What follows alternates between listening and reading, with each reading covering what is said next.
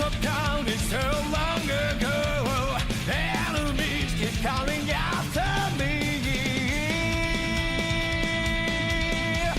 Still acknowledge, yeah, you got it all. If you ask me, yeah, it's all a game of chance. Don't know the thinking. Life never goes that way that you want. That's how it is. No matter what life throws that you take it on. Whoa, flying like a tiger, walk in the park, play the hero till I die. Fly like an eagle, soar through the sky. Be free till you die.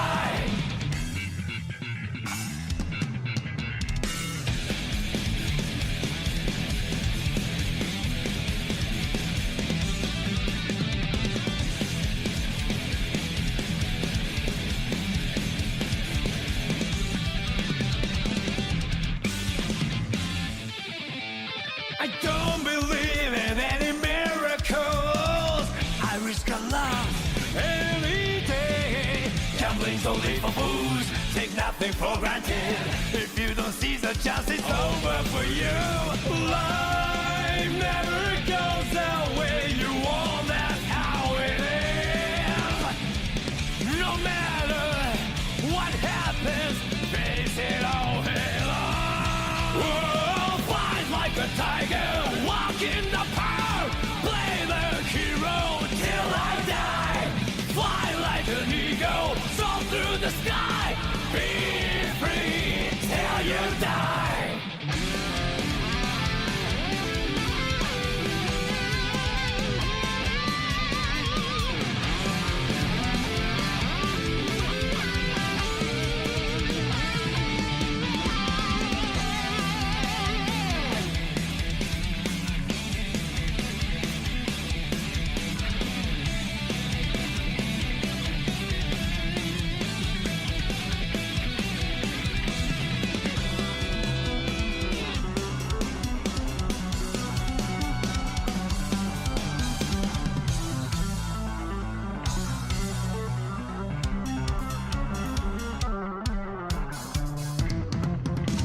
Life is about swimming against the harshest wave.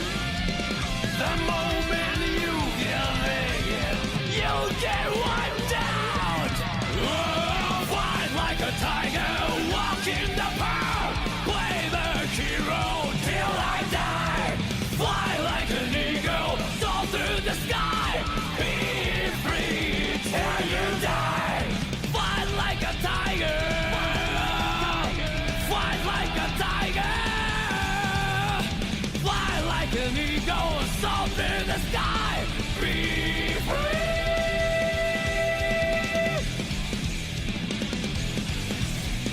Till I die.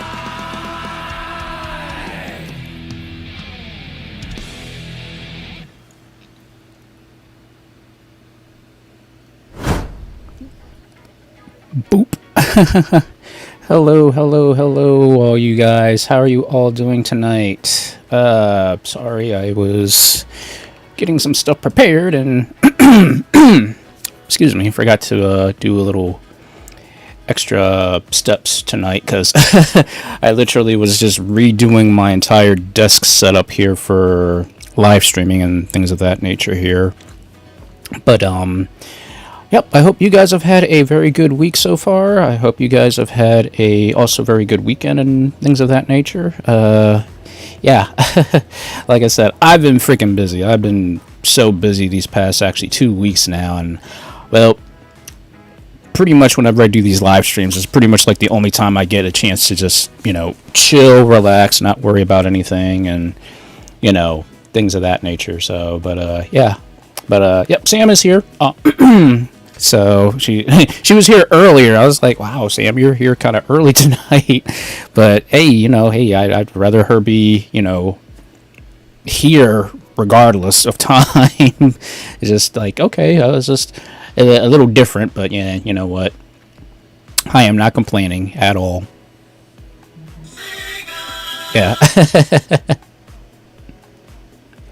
But yeah, like I said, guys, I've been stupidly busy this week. I didn't get a chance to do much, honestly. I wanted to get some extra stuff done around the house and things of that nature, but because of errands and overtime work started at my job this week because we got the big wigs coming, so there was just a lot of prep work we had to start doing here just earlier this week, and then I think Wednesday is when the big wigs are coming, I think.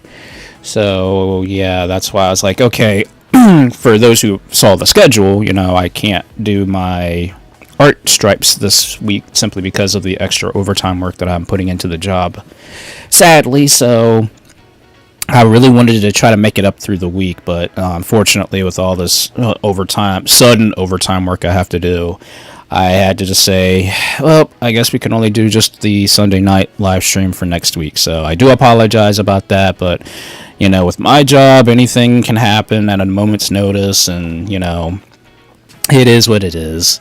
But regardless, I'm thankful that I have a job. It's a difference when you don't have a job and you need to get stuff done. But it's the fact that I do have a job, and I'm happy that I have one, despite the junk that happens.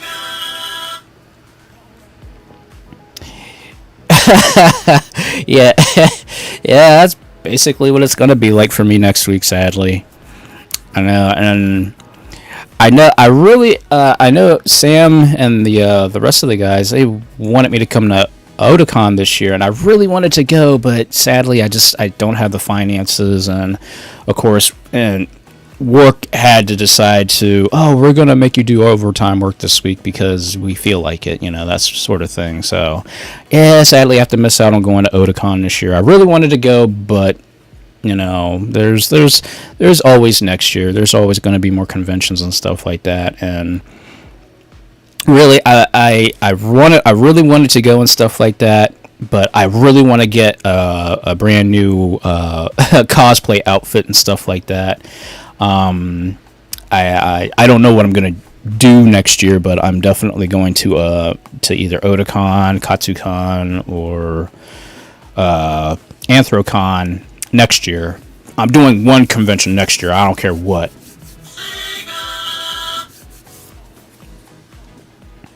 Yeah, I know. I was like, I really wanted to go, but just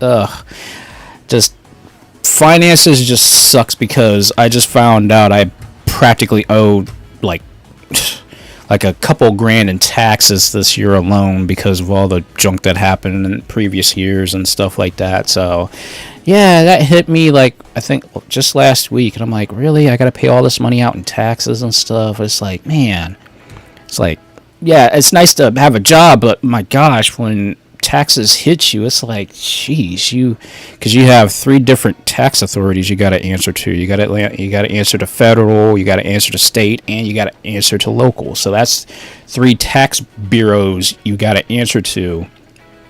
And look, I only work one job, guys. I only work one job, So it's like you got to answer to 3 tax bureaus, and you're only working one job. It's just that's a major pain in the butt, sadly. But you know what? Again, I'm just thankful I have a job. It's not the greatest thing, but in a lot of ways, it could be worse. And I hate saying that, but it could always be worse. Yeah,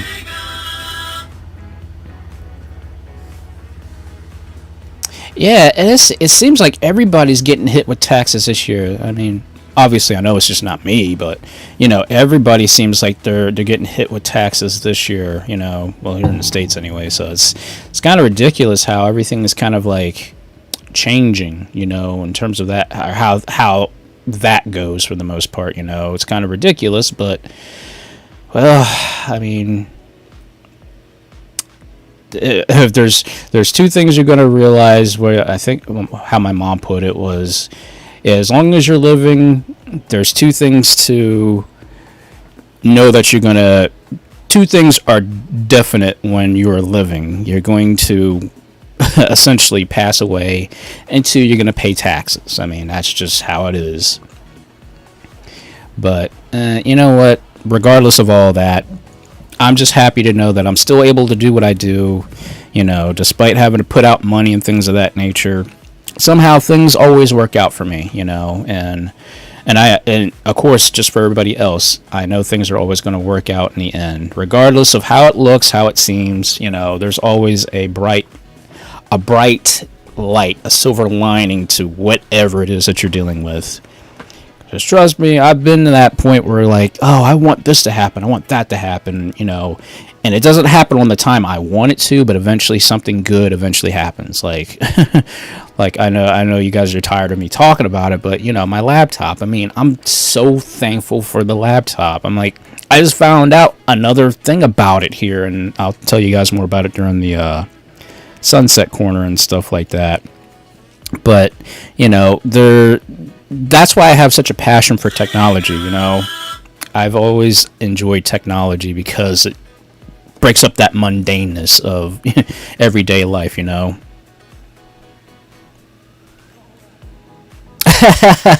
Hey, I wouldn't mind that at all, Sam. I really wouldn't mind that at all, seriously.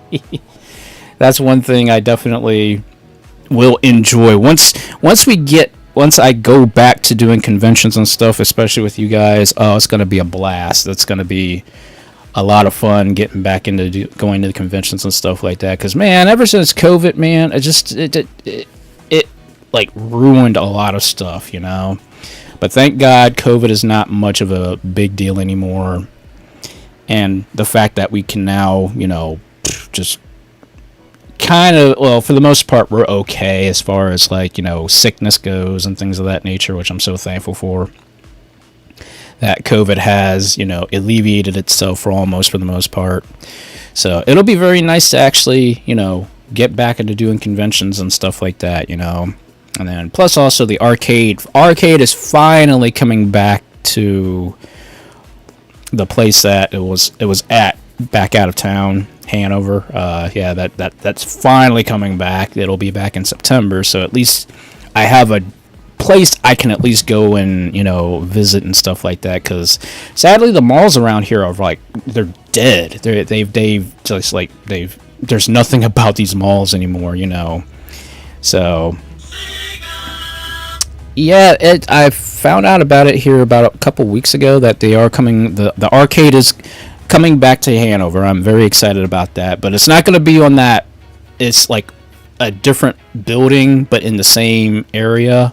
But it's going to be on a ground floor, so we no longer have to walk up all those stairs to get up to the second floor to go play games and stuff like that. So, but I'm very excited about it. It's going to be really cool to finally go back to a classic arcade. You know, like I definitely know, like, the arcade that, you know, when we go and hang out and stuff like that, it's not bad, but it's not a true arcade. It's not an arcade that, you know, if you don't have at least one racing game of the old school genre, you know, it necessarily doesn't have to be Daytona USA, but it has to be something of the 90s. If you don't have one racing game like that, it's not a true arcade, you know.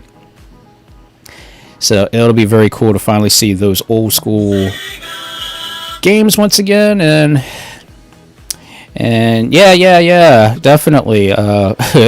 I mean, if it comes down to it, you know, what we could always do is, like, if you come kidnap me, Sam, we can always just shoot right to Hanover and play, and then basically just go right to your place, essentially. So, but yeah, it's going to be opening up in September, so I'm very excited that we finally got the arcade at least back, you know. I mean, it's out of town, but, you know, hey, I'll take anything at this point. Since, obviously, this town isn't going to be getting the newest store I think we're going to be getting, if it comes this year, would be Royal Farms, you know, gas station. I think that's, like, the newest thing that is coming to Gettysburg, I think. So, yeah.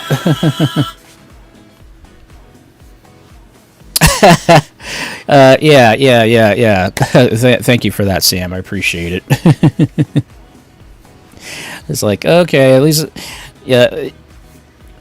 I don't know whether to take that as, like, am I safe around her, or is it another ploy of knowing that she's going to end up making me like weigh twice as much as when I come back home? Which, you know, I mean, honest to God, I don't mind going to Maggiano's and stuffing on baked ziti. That stuff is good.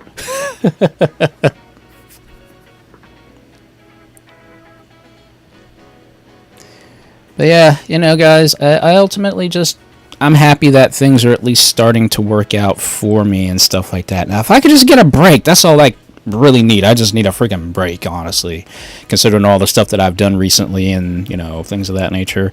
I just need a break. If I get a break, I'll be good. That's all that matters to me. So, because, you know, taking care of my mom and stuff like that, God bless her and everything like that. But, you know, it's a chore, you know, when you're taking care of a disabled parent and stuff like that, you know, it's a rough gig.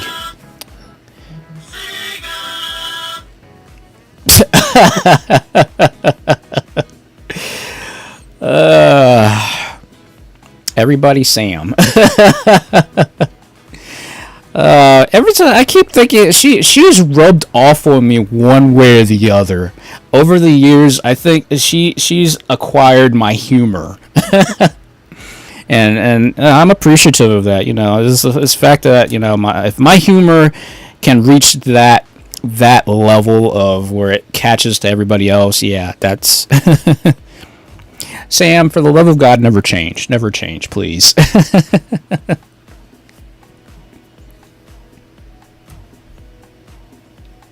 It's amazing how even after all of this time, you know, the fact that, you know, I managed to upgrade all of this stuff, guys, and I'm still trying to my best to, you know, in talks of getting a 3D model done for live streaming and stuff like that. It still may not be for at least a little while, but at least, you know, I can say I've upgraded, things look at least a little bit more decent, and, you know, things have improved, you know. And I just thank you guys for being so patient with me with the improving process and stuff like that, and just trying to make the live stream at least a little bit more, I don't know if you call this professional or not, but at least somewhat more pleasing to the eye for the most part. There's a lot more stuff that I want to do, and of course a lot more things I want to get into, but also trying to increase the number of days. And I think at this rate the only way to increase the number of days is actually quitting from my job, but obviously that's like, I can't do that right yet, you know. Once I have a better following doing live streaming and stuff like that, and, you know, I'm actually earning X amount of money, you know, per week, you know, is when I feel like I'll be able to, like, you know, quit my job and just do this 3 times out of the week, you know. Because I prefer live streaming and playing games and stuff. Although I'll be honest with you guys, I have not played any games recently. Like, I actually forced myself to play some GTA because I've been so busy. And I'm like the type of person that's like, if I have a lot of on my plate, I'm like, oh, I don't have time to play this because I got to get ready to do this. I got to do that. And, you know, and I need to start organizing my time a little bit better and things of that nature, so that way I can at least relax and stuff, especially before it's time to go to work and whatnot, because virtually every day I'm basically driving around for my mother and stuff like that, and, you know, getting food and doing errands and stuff like that for her and stuff like that. So, I mean, hopefully one day she'll be able to drive herself and things of that nature. But, you know, until then, I'm trying to be the best son that I can be for her, because she really needs me, you know. And I just want to be that person that is just doing the right thing. I'm not doing it for pats on the back. God knows I am not doing it for pats on the back or anything like that. I'm doing it because it is the right thing to do, you know. I've always told people this: you only have one mom in this life, and you got to take good care of her, you know. And that's how I am with her, and I'm like, okay, this is how it's got to be. And, you know, like, what was it earlier today, you know, before I start playing here, stuff like that, but earlier today, after I went into town, I got which is kind of ironic, but I actually went into town because she wanted spaghetti, and she wanted to make her own spaghetti and stuff like that, right? So I basically run into town, get all this stuff, whatnot. Then I had to get gas, which I was like, oh god, gas light came on in the car, so I had to get that get gas and stuff like that. And I come back home and, you know, she starts preparing food and everything like that. Now, my mom is very, and I mean very heavy on the garlic salt. She loves garlic. And I'm like, and I was telling her, okay, I know you like garlic, Mama. I know you love it. But look, don't put so much on it where my breath is going to be kicking for the next 3 days, you know. Even after brushing and gargling and stuff like that, mouthwash, everything like that, and you can still smell it. Please don't make it that heavy. Because she loves her spices. She loves like anything to kick up and doctor up anything. And I'm like, okay, you know, there is such a thing as too much of a good thing, you know. So, because I know my mom, she overdoes it with any type of spice. She does it with any kind of sauce, especially if it's like ranch dressing or anything like that. So I'm like, look, I severely don't want to be around anybody. My breath is kicking for the next 3 days of just, you know, garlic. So, but that's kind of like what I have to make sure I'm on point with her, you know. But again, I love her, but my God.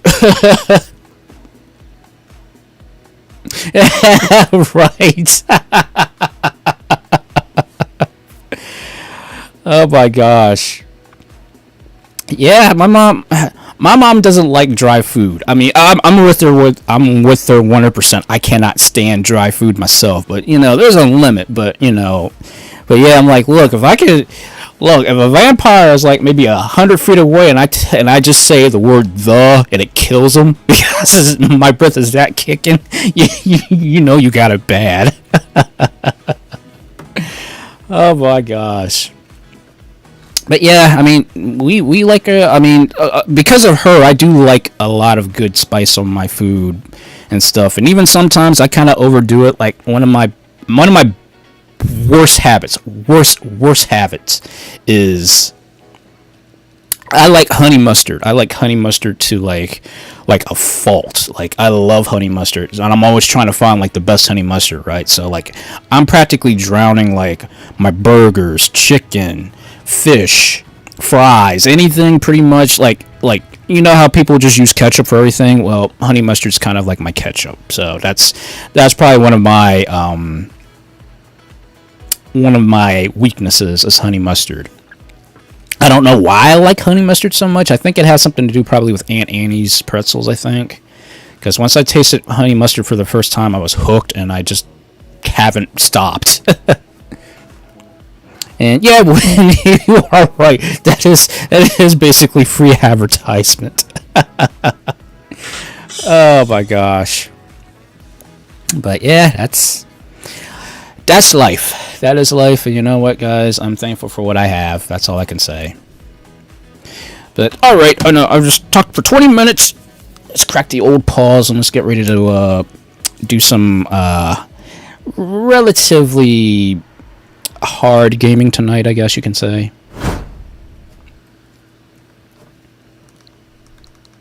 And I double checked. Everything should be good. Everything should be good.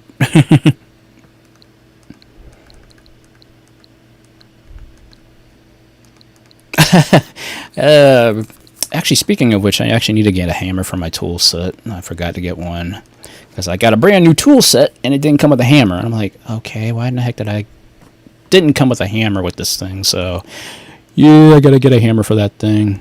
Although I'm not sure if I'd ever use a hammer for my for my electronics, because it's an electronic tool set, so it's got everything that I need in it. But just, you know, I guess for the sake of having a hammer, I need a hammer. So yeah. All right, and then where is my amiibo? Because I actually got the gold Shovel Knight amiibo, so I wanted to try out. Even though I beat the game already, but I haven't actually beaten all the DLC in the game yet. And I know it's old, but yeah, I definitely wanted to try out the amiibo for custom night mode. So yeah, that'll be a lot of fun to try out. And oh, okay.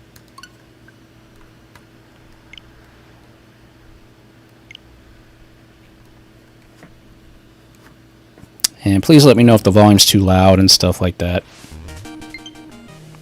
Hopefully the volume is okay. I did a lot of testing for everything.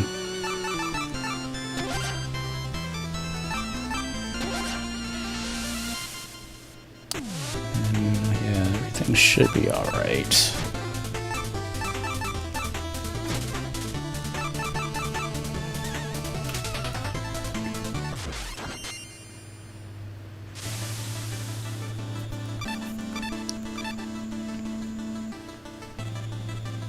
Okay, let's do the amiibo.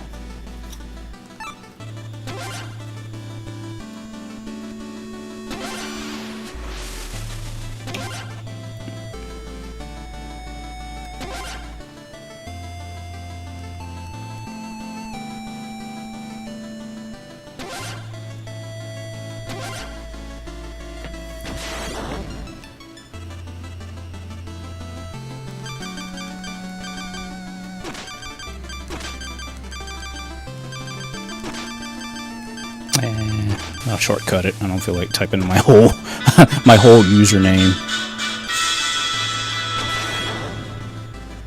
And oh yeah, the body swap mode. That's right.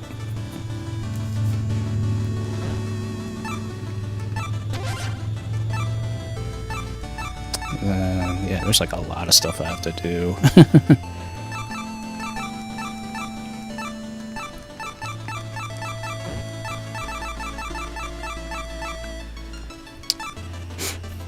Yeah, you know what? I think I'll keep everybody just the same.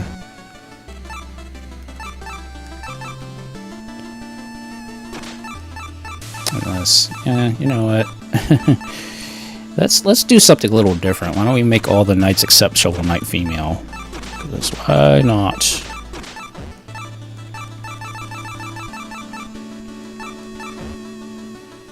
I know I sound weird doing this, but I think that's what I'll do.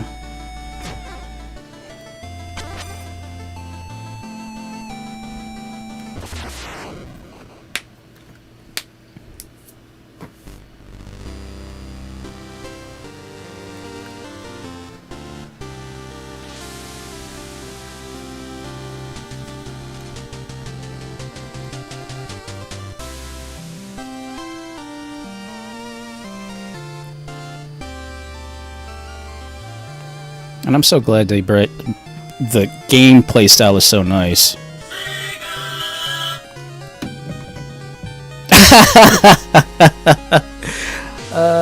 You said it, I didn't.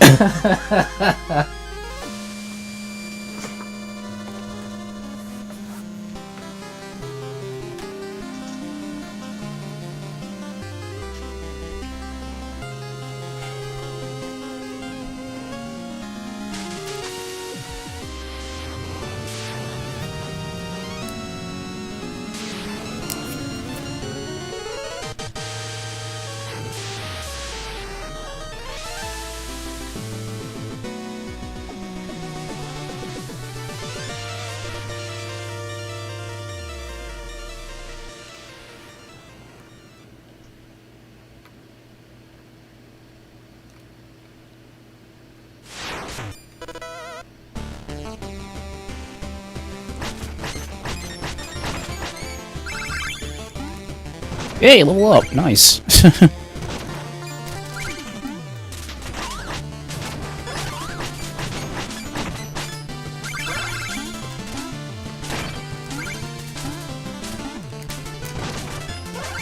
Yeah, when you're playing as custom knight, you actually level up by getting gold.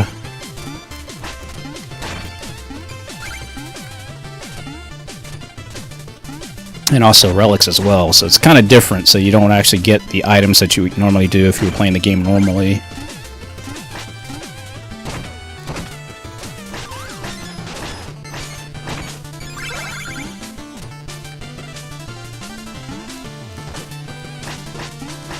Okay, nope. And yeah, you definitely have to check walls and stuff, just because there are stuff hidden. There's things hidden. Checkpoint.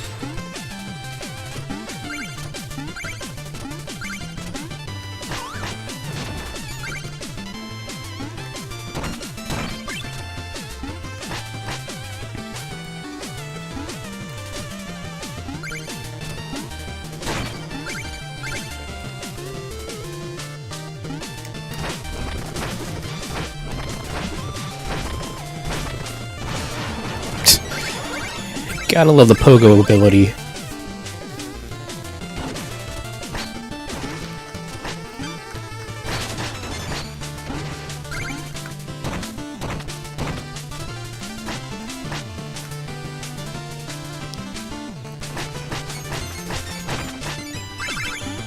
Level up!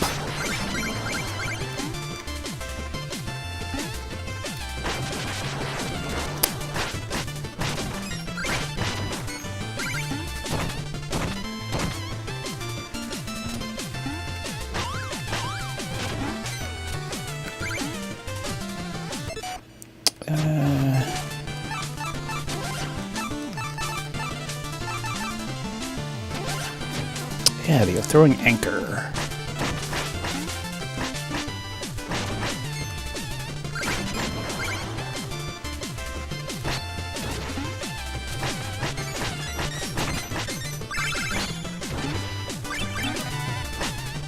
Alright, music.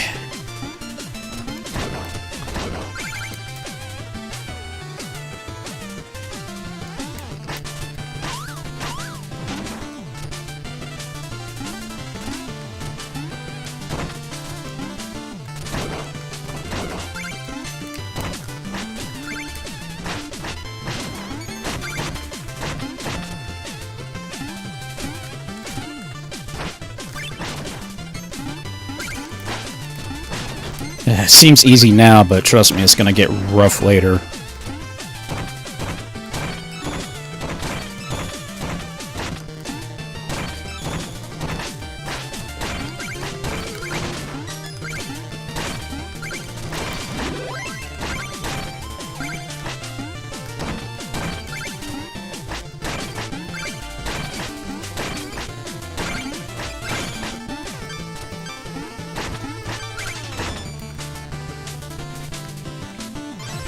Checkpoint.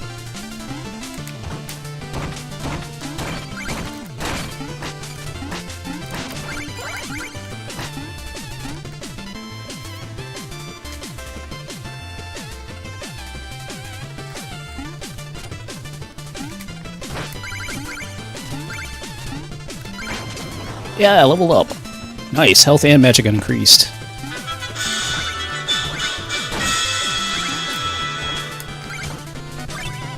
Alright, another music note.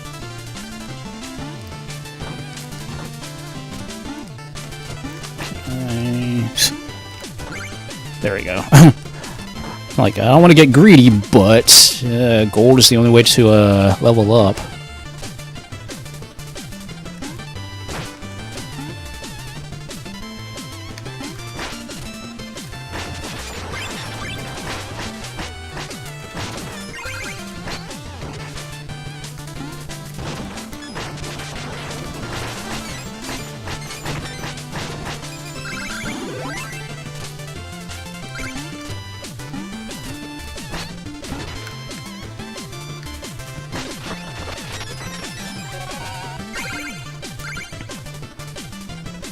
At least I'm making bank just in the first stage.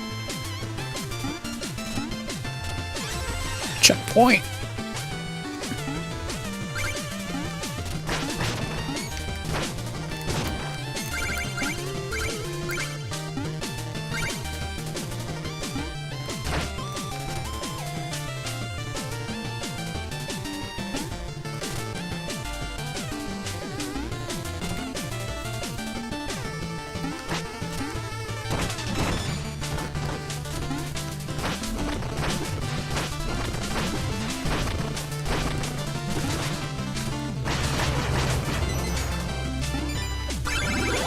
Yes, level up.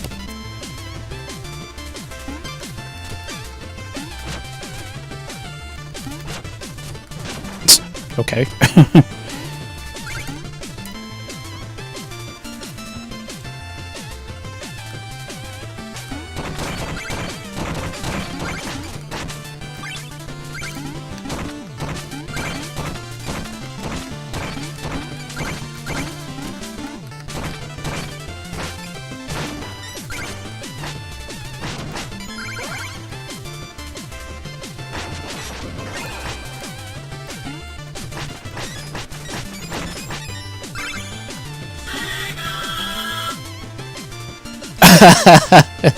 Yeah.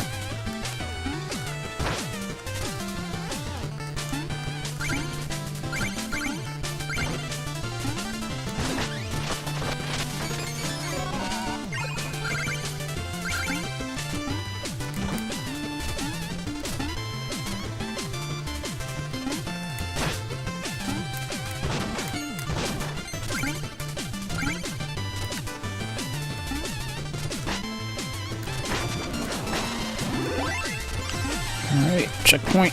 Alright, boss time.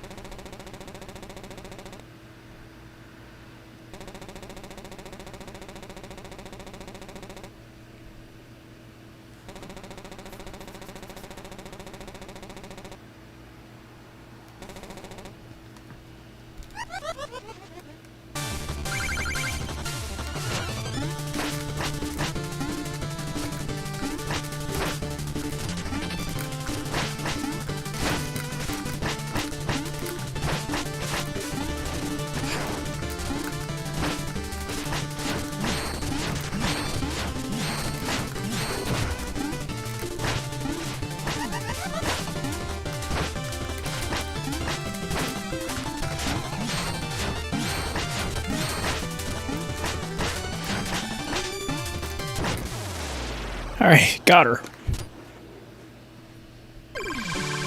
Yes. At least I'm leveling up like crazy.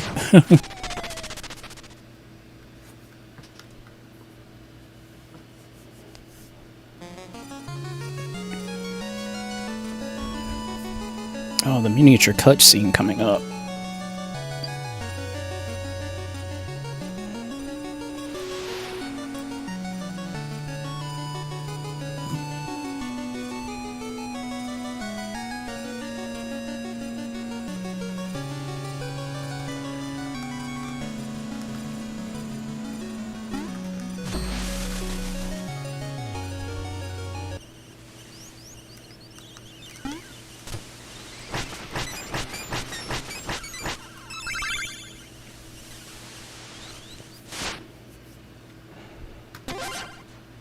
Okay, save progress.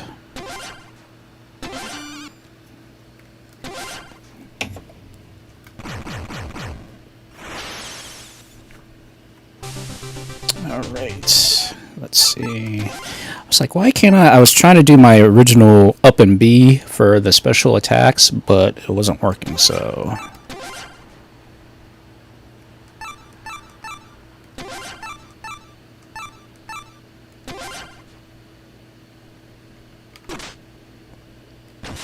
What else do I have to... There we go. Yeah, that's the type I want, is up and B, because I'm so used to playing Ninja Gaiden and Castlevania style. I guess I might as well switch it for everybody then. But sub weapon also should be, I guess, CR, I guess. No matter, I want to use classic controls, so yeah. Yeah. Oh, geez, sorry to hear that, you know. Ugh, I know that feeling all too well.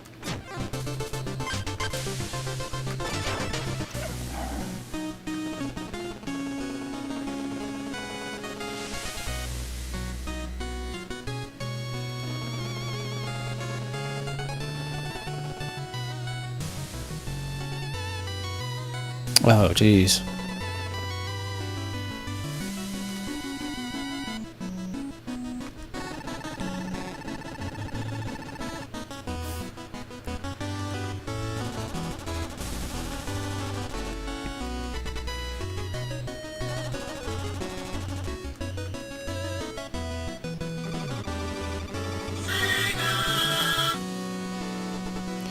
Yep, heat is bad. It's going to get worse here next week.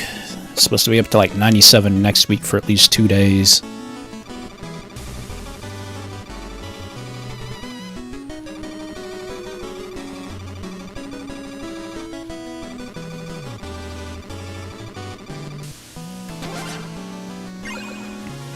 Yes, level 8.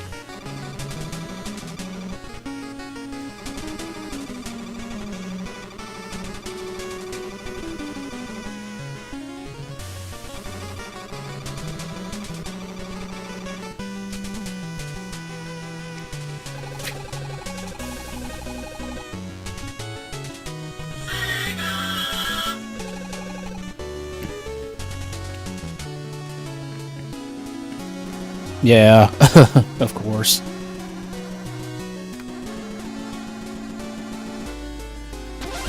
Yes, meal ticket.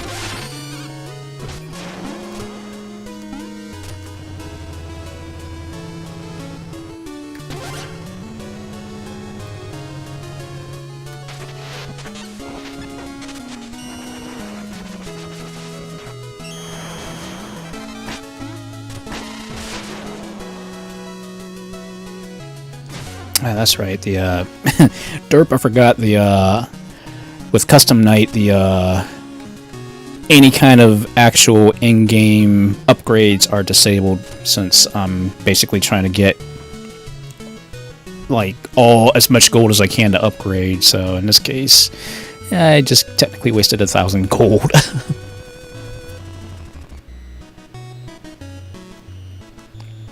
Hey, hanging in there.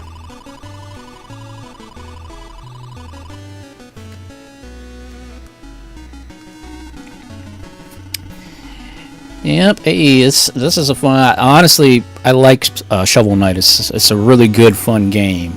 It's got that right amount of like difficulty. Although there are places where it's going to get difficult, that's for sure. But it's not like Ninja Gaiden like levels of frustration.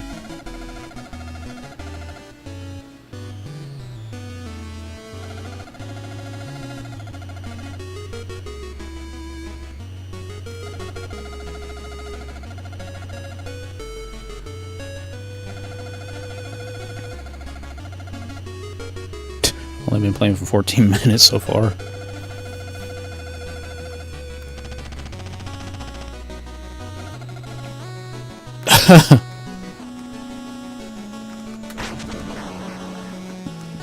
And, oh yeah, here's where I can play the bonus game.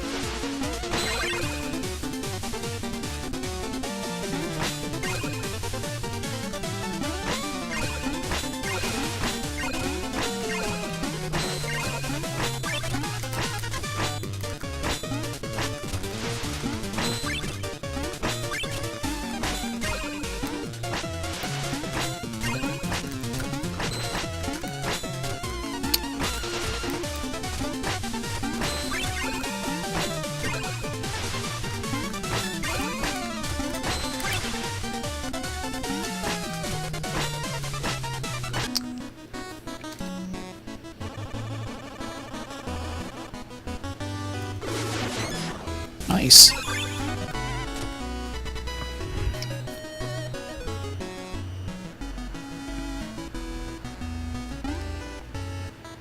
Oh yeah, definitely get it. Definitely get Shovel Knight. It's a really good game.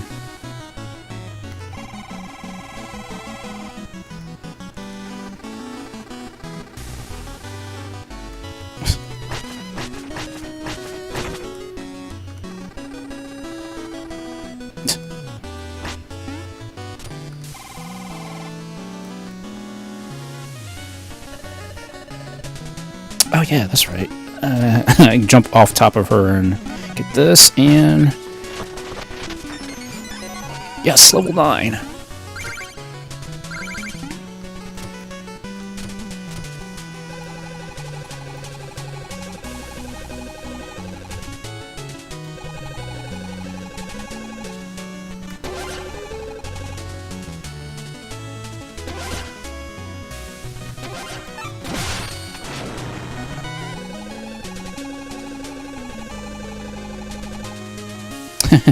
Yay, now I got a fairy to chase me, chasing me around.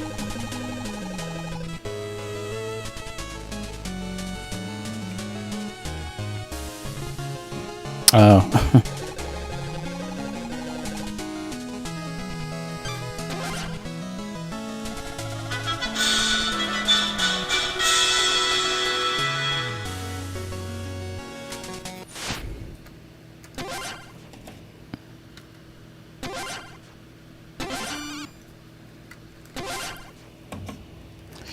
Alright.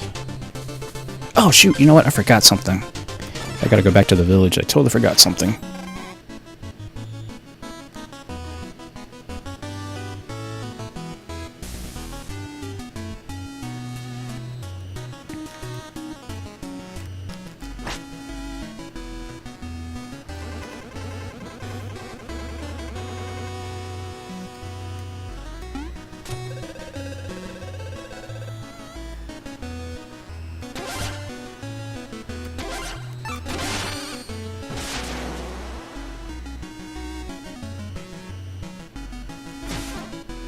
Yeah, although technically I do need to actually get the actual items.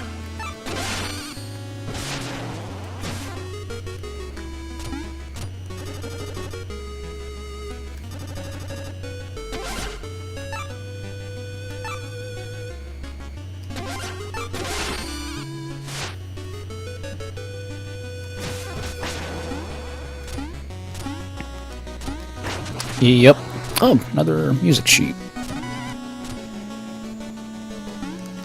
Let's cash this in.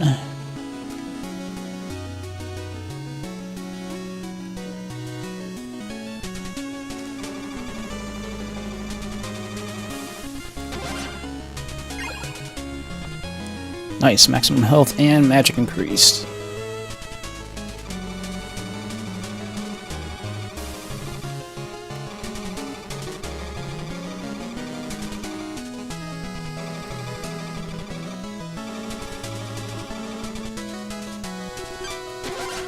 Okay. Well, so far so good. Yeah, I wish I had the other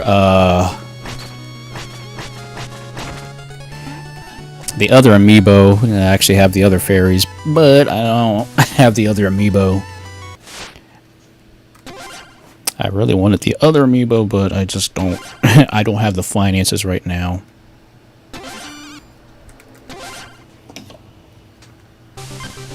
Okay. So we need to go to the Lich Yard.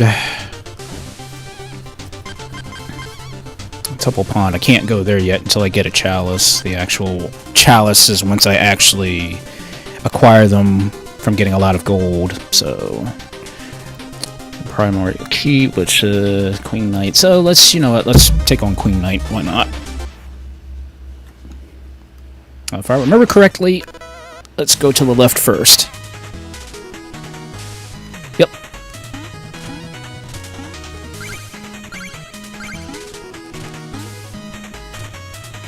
And oh yeah, that.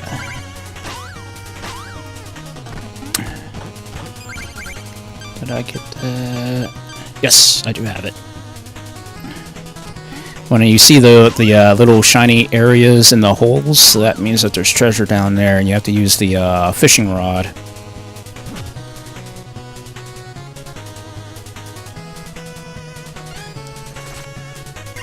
Nice, goldfish.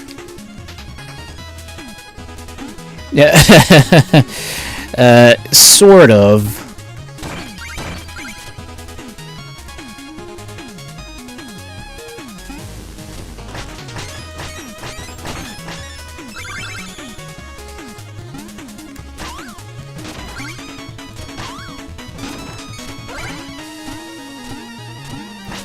And thankfully the fairy also locates mounds for me to dig up.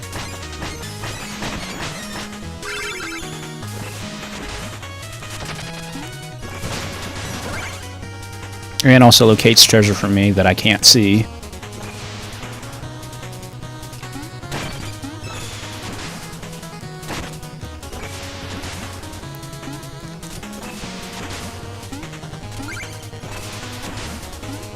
I'll just let the story explain things.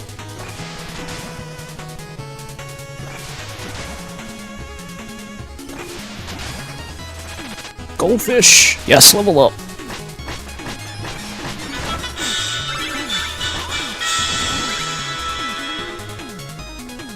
Oh, great, frying rats.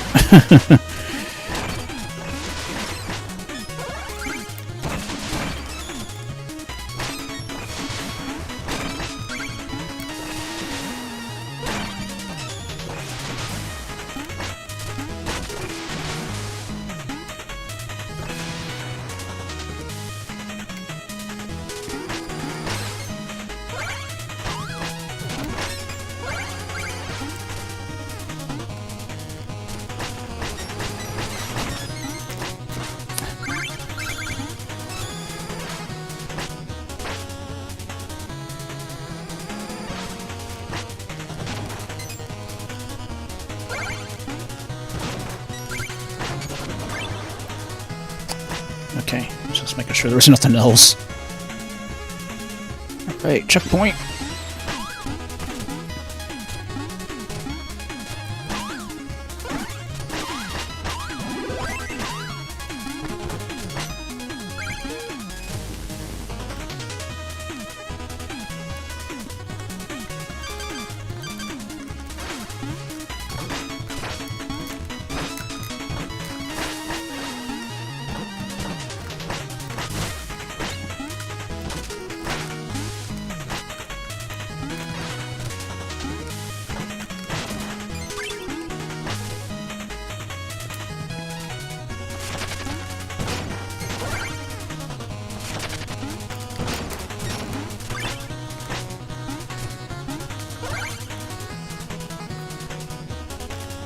Yep, checkpoint. And if I remember correctly, the chandeliers will fall.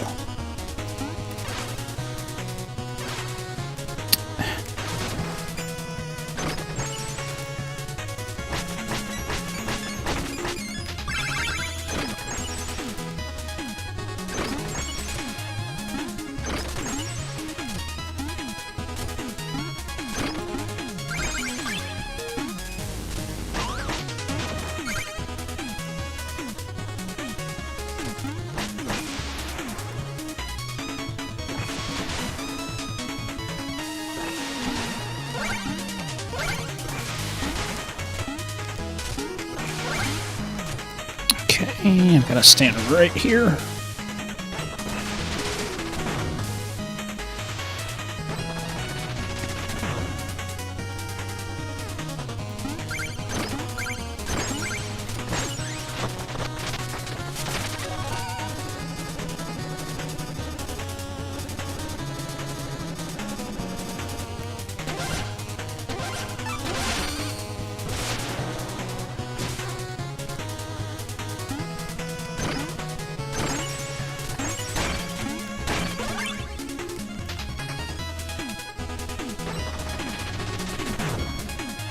Thankfully, they fixed that in an update where it was like you had to be like exactly like pixel perfect to get into that little thing.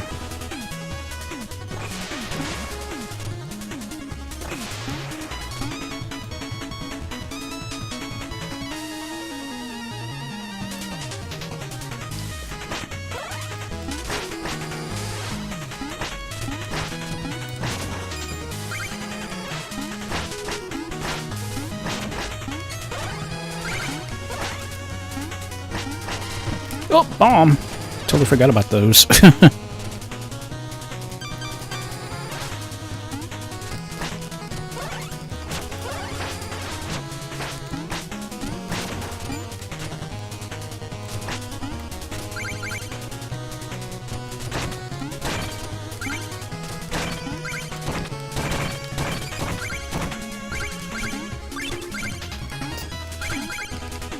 Hey, level up.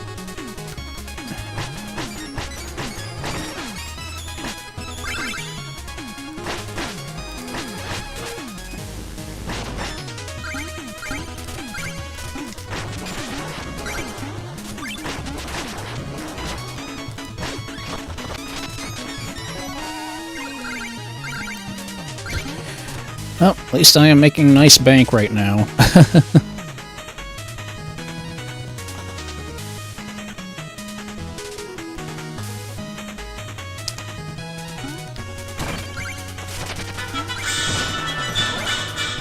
Alright, checkpoint. I don't think there's anything back down here. Nope.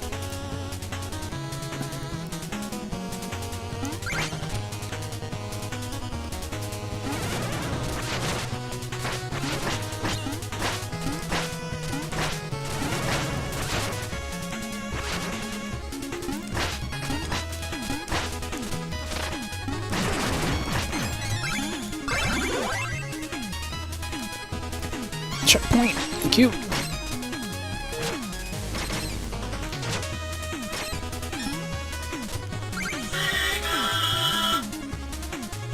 Yeah.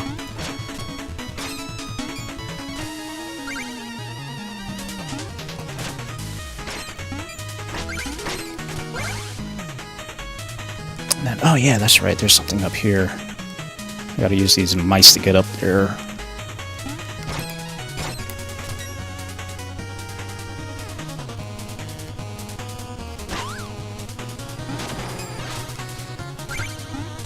I think there's a shortcut.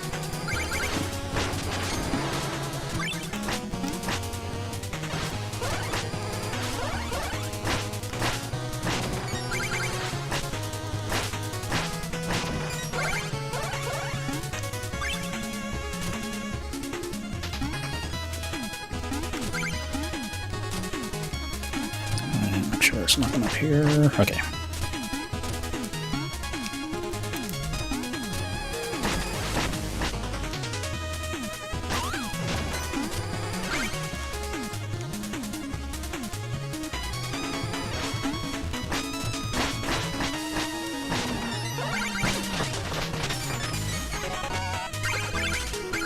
Alright. At least I'm definitely leveling up pretty nicely.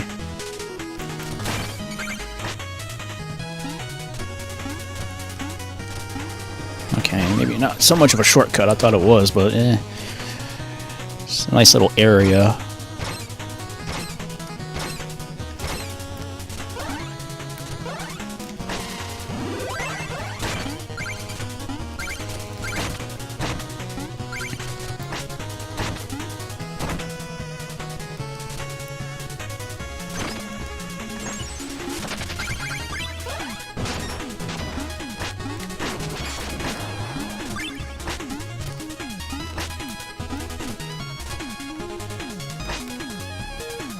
Okay, so far so good.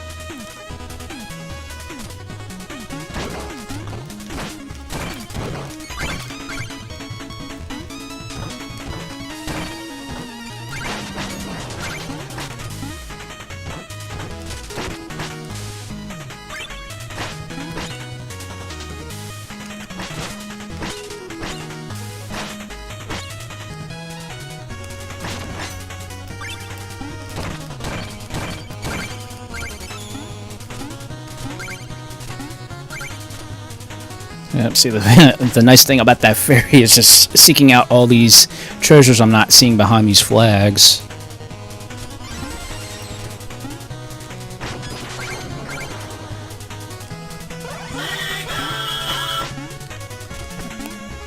Yeah, sadly, these stupid shield enemies are definitely annoying.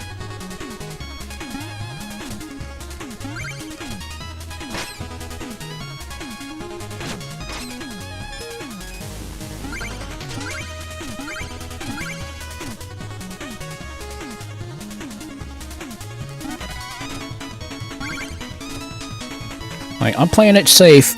I'm not taking any additional risks if I don't have to.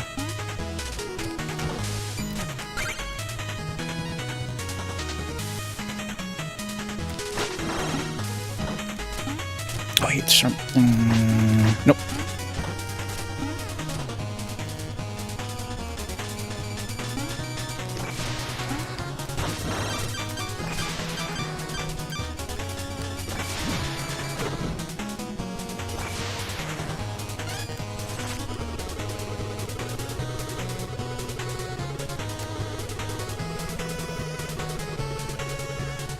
Yeah, one of the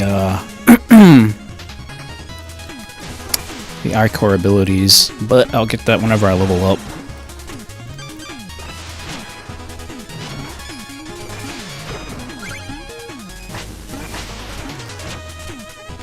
Nope, dang it.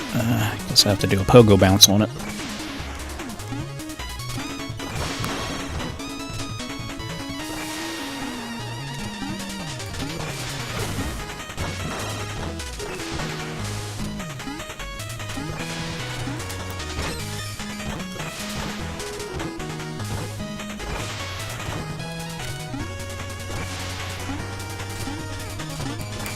Oof. That was a little close.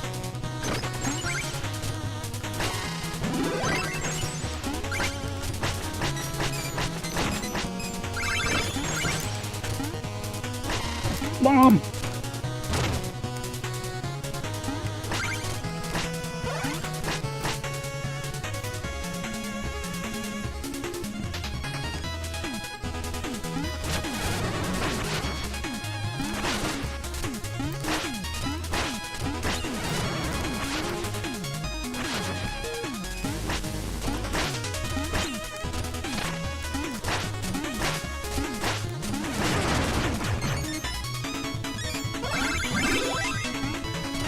Yeah, bird, you can only attack by the head.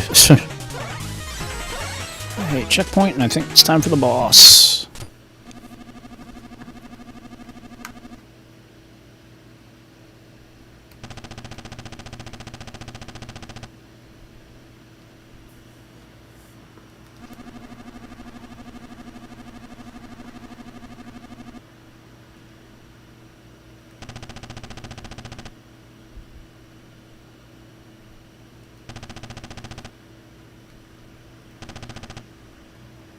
Shovel justice.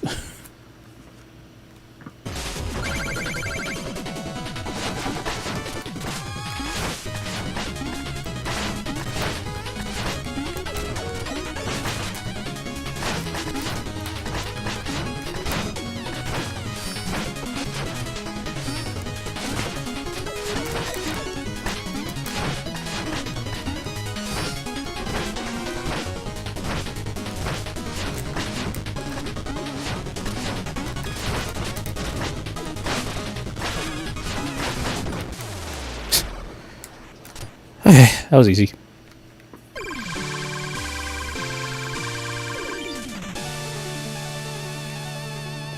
You just have to watch out for that confetti, because it does actually hurt you.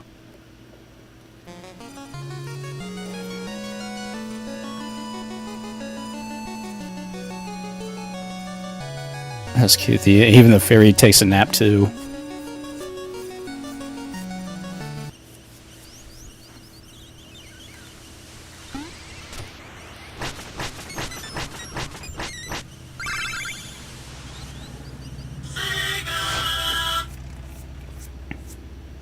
Yeah, they actually do change appearance, actually, since they are the, you actually have the option of changing their appearance, so, while it may not look like it's subtle, but there are appearance changes. Okay, one lock. Uh-oh. Alright, gotta take out this chump.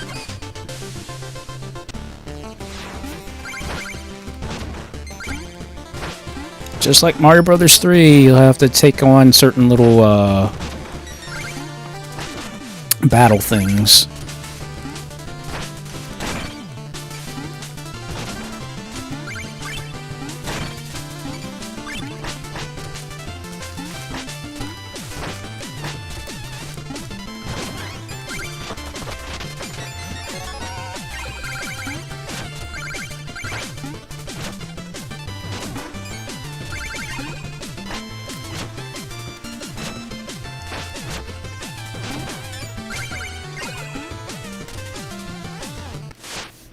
Oh, thought it was an actual battle, but I guess not.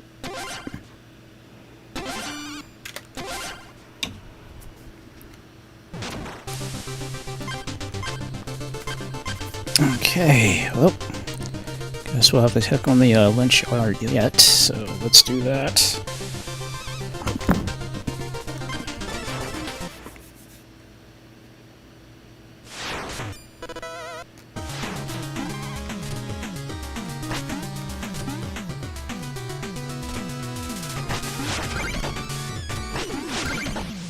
Yeah, this is going to be very interesting.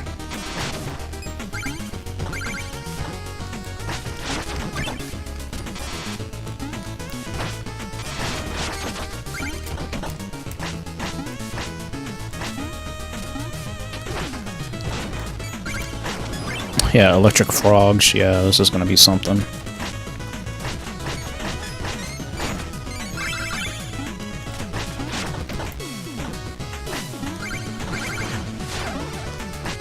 Oh shoot, ghosts. That's right, I forgot. You can. They will not.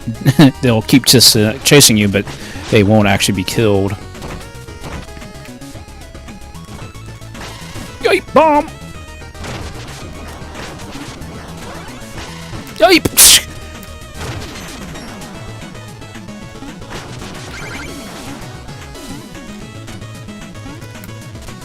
Come on.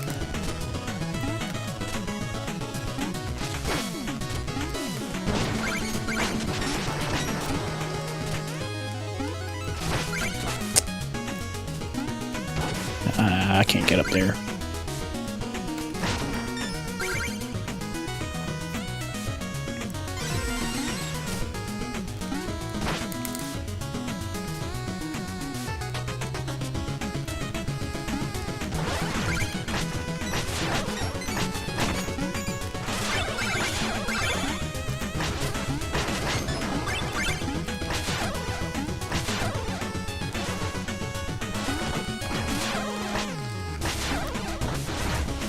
Okay.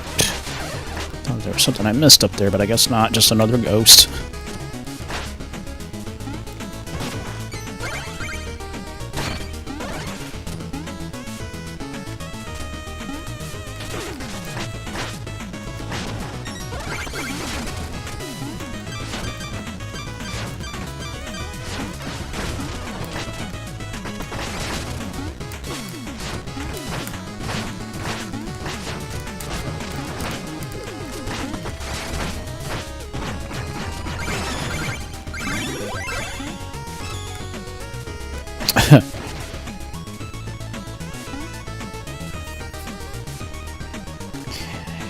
Yeah, oh boy, more of them.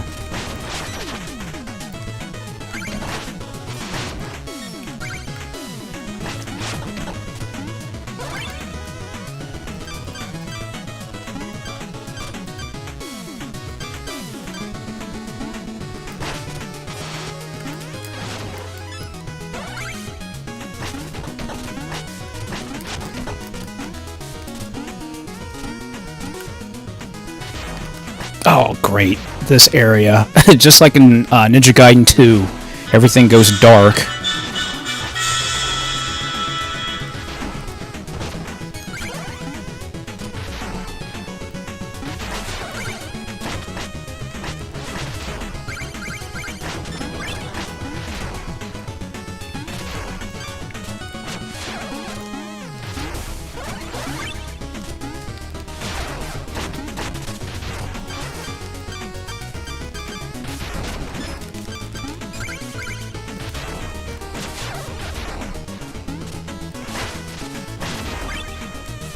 Alright. Oh, double jump!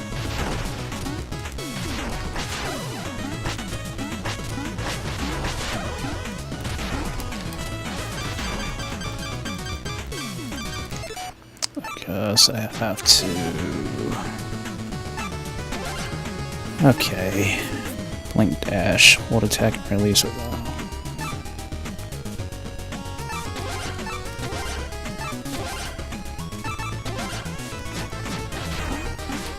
Nice. That'll be at least a little easier now to get through certain areas.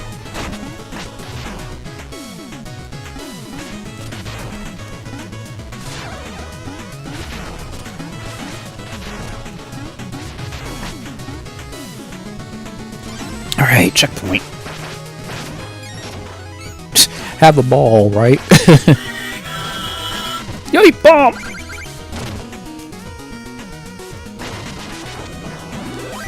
Alright, well. Ooh, okay, this will be a little bit difficult.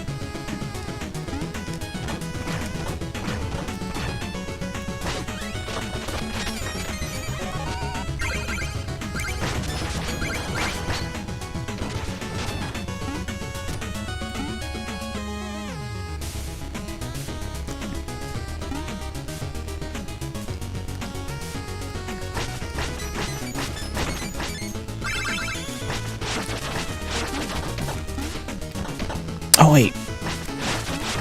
There we go. That's how you do it.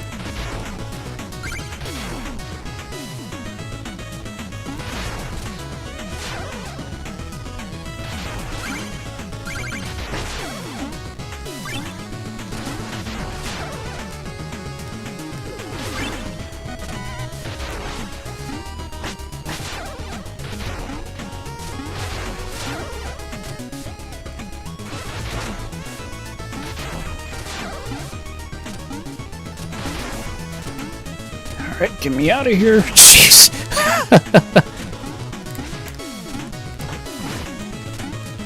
Oh, you can pogo and actually do a double jump off pogos. Nice. Oh god, not this area.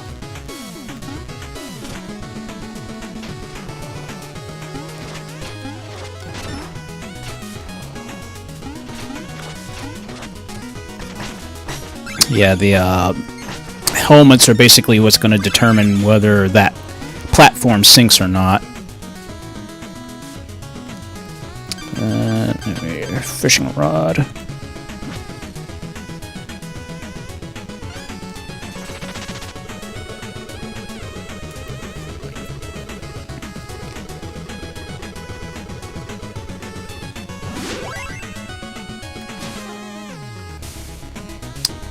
That'll be so nice when I do get the other chalices.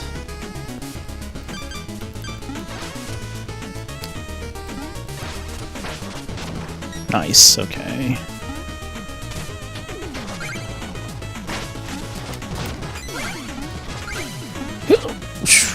Okay.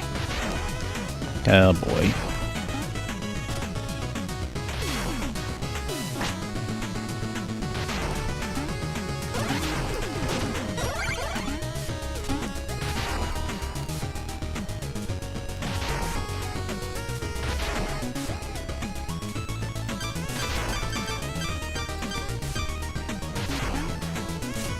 Fudge,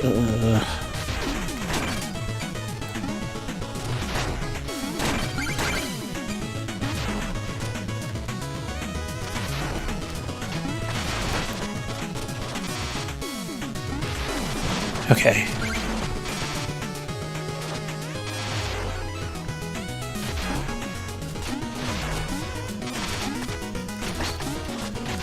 I'll push this over here.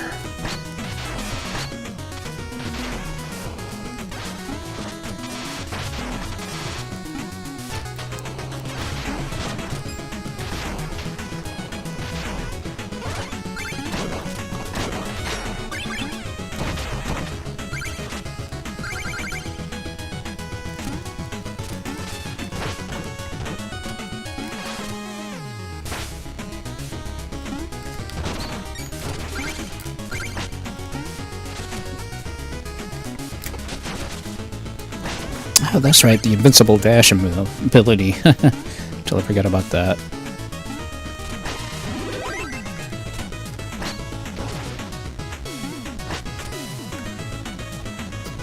If I can do this right. No, I got the double jump ability. Nice, you can even air dash in a bomb! So you can air dash too with that. Jeez, I got a lot of nice transversal abilities now.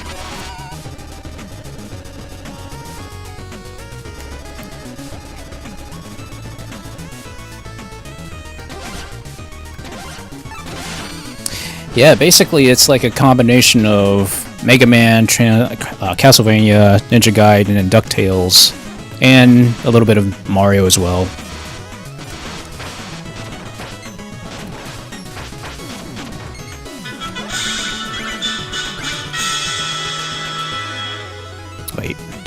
sure I didn't.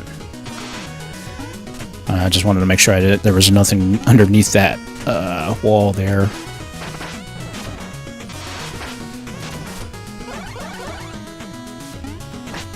Okay, yep. So I'm not checking my walls. I gotta check walls.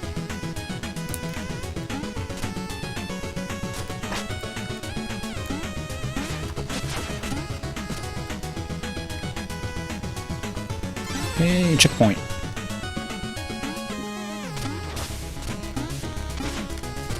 Wait, I can just double jump.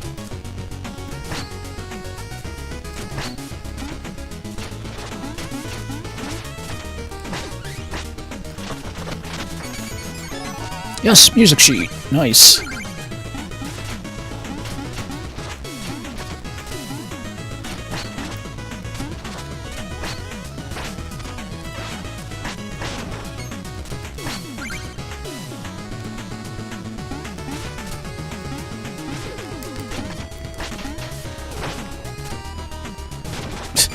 By all means.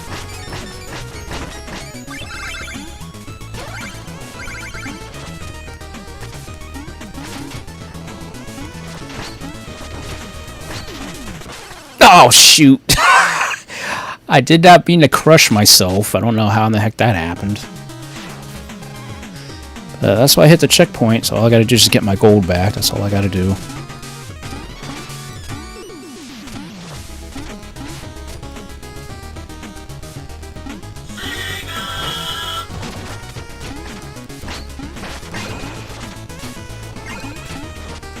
Don't... I have no idea.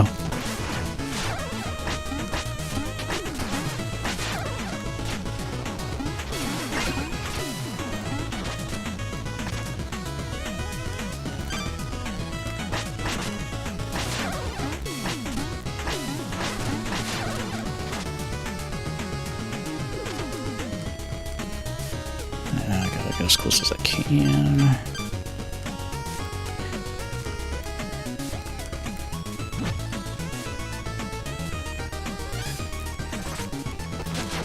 Oh, shoot, I missed. I was holding down the B button, dang it. Missed my goldfish.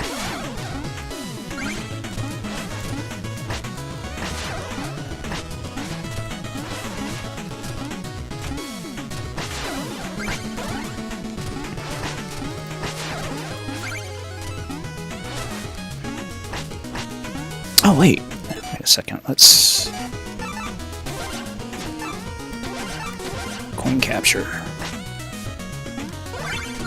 Nice.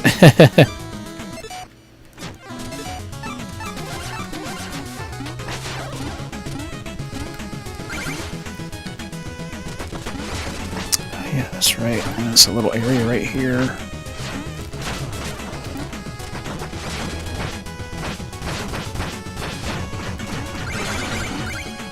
Yay, level up.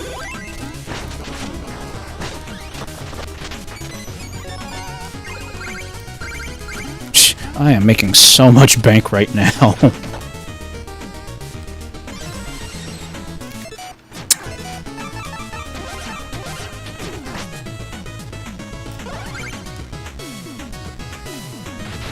Oh boy, here we go again.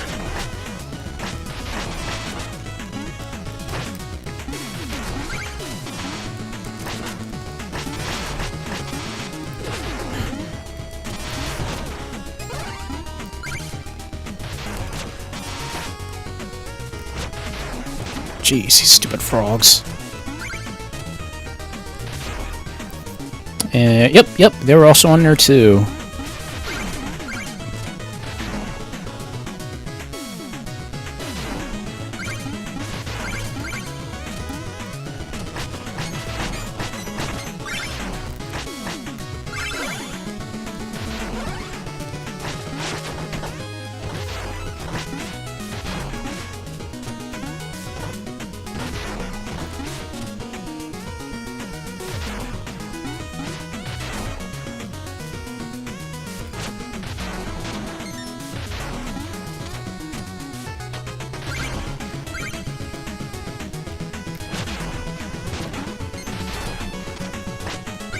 Oh, great ghost.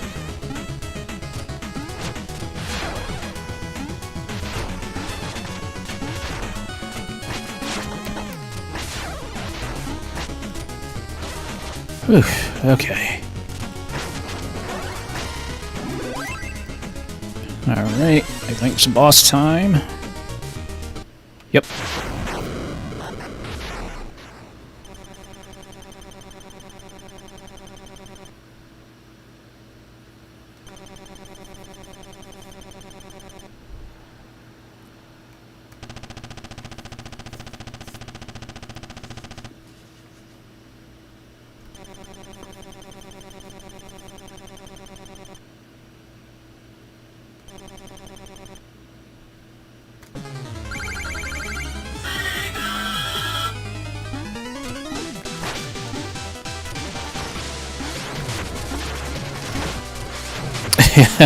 That's exactly how annoying that is. Just like from Ninja Gaiden 2.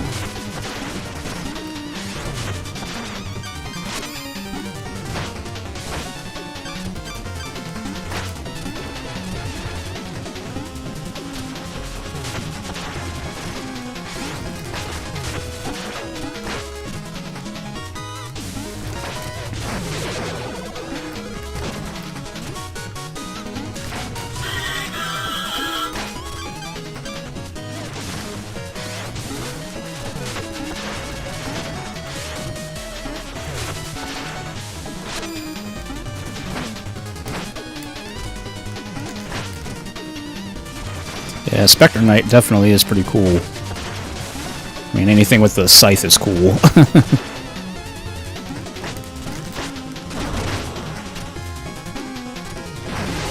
And great, everything just went dark.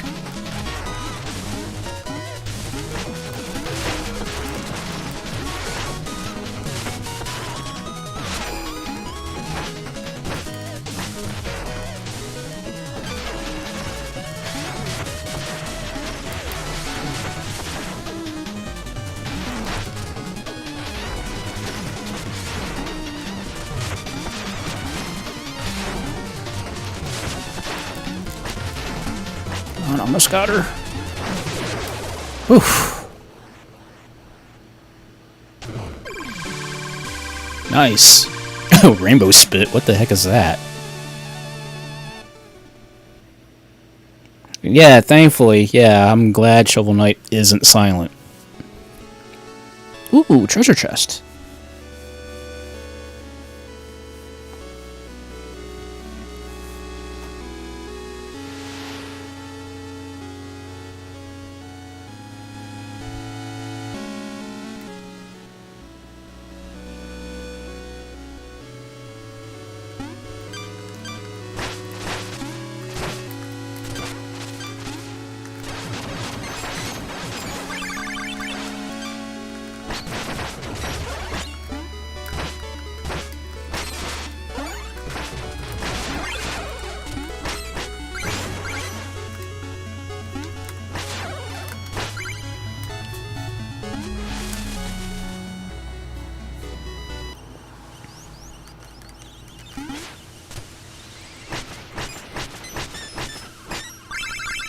That was a very interesting mini game.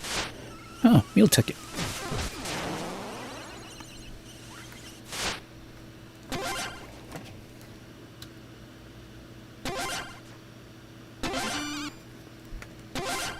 What's so nice about the game? It doesn't overstay its welcome, you know? Alright, next area is unlocked. And, ooh, there's a gem area. Oh boy, automatic scrolling screen. Gotta love these.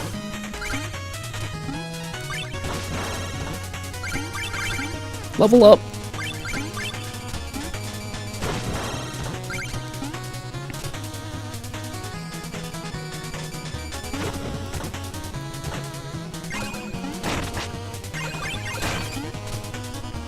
Yeah, right.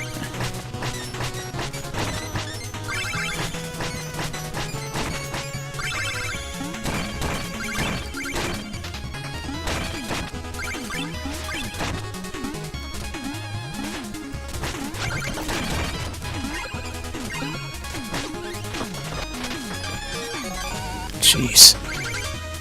Nice, level up 20. Good lord, I am making so many level ups right now.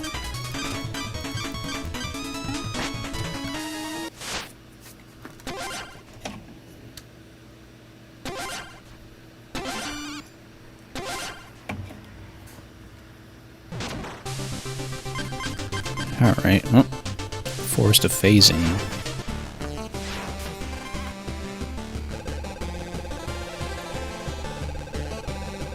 Oh yeah, that's right. This is that phase thing. I need that specific relic.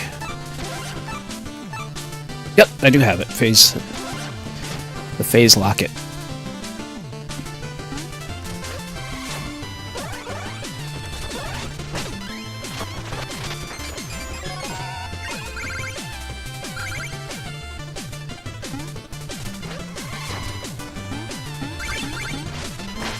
Yipe! Ah, dang it.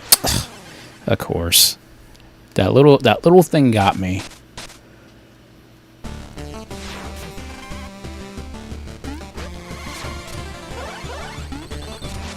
Yeah, because the phase locket does not last very long.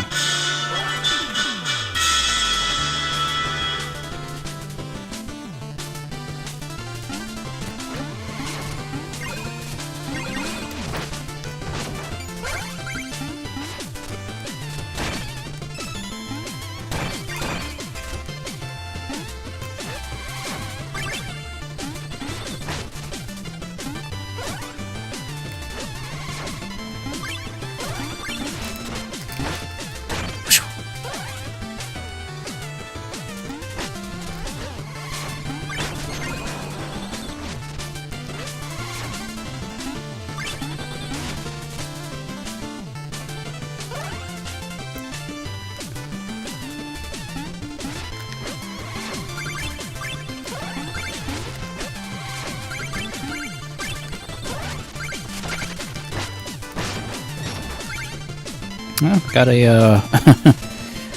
a feat done.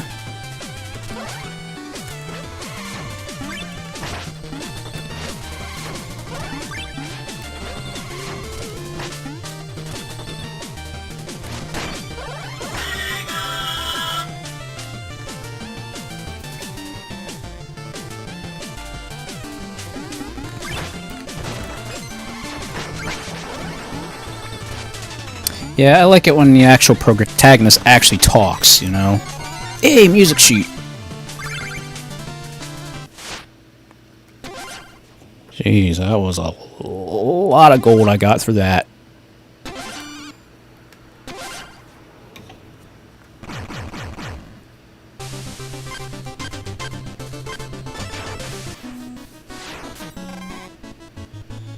Yeah, basically.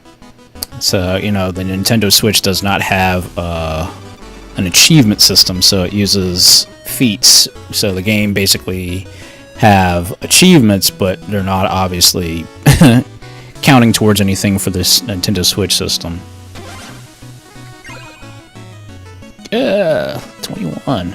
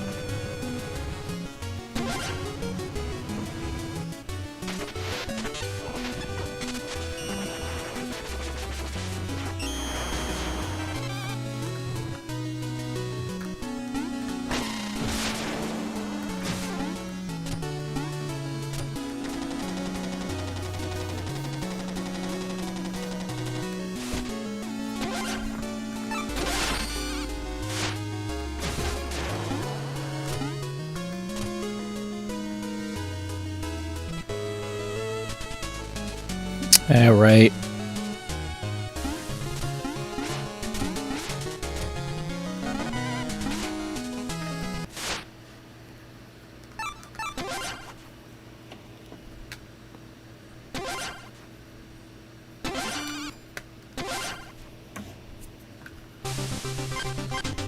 Okay, well, I can't go to Temple Pond yet because I don't have any chalices, so that'll be the next target. Oh, the Exploratorium. Do I want to go there? The Iron Whale. Or Lost City. And I don't know who those quarry, but I don't think I can go there until I go through Lost City. Well, let's go to the Exploratorium. Why not? 2 music seats. Okay.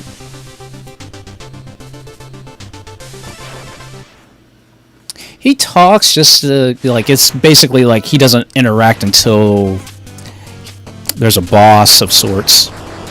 Oh, jeez. Or he'll interact with certain townspeople too.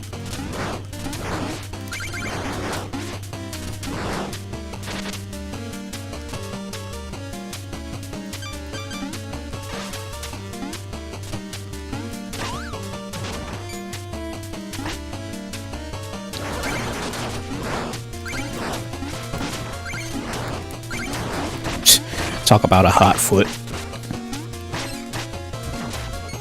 Oh yeah, the rats also explode too. I have to be careful of those chumps.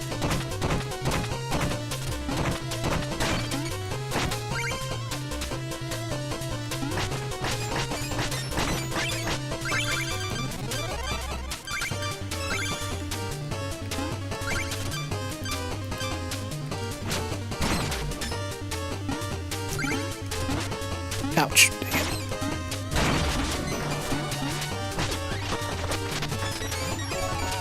Yeah, essentially.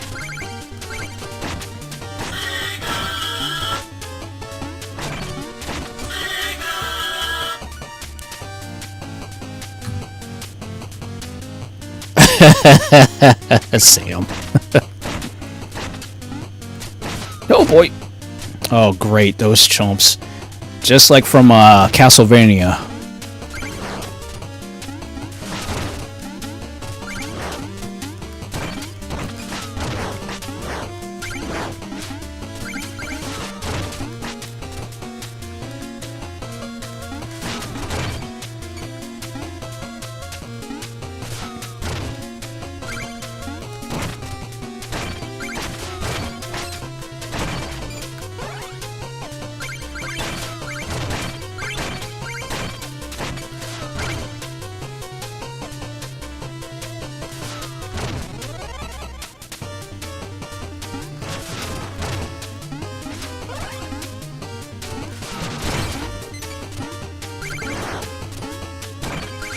Oh, you...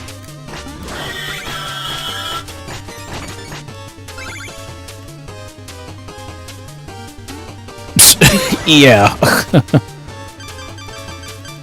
Fishing rod.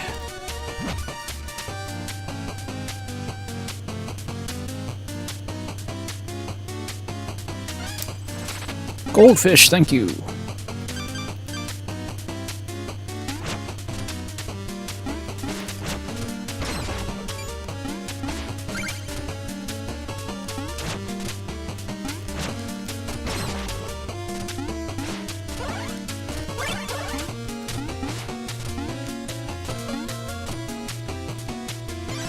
Checkpoint, thank you.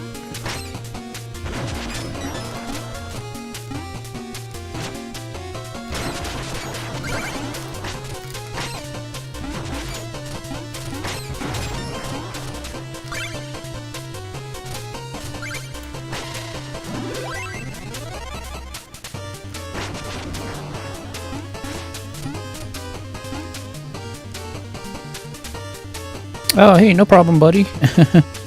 Better late than never. That's what I always say, at least. Ah, shoot. Dang it. I didn't have enough air. It's alright. I can get that treasure back. Providing I don't die before, before I reach that area.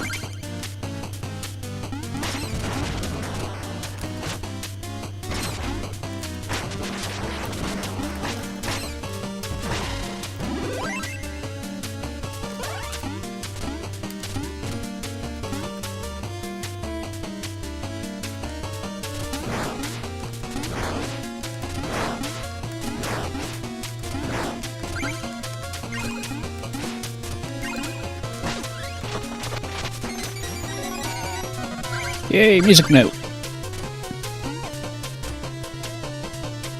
I don't think there's anything up here. Nope.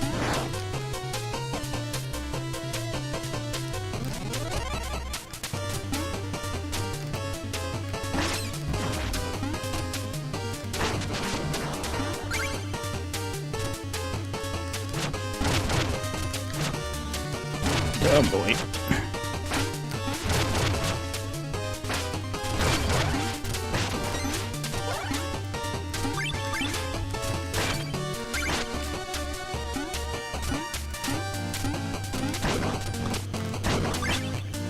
I wish you luck on your sprite work though, buddy.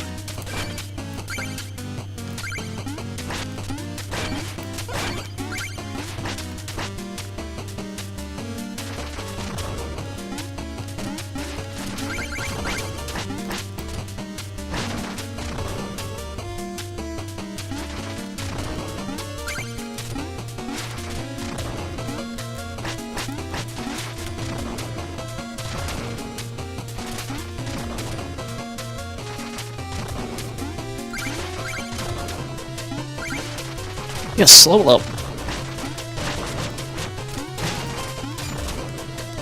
Okay, gotta be careful here.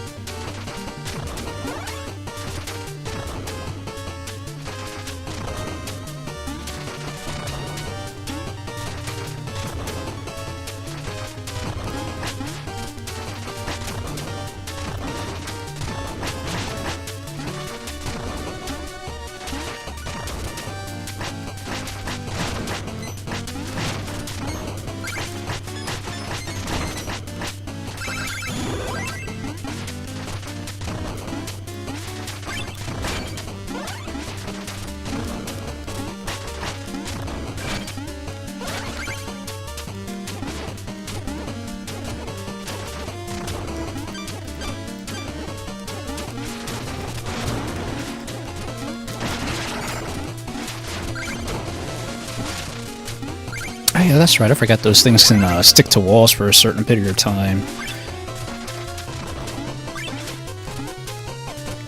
I have so many transversal abilities, it's crazy.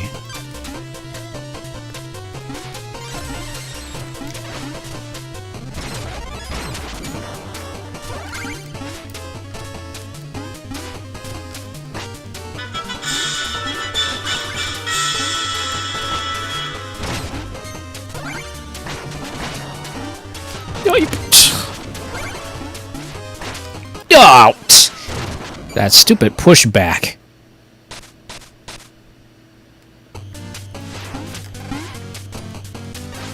Well, at least I made it to the checkpoint.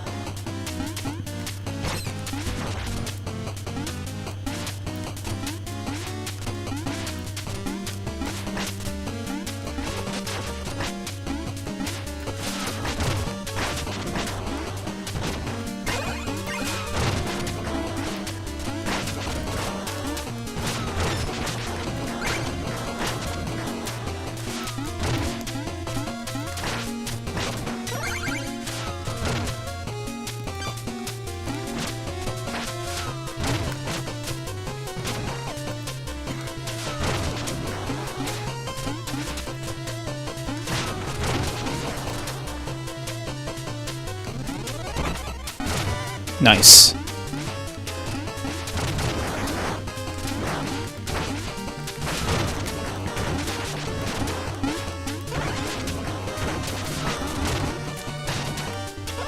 Thought I could get back up there, but I guess that's not not possible.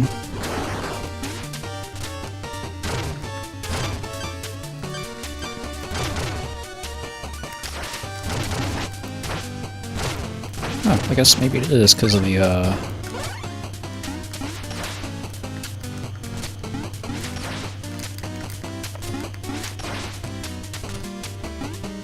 Oh, that's as far as it goes. Okay, never mind. Thinking, oh, you can keep going.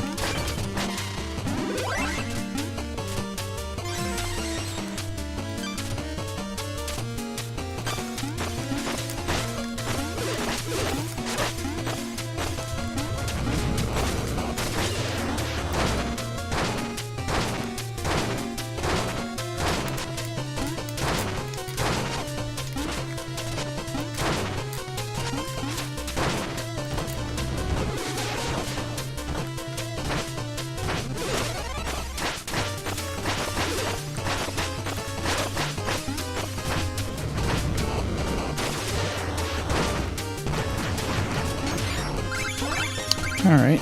Interesting little sub-boss.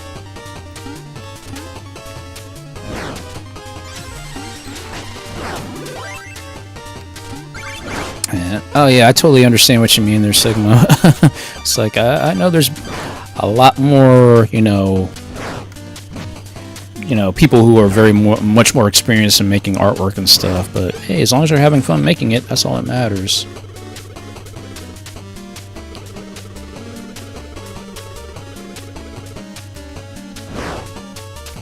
Oh, wait, I guess I do have chalices, I guess.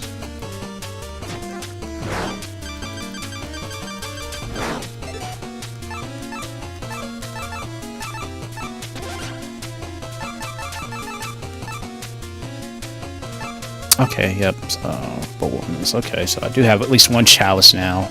I just need a second chalice.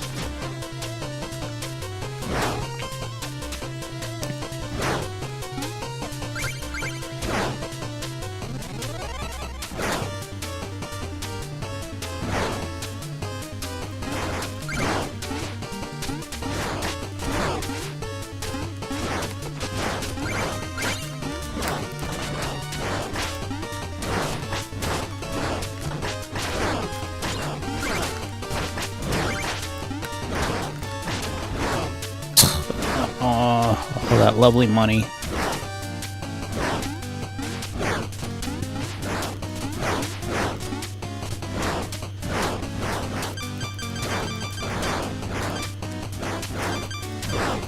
Let me use a locket.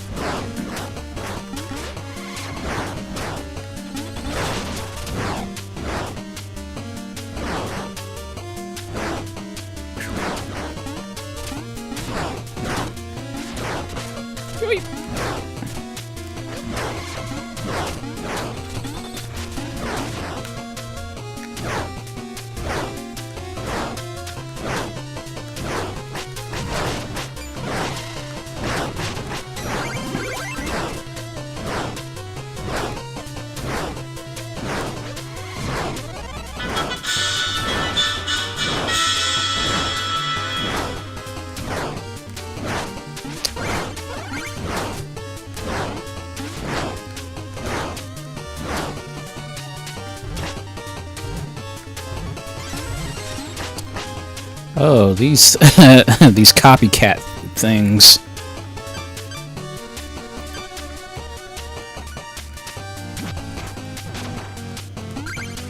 Nice, yep. You can also use the fishing rod against those.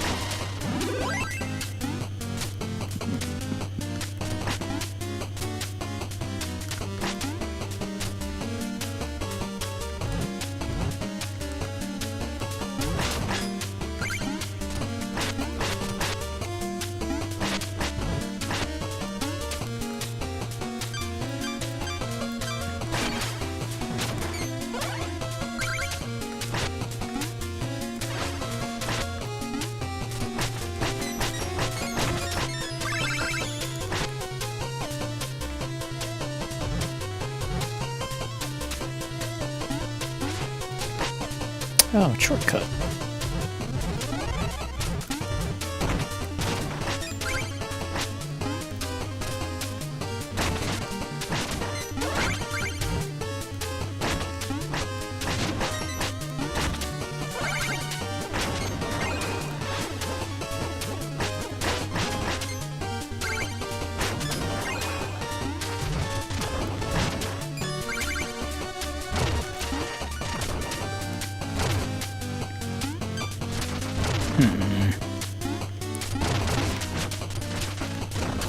Oh, shoot. Crap. Enemy regeneration.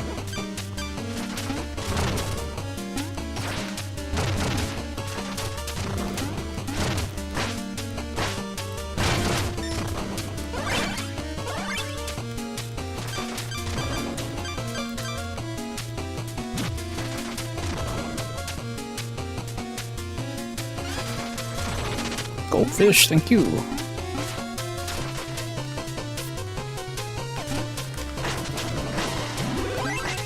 Alright, I guess we're getting ready to go to the boss.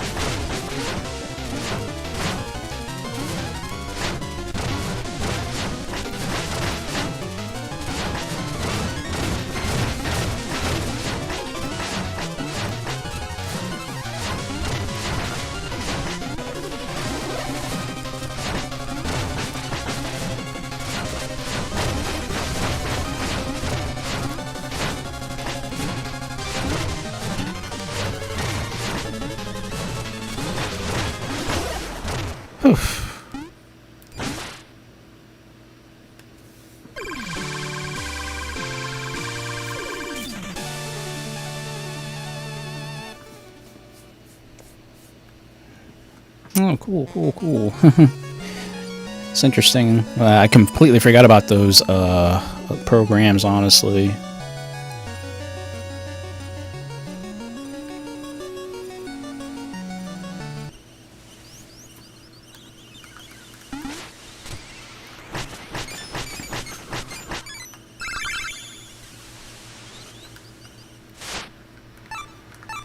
Yep, at least I'm, again, I'm making very nice progress leveling up.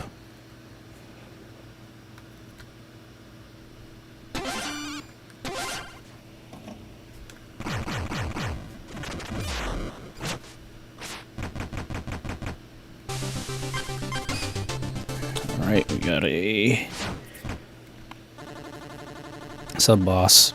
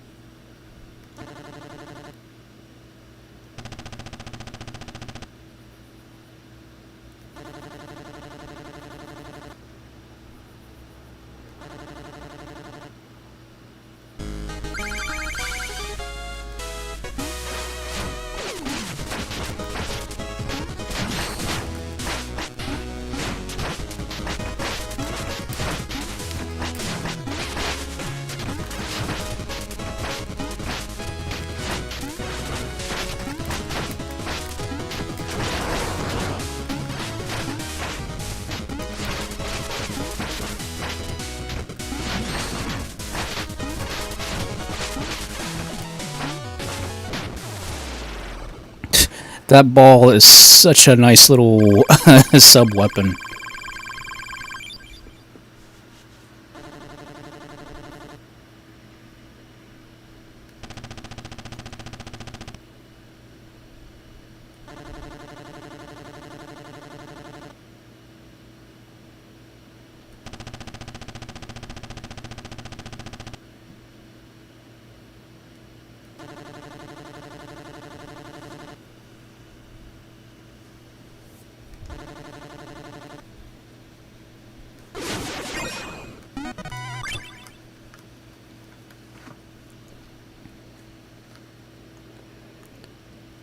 That was an interesting little boss.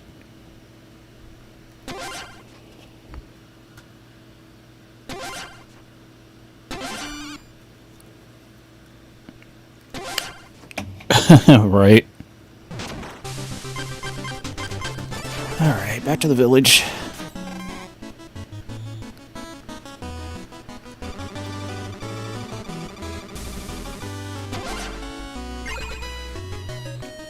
Fish head, okay.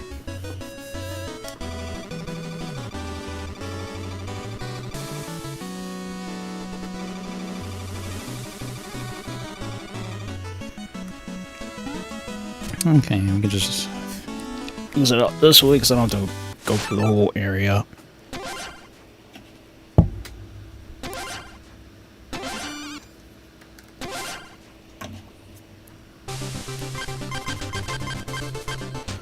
Alright, So, I don't want to go underwater or go into the fire area. Or... Oh, the armor outpost, that's right. That's also another... The next village area I gotta visit. Well, let's get the water area out of the way, because everybody knows water areas suck. There's 2 music notes I gotta get there.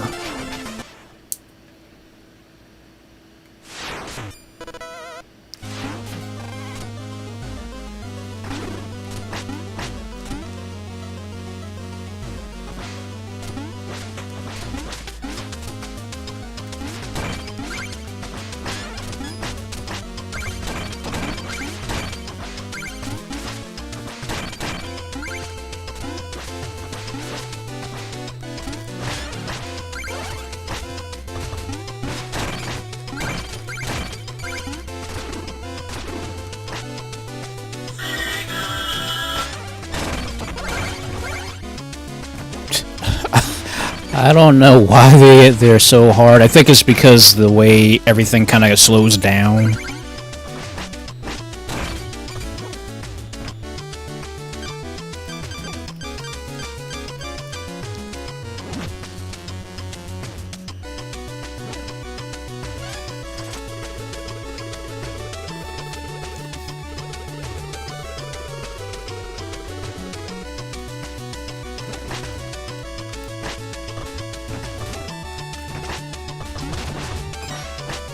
Yeah, but those shells definitely are nice. Forgot treasure go actually floats away once you unbury it.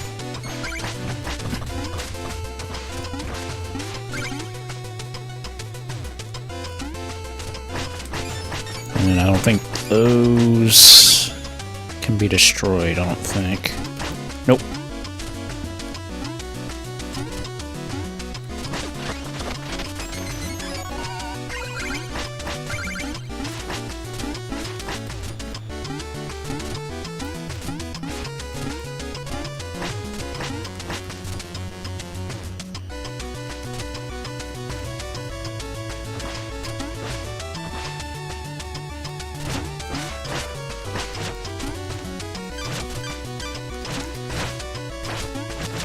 Okay, 2 can play at this game.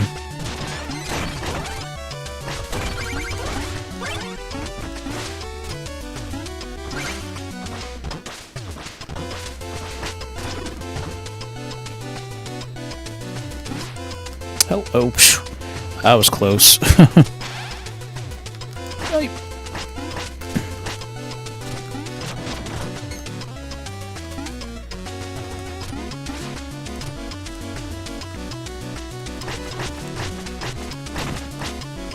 Okay.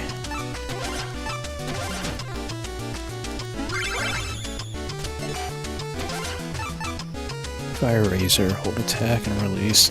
Oh, so you can crash to the ground with flames.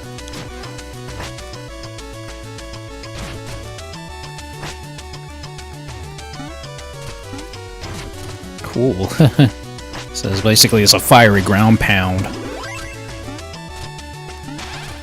Yoip.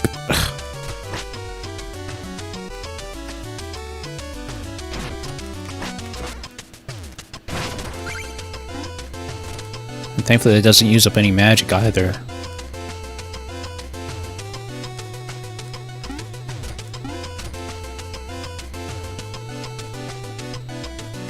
Checkpoint.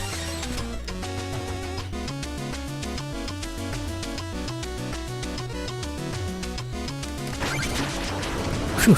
Yep, I figured something was either gonna drop or it was gonna rise.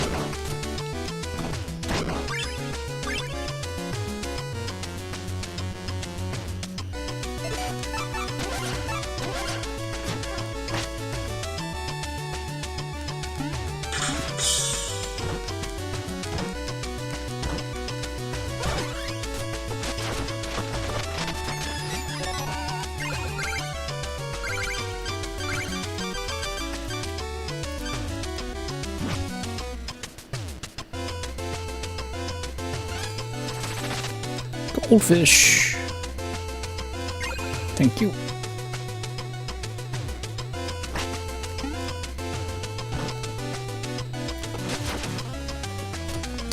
That air dash ability definitely is nice.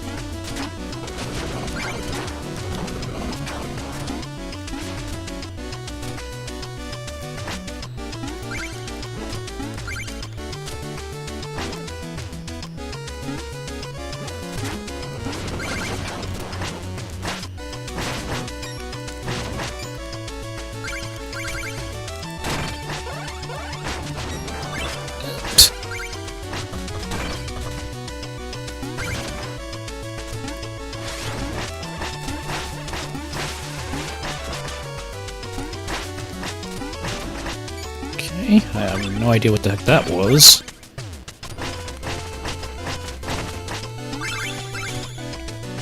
Shadow Knight, okay. Oh boy, tentacles.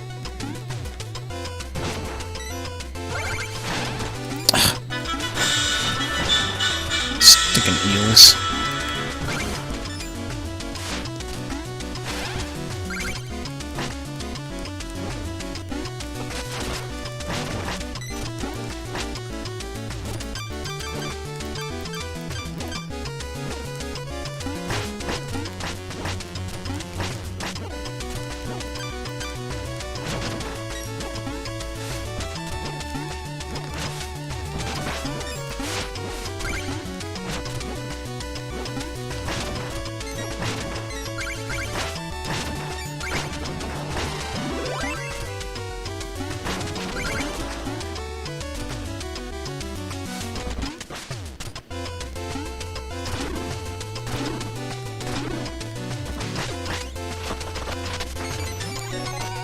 Okay.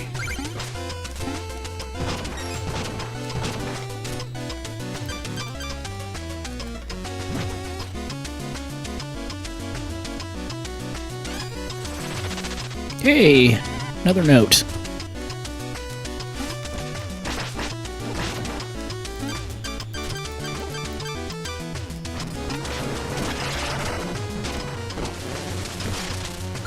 That is a nice little ability as well, that little track thingy.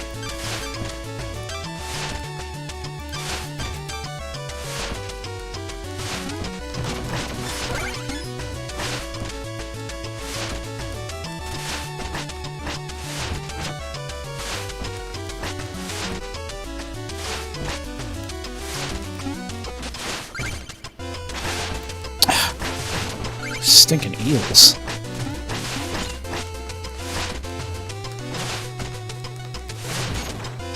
Oh, nice hit. I'll take it.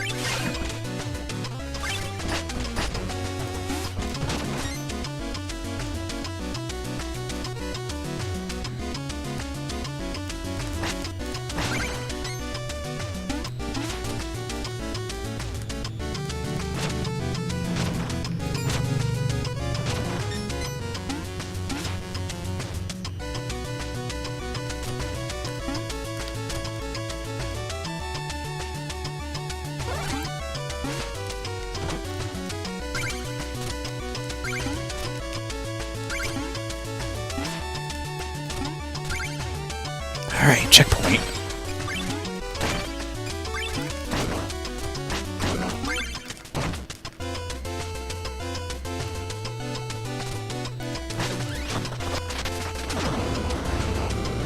The anglerfish. That's right.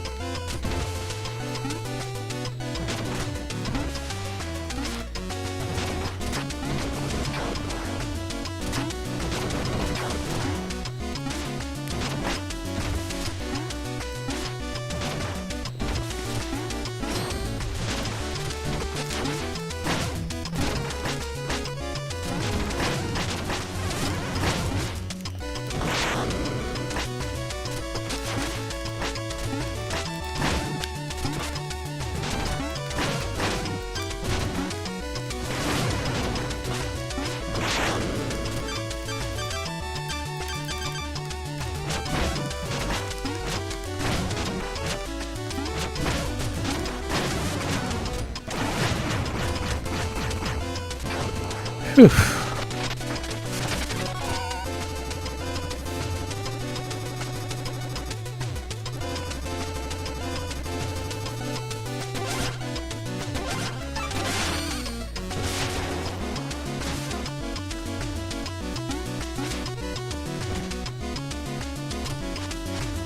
checkpoint finally.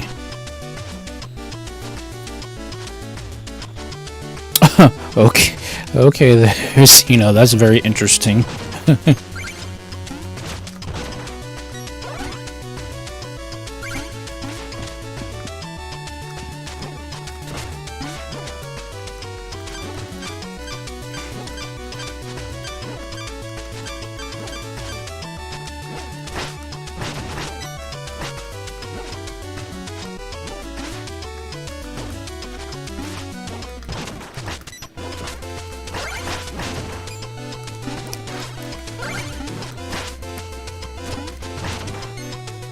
Oh wait, there's something over here.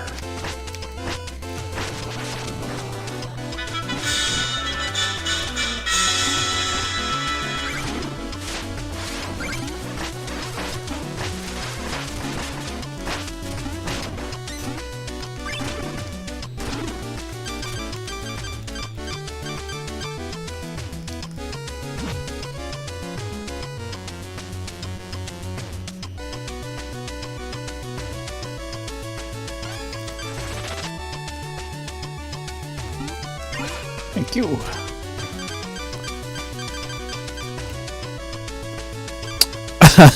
Right.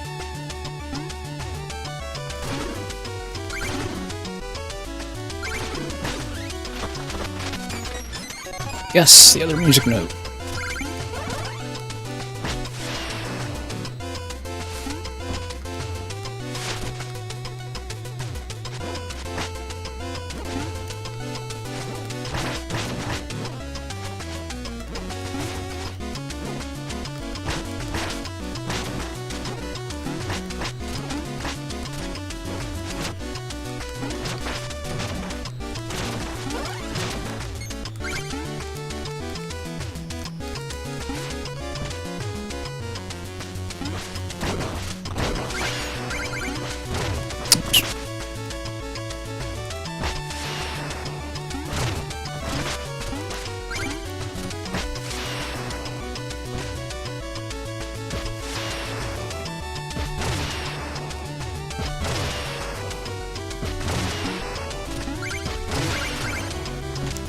Oh wait, make sure that wasn't an area I have to hit over there.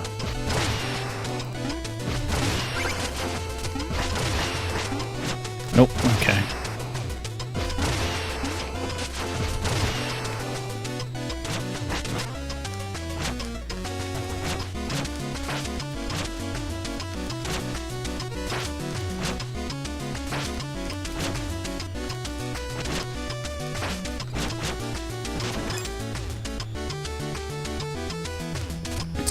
Crap, I'm just about out of magic.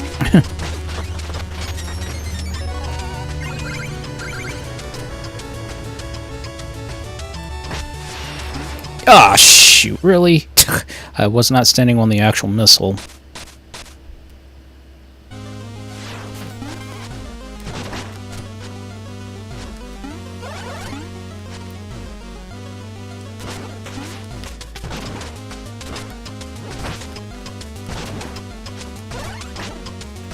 Make sure I did actually.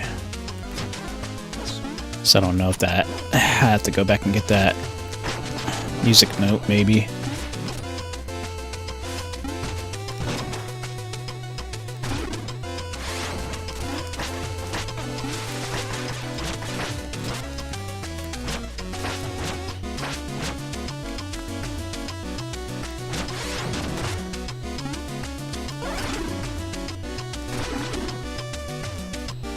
Okay, no, I don't.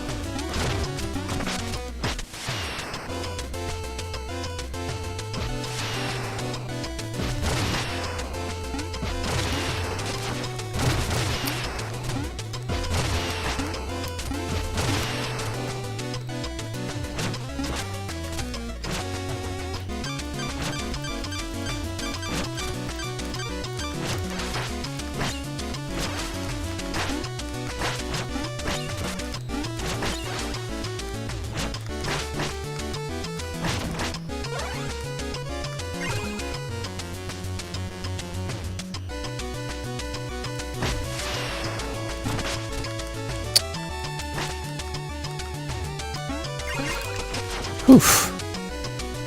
Thank God for that air dash ability. Checkpoint! Thank you!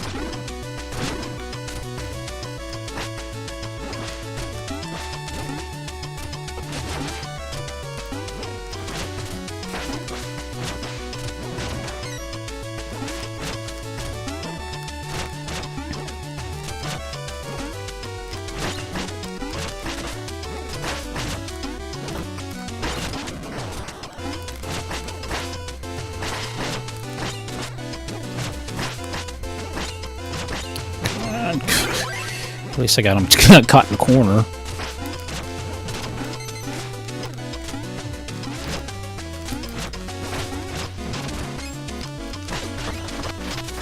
Oof, good lord. That is a lot of money.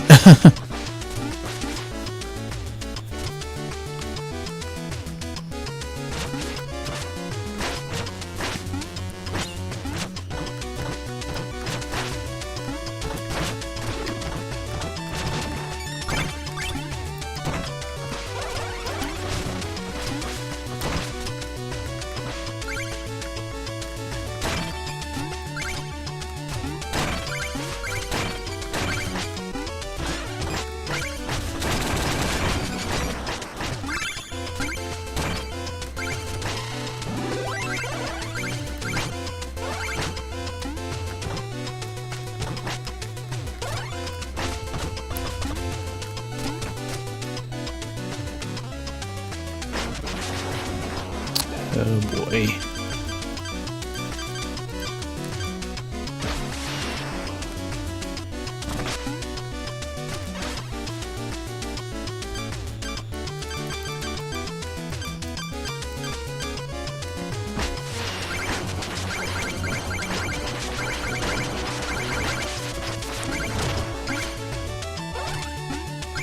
Phew. Thankfully, I remember when to jump.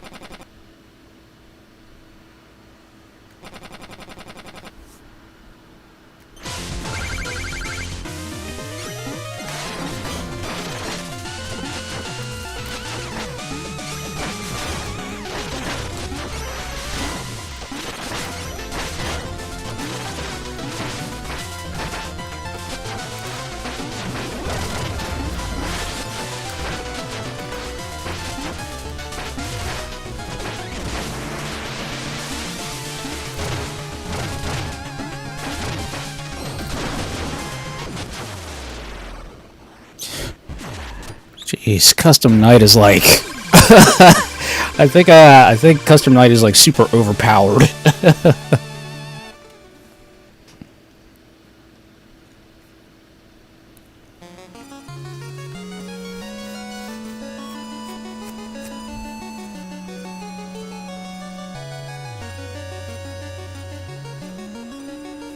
But then again, that bouncing of that green ball ability, that thing can do some serious damage on ground enemies.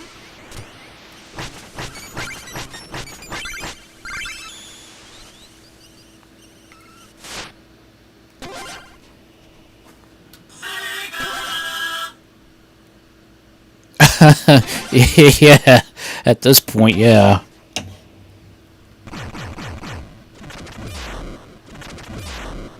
All right.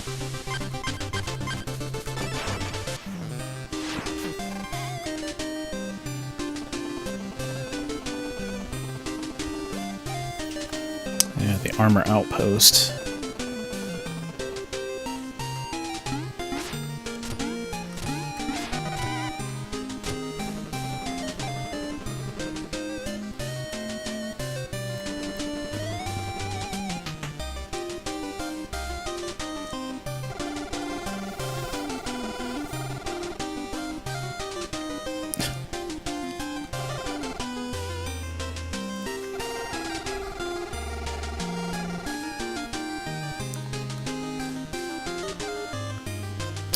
Good question.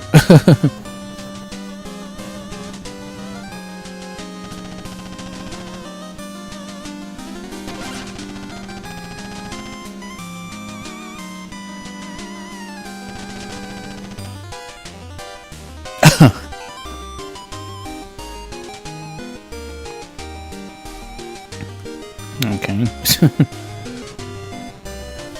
So yeah, he does tell jokes too.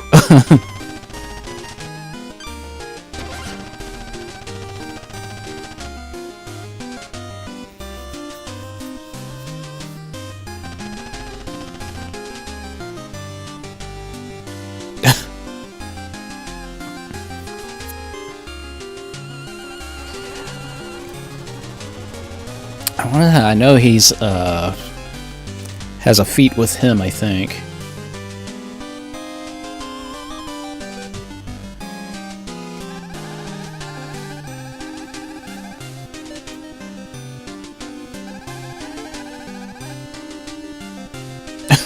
Okay.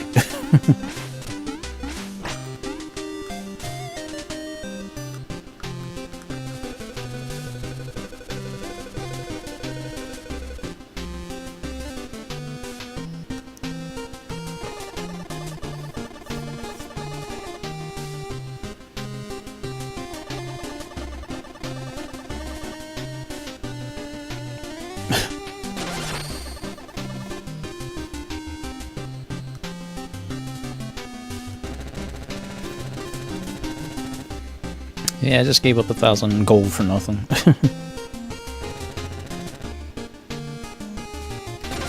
Yeah. But it's also towards a feat, I know that much.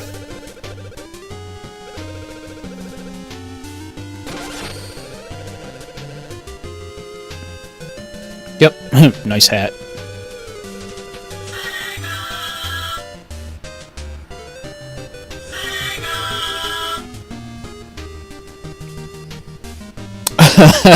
Sam.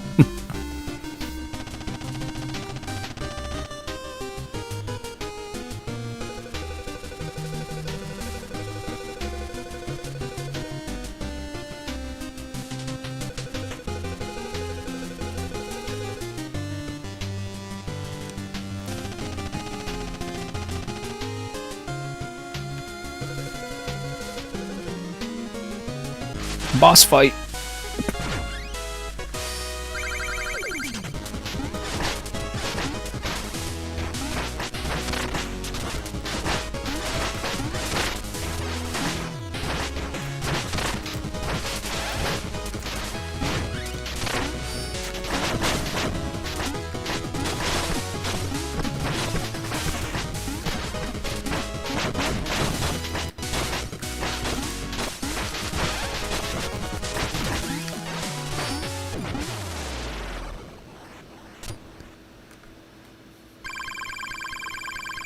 Yay, level 30.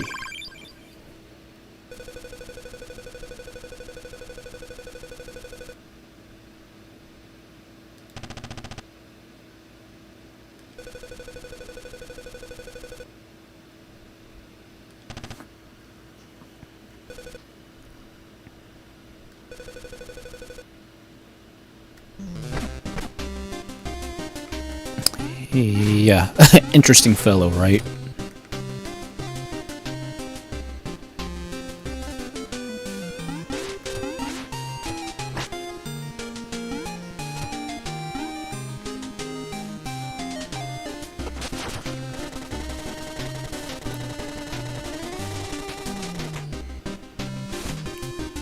Yeah, and these are all the different armors, but I believe you'll get those as you level up as well.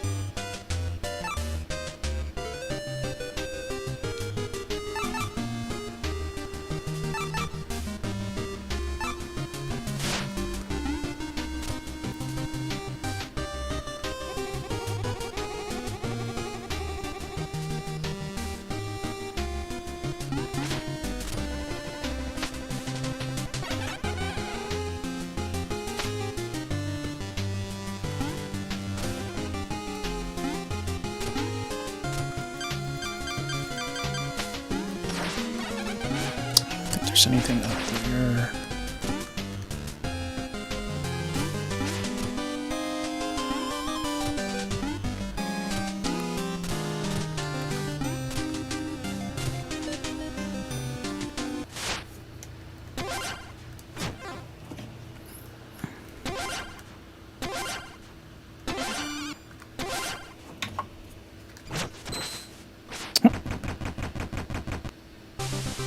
Okay, gotta take out these.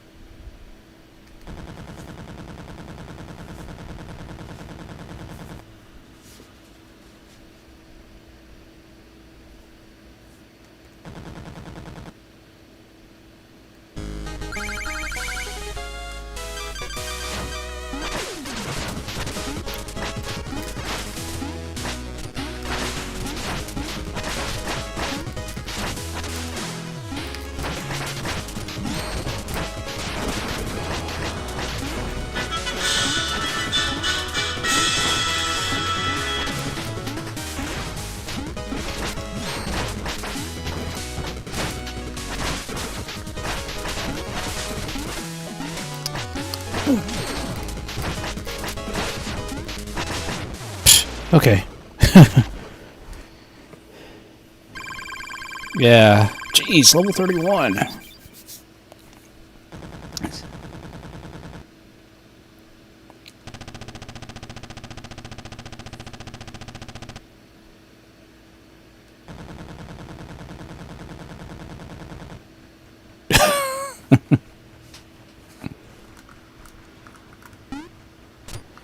Yep, that happened.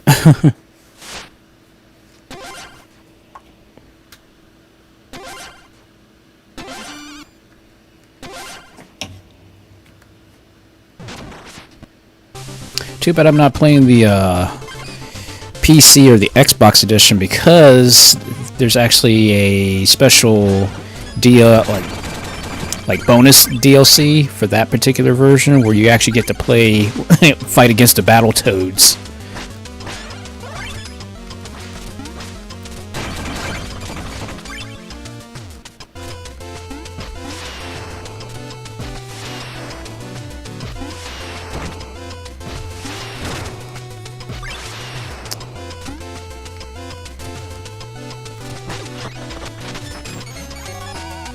I could have used all that nice money, but...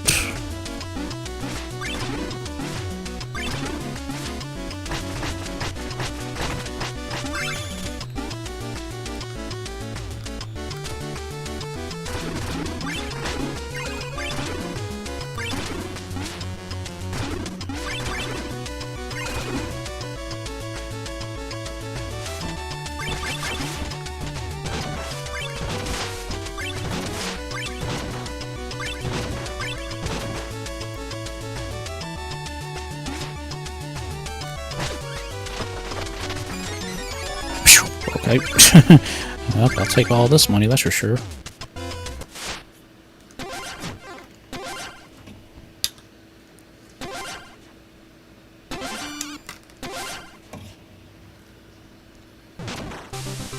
Could have used that money, but alright, Lost City.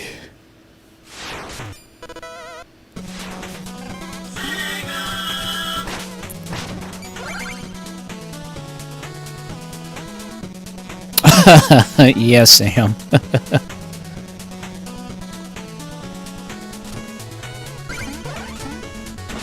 Wait. That's right, I can't pogo off these suckers.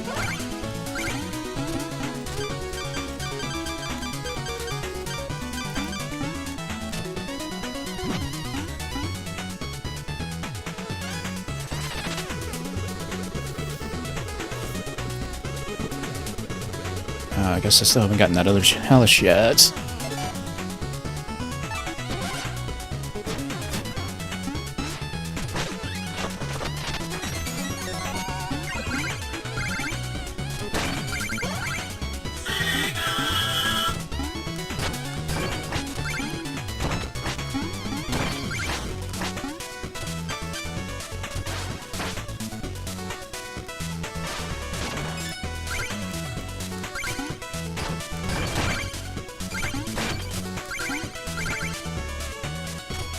Yeah.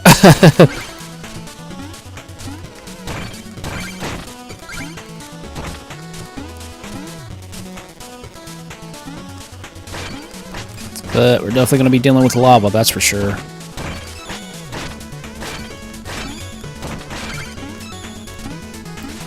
Wait, I'll make sure. I don't think there's anything at the start. Nope. Just going to double check it and make sure.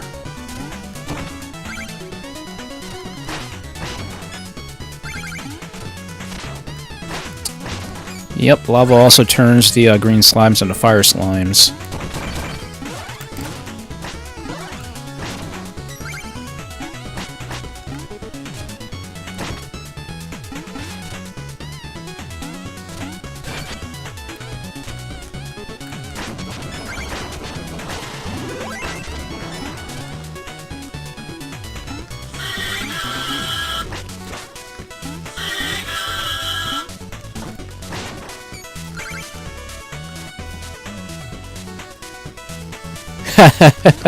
Yeah, you're right. I never noticed that.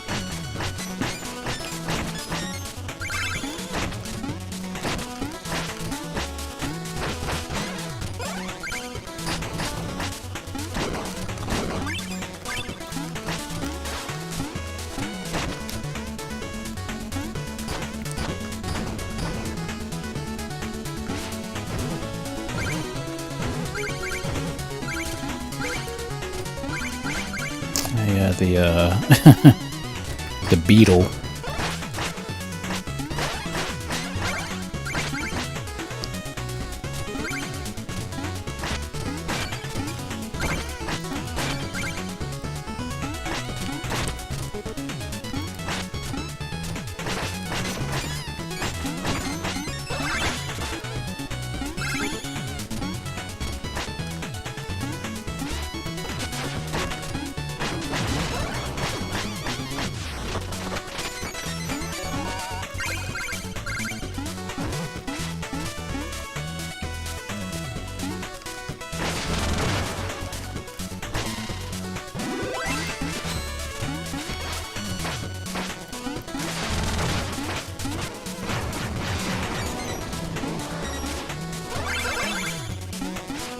Alright.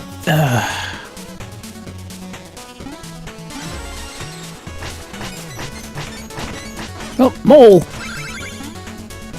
Oh yeah, and these fire fish. Lava fish, whatever you want to call these things.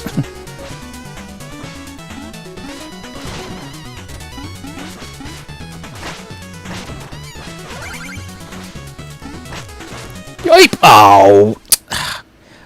That little thing, it's always either a bat or something flying always does that to me.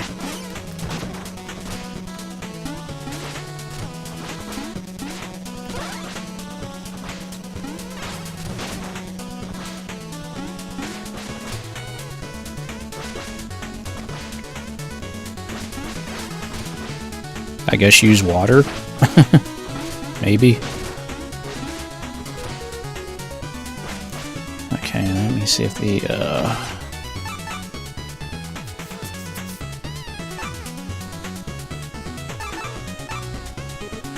Oh, the ghost glove, that's right. I forgot about that thing.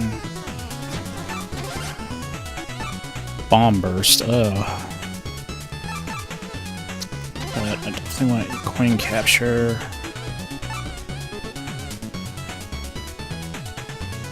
Oh. Shovel blade max. You upgrade your shovel blade charge. Oh, sweet, so it gives me all 3 abilities. So I have to, like, decide if I want double jump or use the shovel blade max ability. But I think double jump definitely gives me a better ability, more use. Oh, really? Oh, you gotta be kidding me! Well, thank God I got the money before I got killed.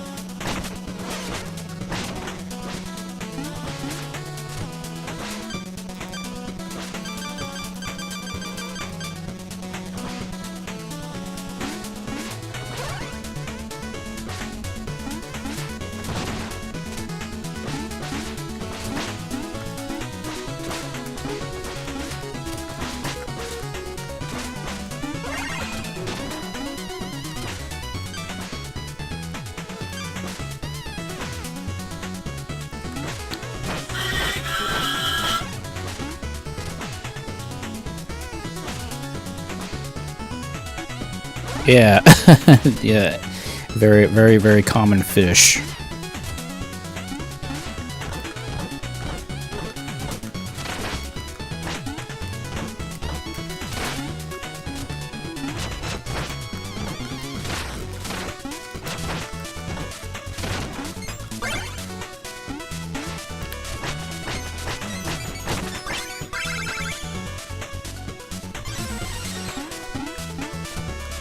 Oh yeah, chain reaction bricks, blocks, what do you want to call them?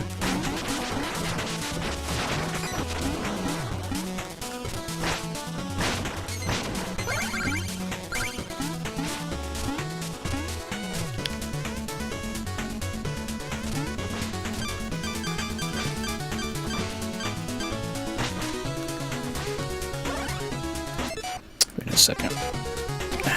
Make sure I switch back.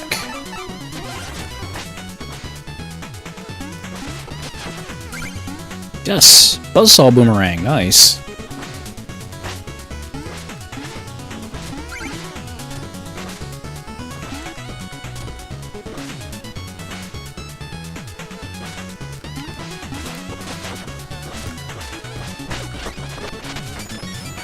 Hey, music note. Oh, I forgot to check to see how many music notes are in this stage.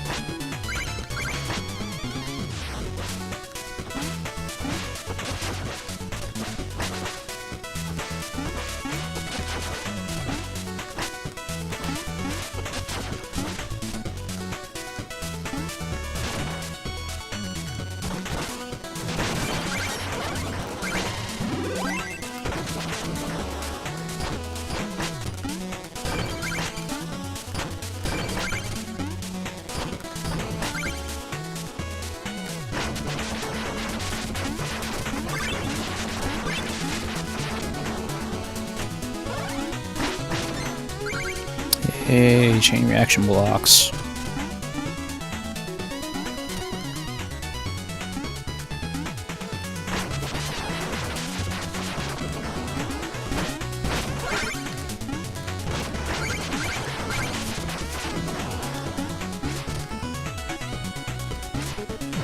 Oh, the gummy area. Oh, I forgot about that. Yeah, there's Chester.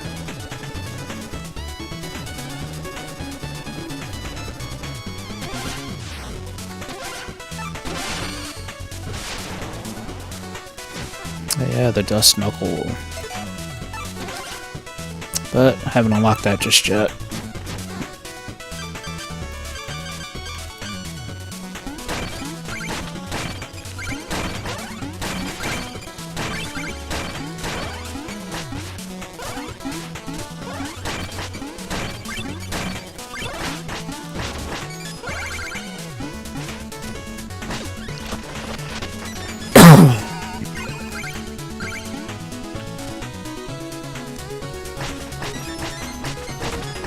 Oops, I'm stinking moles.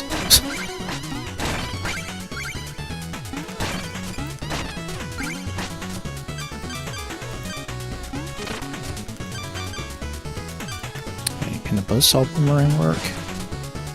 Nope.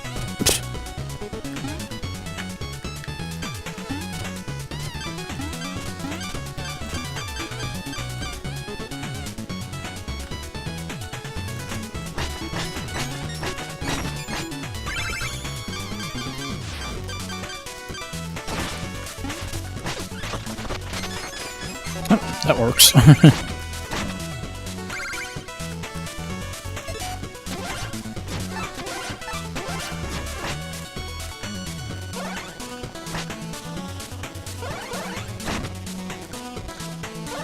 Dang it. Too far away.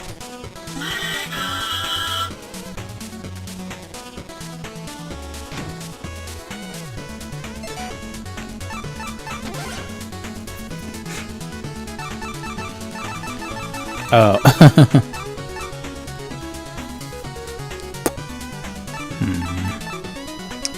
I'm thinking...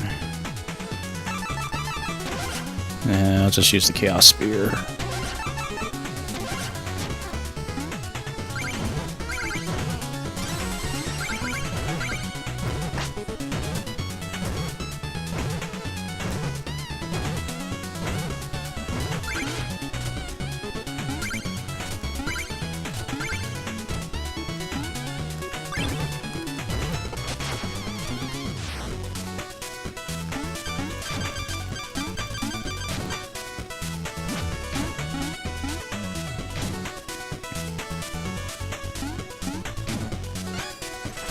Yay, goldfish.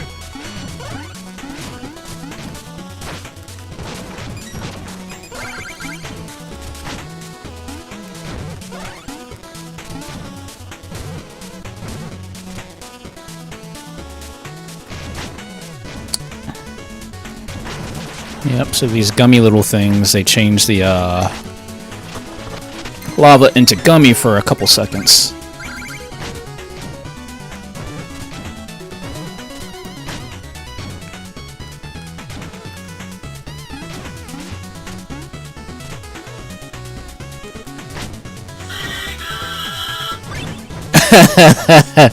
Goldfish, yeah.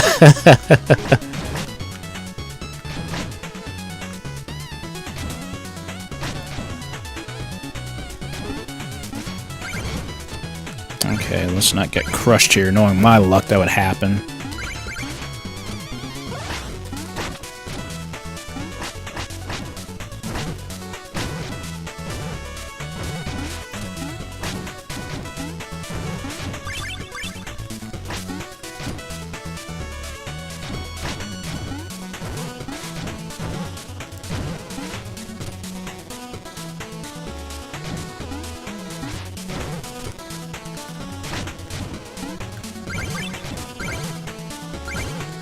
Alright, got another note.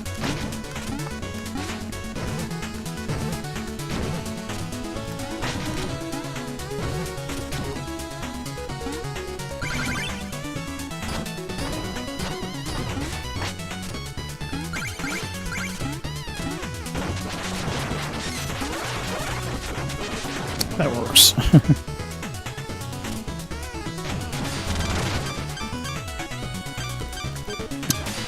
Can the boomerang go through? Nope.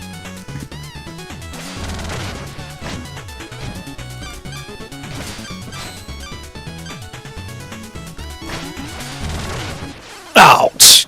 Of course. I was trying to do that. Use that one wand that I had, but I guess that didn't work.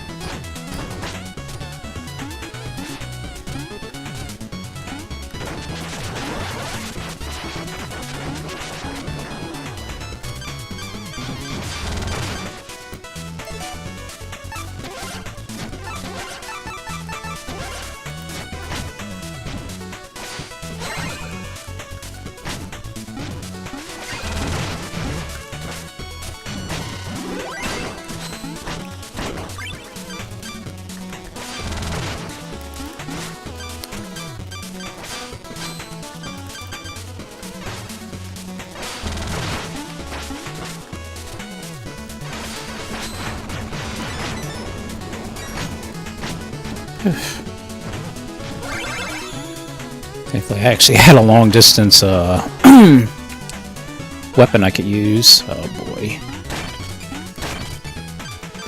Oh, let's use the...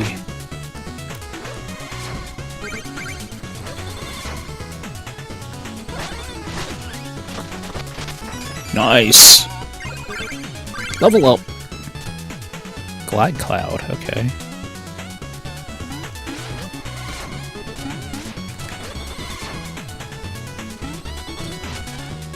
Not sure I didn't miss anything. Okay. Checkpoint, that's important, because this is going to be a crappy area right here.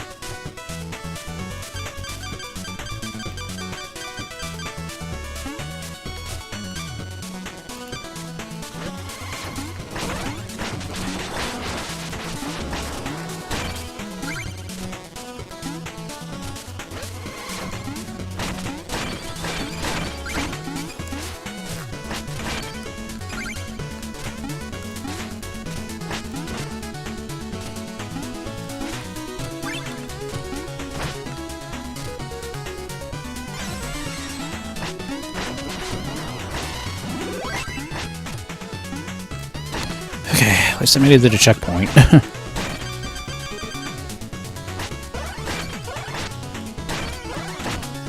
have a feeling that Buzzsaw Boomerang's going to come in handy for the boss.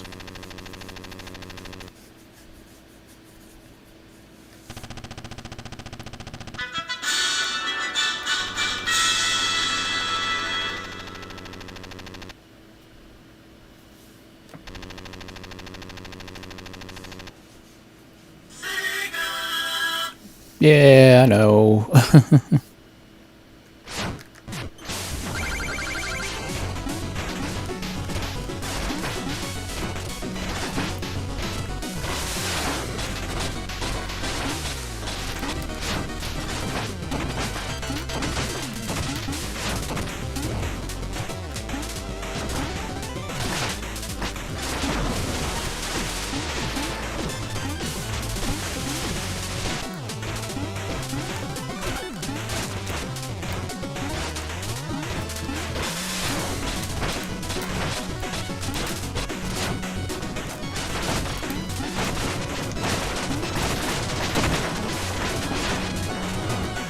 Jeez.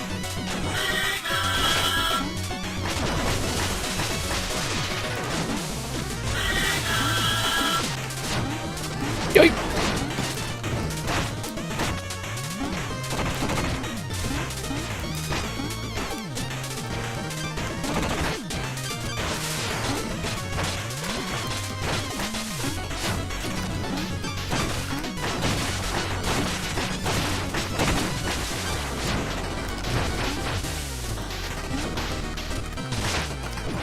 Oof.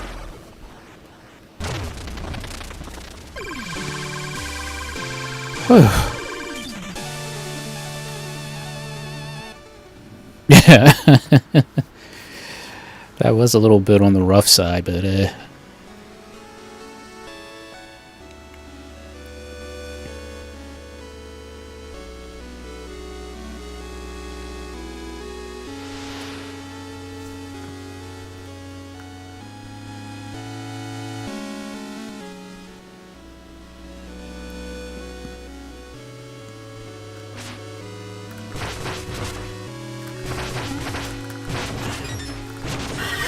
we go again.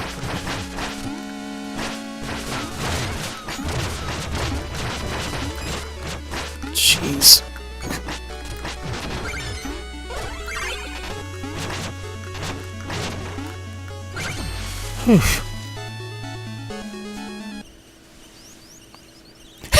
Yeah, it was Sam.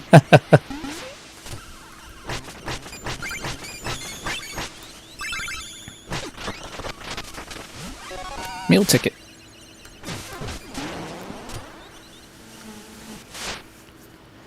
Whew.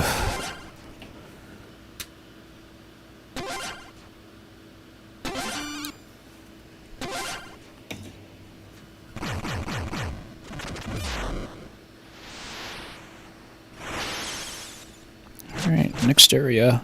Oh, Knight's on the field. Okay, well, Knuckler's Quarry.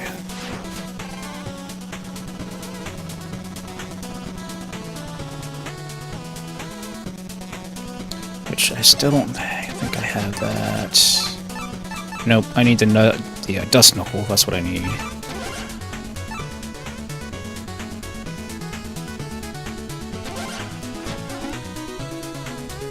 Oh yeah, so you can actually glide. But I think double jumping is still more efficient.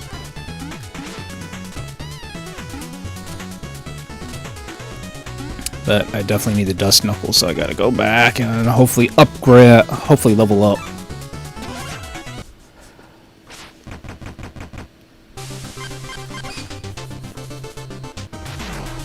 Oh, jeez, of course.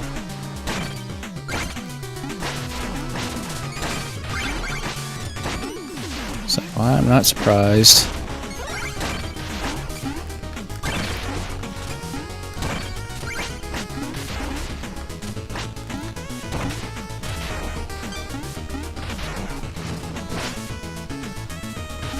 Really? That didn't work? It's a fire slime. You'd think that would work.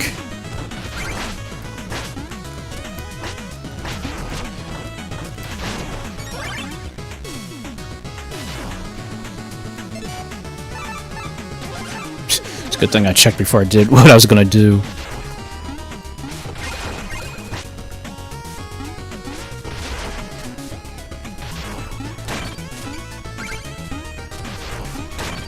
Hello. Whoa. Holy crap, that's a lot. More money, more money, more money.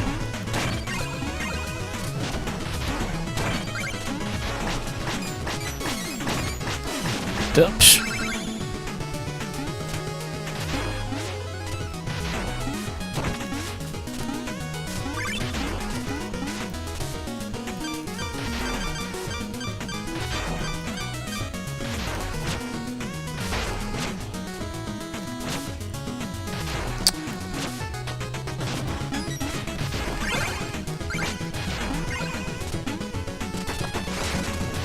Oh.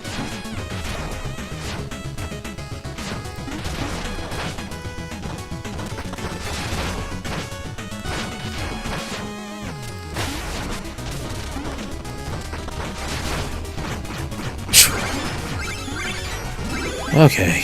Oh! Daggone it. It came back.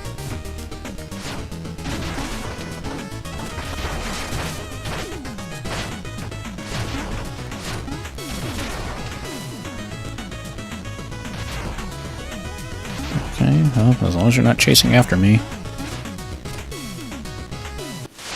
Oh, jeez. God, I cannot stand that. It's just like Ninja Gaiden 2 when everything goes dark. I can't stand that that gimmick.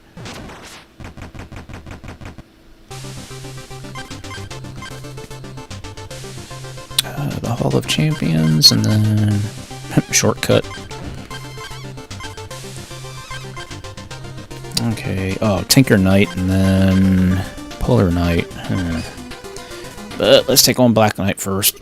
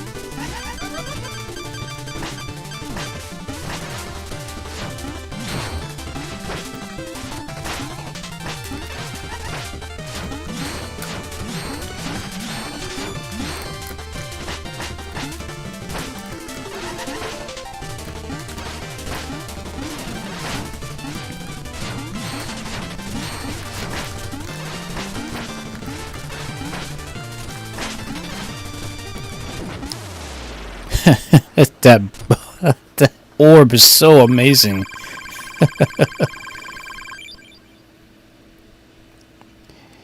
Yeah.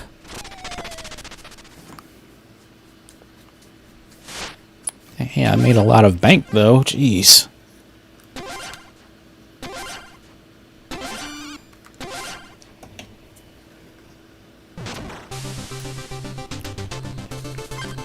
Okay, gotta go back to the village and get rid of some of these items.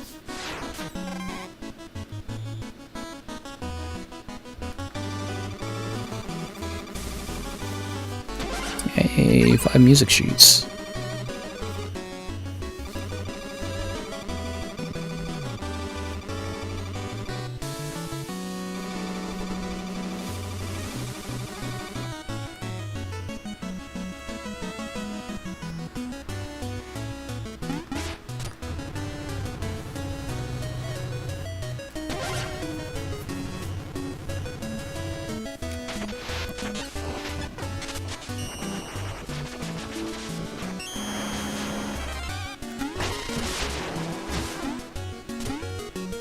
Yep, it definitely has a lot of like it's like a combination of different things. Oh, the the catapult. That sent me all the way to the armory.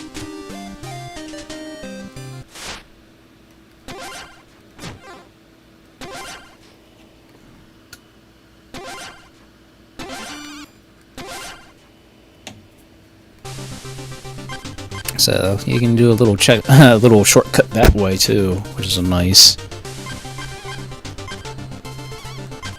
All right, so oh yeah, propeller night as well. Jeez, so because I have to go through all 3 if I want to move on to the next area. So let's see. Let's stick on Tinker Night, I guess. We'll go through Tinker Night, and then, sadly, then I'll have to switch on over to the Battle Network, because it's almost 11 o'clock.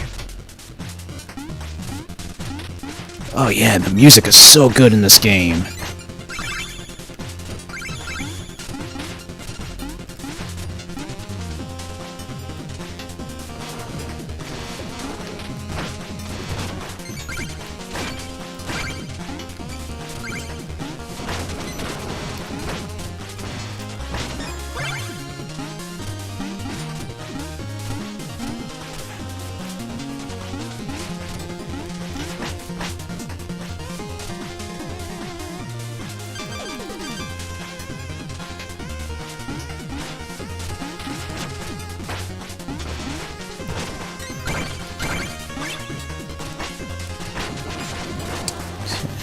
It's gonna get a little harder. Bounce bomb, nice.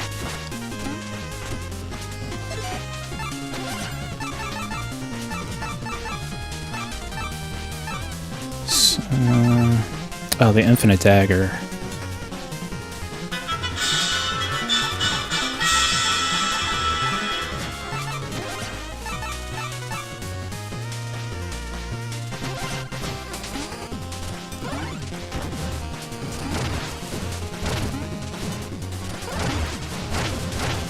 Nice. So now I can throw bombs just like Plague Knight. But I can't double jump. That's the only thing that sucks. So...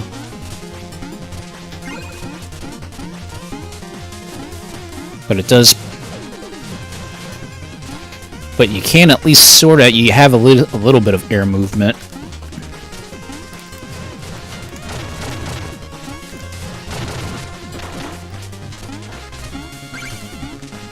But I definitely want to stick with a double jump for now.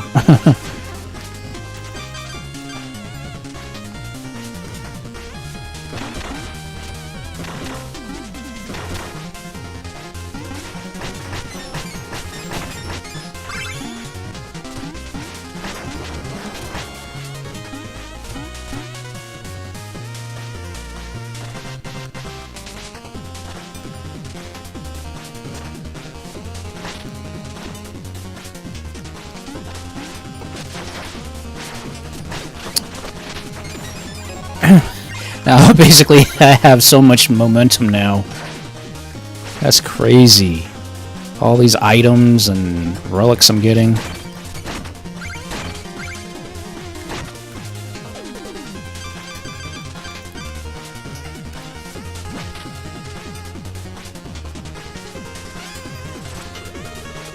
Another tuple. Okay, but I still haven't gotten a second chalice yet. I need another chalice.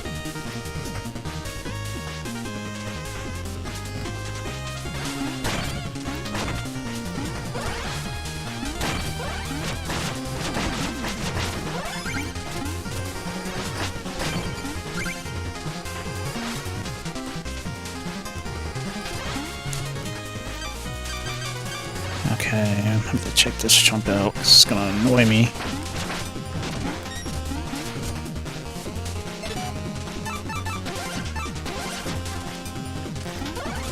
Nice. That actually worked.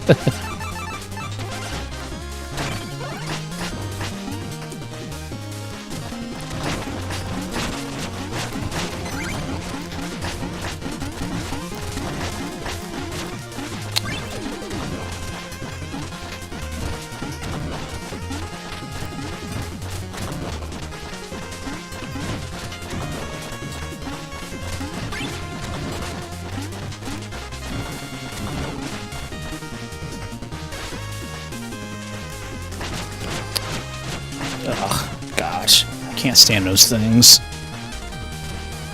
Alright, checkpoint finally.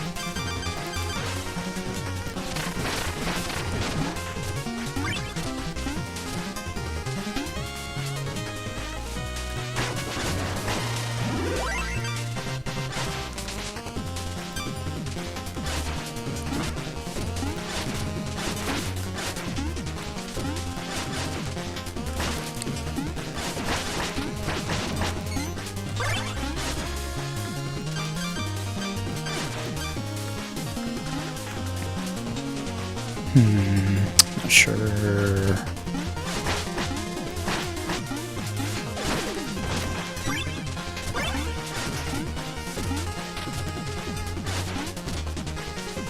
Oh yeah, yep, this is the way I wanted to go.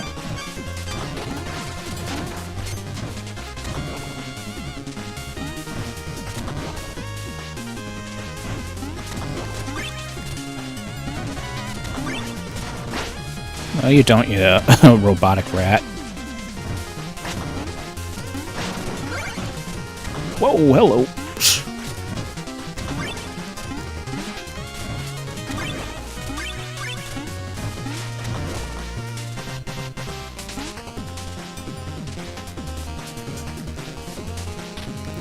Oh, jeez. These things remind me of the Medusa heads from Castlevania.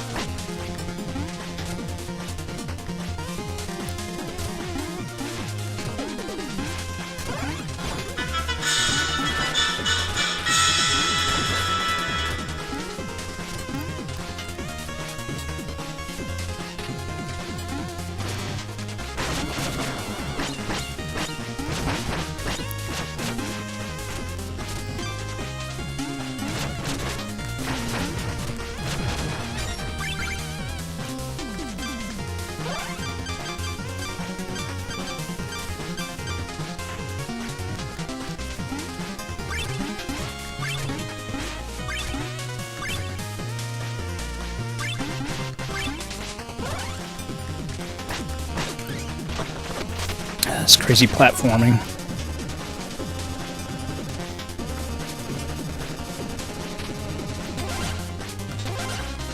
Oh yeah, the gear, which I already have.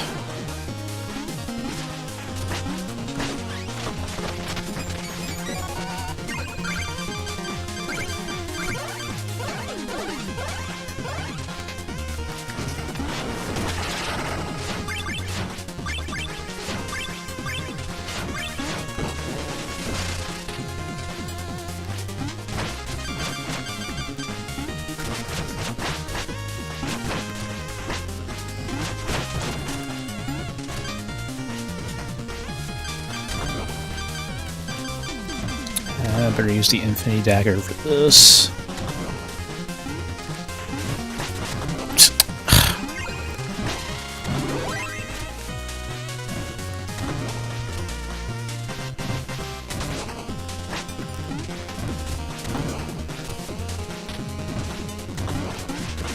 Yipe! Whew! Oh boy.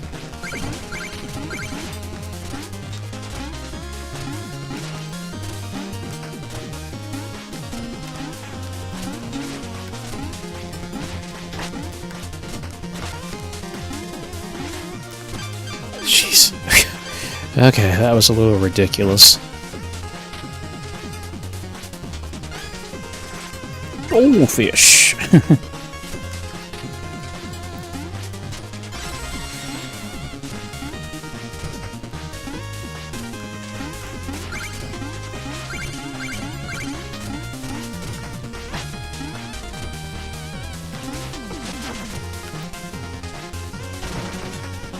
Oh, hello. Forgot about this part.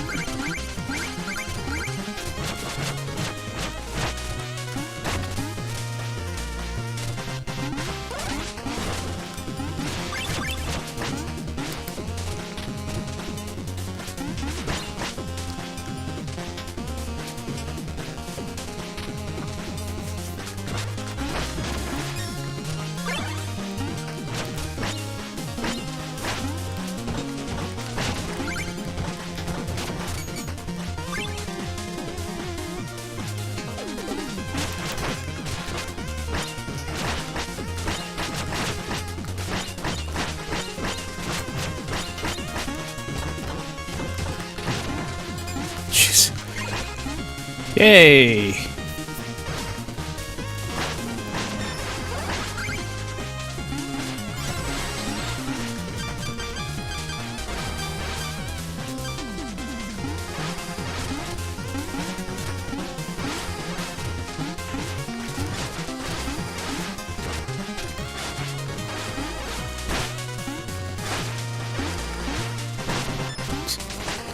Okay, the buzzball boomerang doesn't exactly work the way I want it to.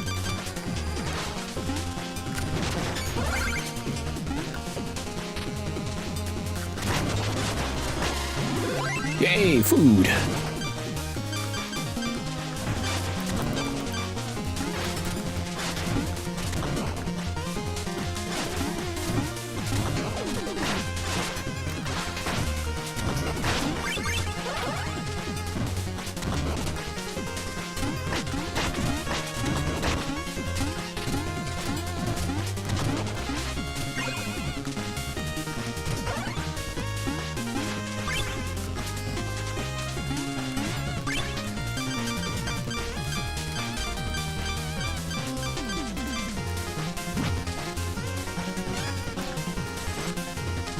Dang it.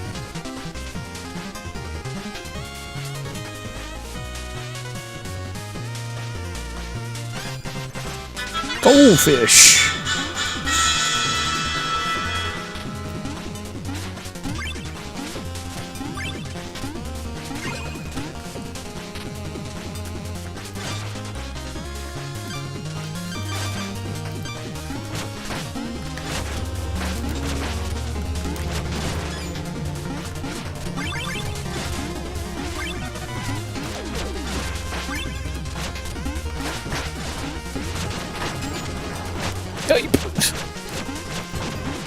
God, I can't stand those things.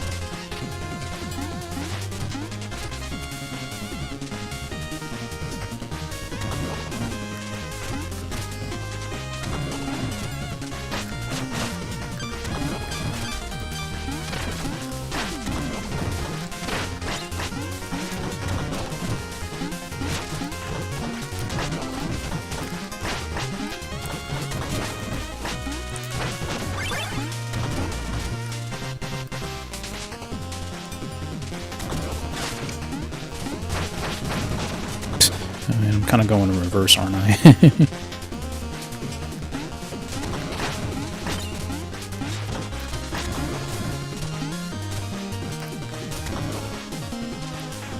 Oh, automatic scroll screen. I forgot about this part.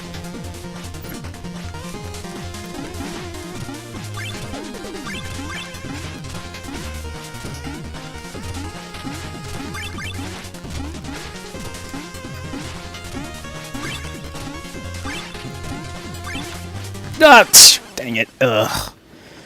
I totally messed that up.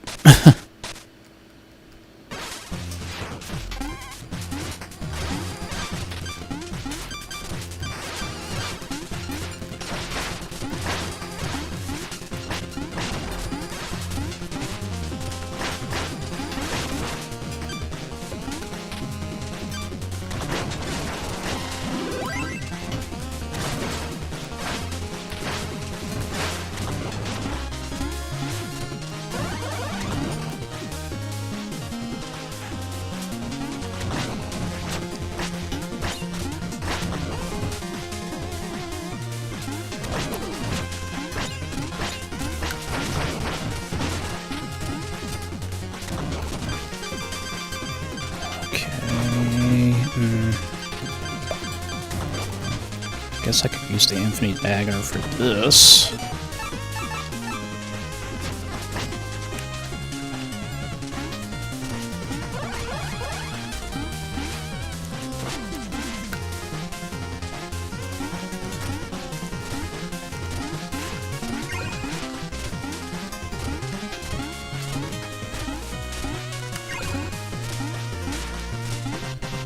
Phew, okay.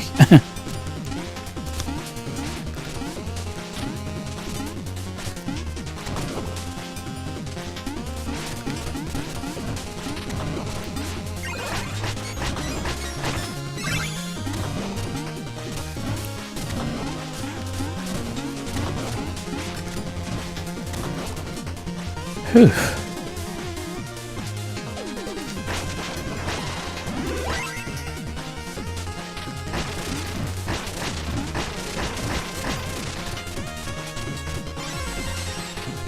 All right.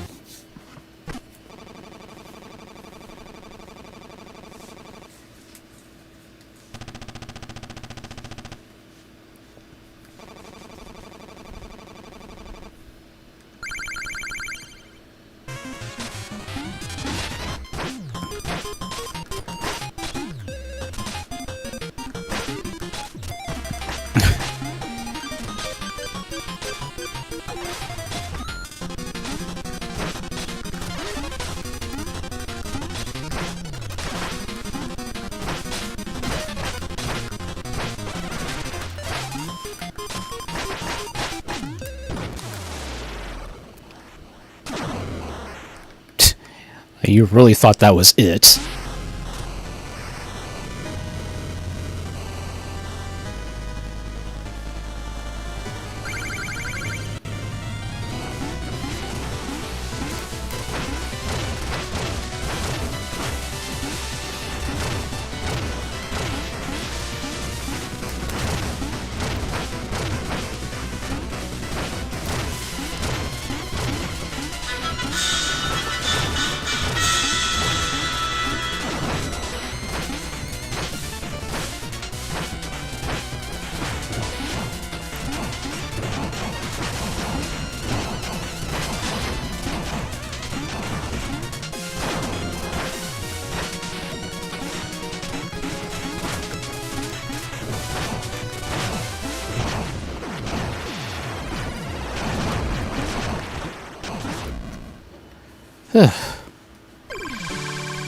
Finally got the dust knuckles.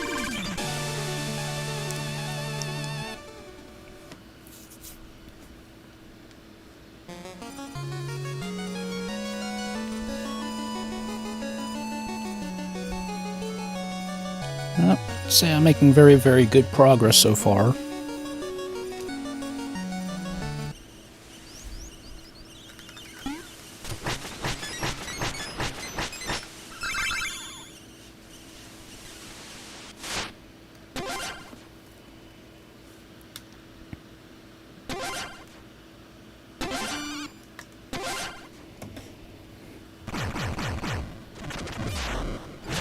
Alright, one down, and we got a thing to take on, but it is 11 o'clock, so I definitely got to switch over, switch games.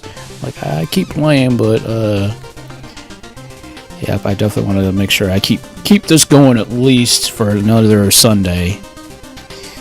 But, okay, guys, let me go ahead, take a quick break, and we will switch over to Battle Network. All right. So give me a minute. I'll be right back, guys.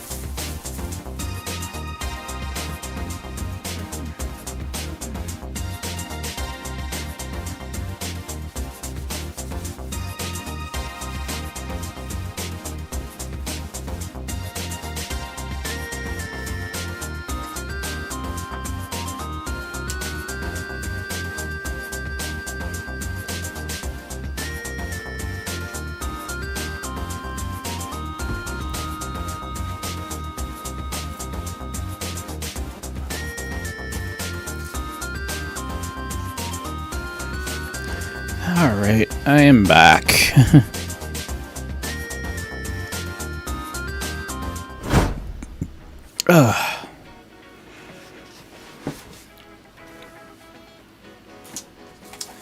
Sorry, I got a little peckish, so got me some seafood.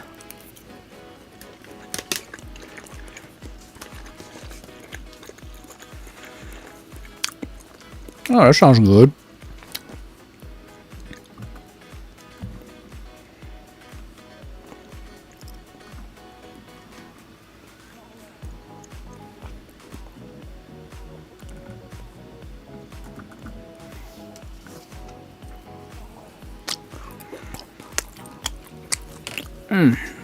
So how you guys enjoying Shovel Knight? Yeah, I know it's an old. Technically, it's now an old game, but it's so good. You know, it's not like I said. It's not on the difficulty level of Ninja Gaiden or Castlevania, but you know, it has its good moments.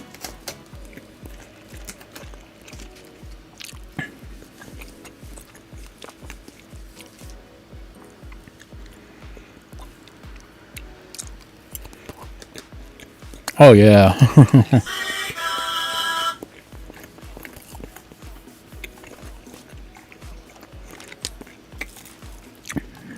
Yeah, this is true. Yep. Old games are where it's at. But it's like a new school retro based style game.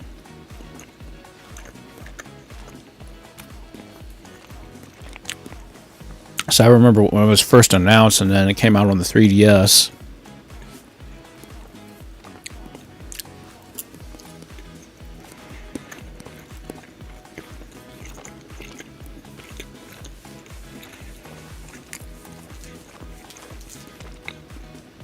Yep, it was just that instant classic. It was that good.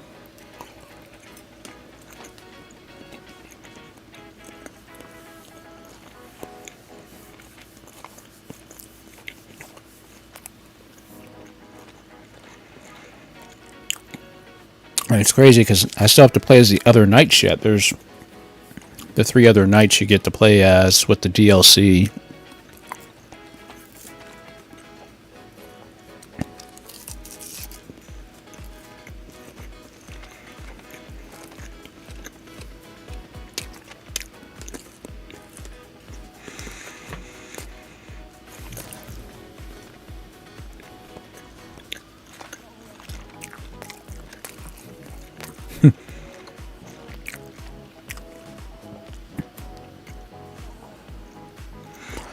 I know since I did start another save file, I don't know how long ago, and I guess it kept the colors and stuff from the original save file.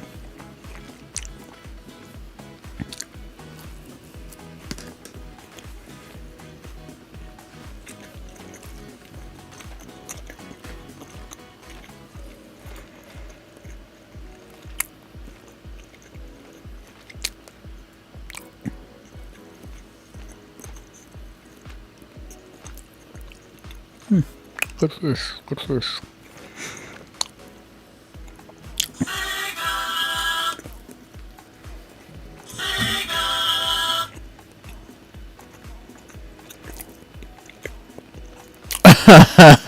Yeah.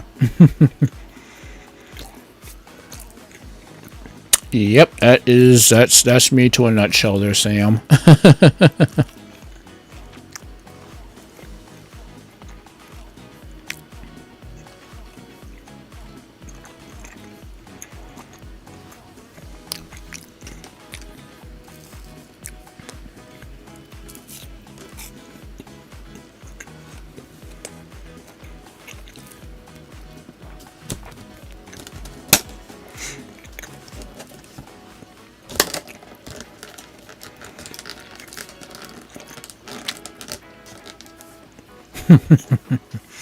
The boys.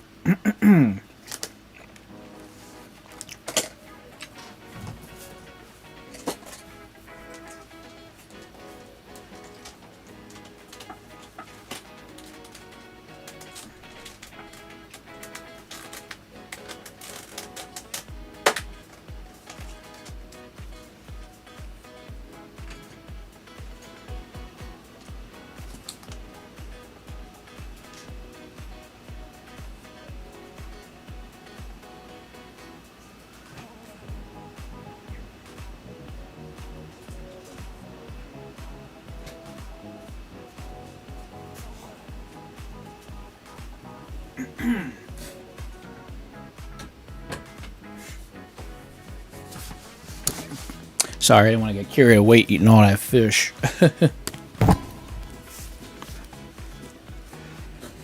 Oh yeah, I've seen the birds. I've seen the birds from Alfred Hitchcock. I saw that movie when I was younger. Yeah, that was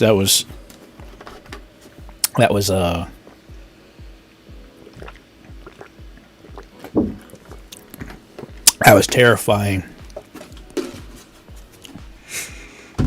I forget. Was that mullet or was it sheep head? I forget.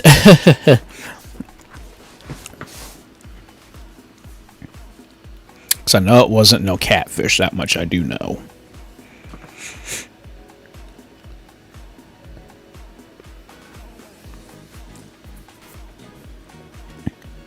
Oh, no problem. I'm sorry, I know I tend to eat rather loudly when I'm eating. I eat loud, I don't know why.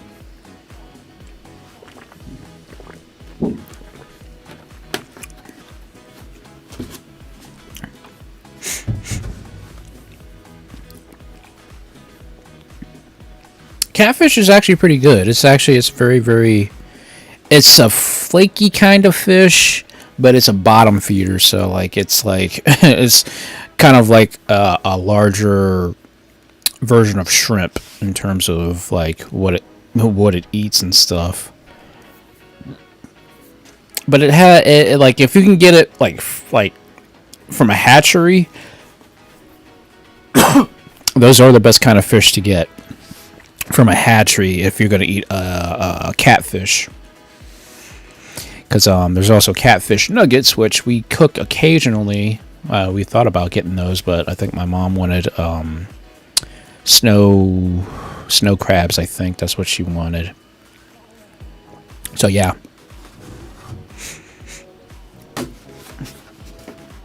Yeah. I actually had that. That's actually very good. Salt and pepper shrimp. Yeah. Though I'm partial to fried shrimp. If you're talking seafood.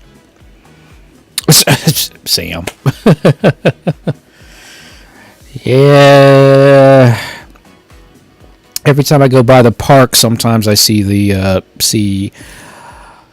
a gaggle of birds just hanging on the jungle gyms and stuff like that. So yeah.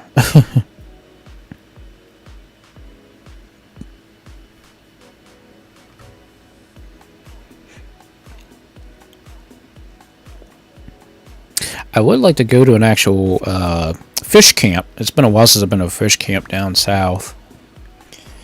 Because they have like all kinds of seafood. I'm like, oh, that's so good. I'm a seafood person.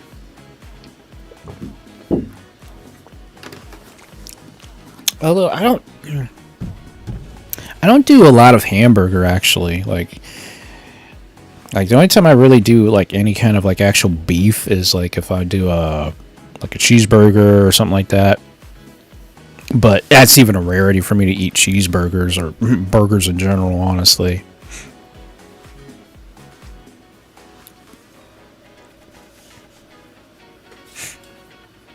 Oh, nice.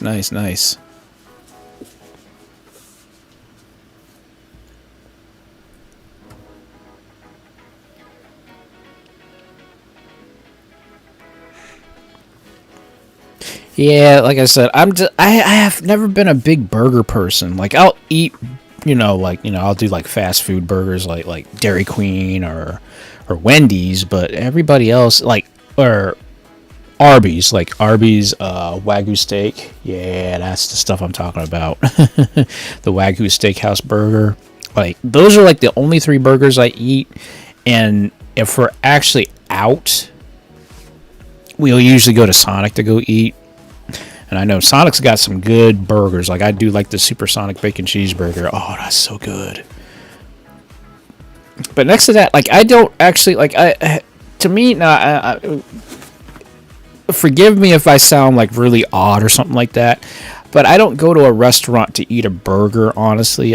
Something just never clicked right with me about eating a burger at a restaurant, like an actual sit-down restaurant, Just, to me, it never clicked, I was like, since I'm so used to eating fast food burgers, I'm like, that just it just doesn't click with me for some strange reason.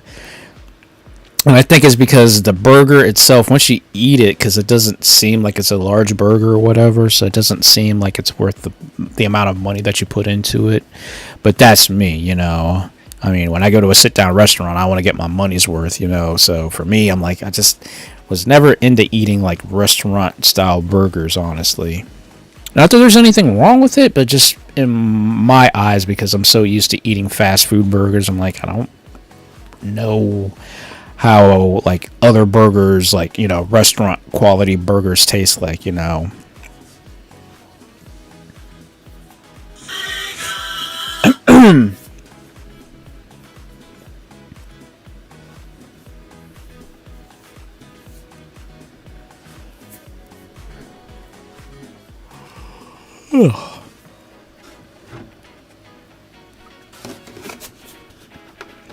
Yeah. Now watch, I'm probably gonna end up having a dream about birds tonight. I can see that happening right now.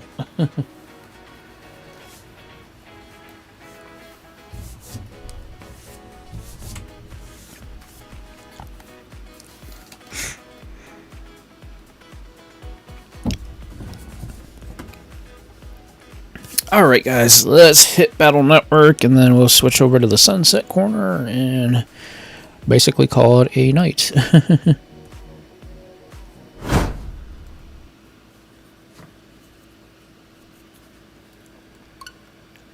Yeah, I had my little snacky, so I'm good. I'm kind of milking my sweet tea now.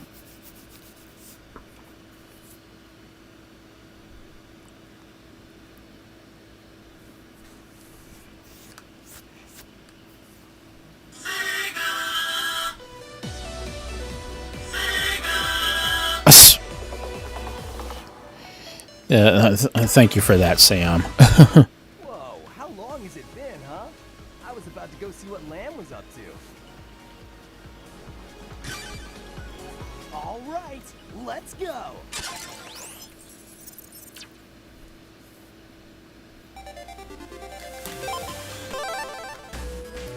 Okay, so if I remember correctly, I was trying to get more chips for my library. I need at least 8 more chips before I can get to Secret Net 2. So basically, I'm just going to be doing a lot of grinding for chips. So I think I was trying to get that other totem chip, I think, last time I was playing.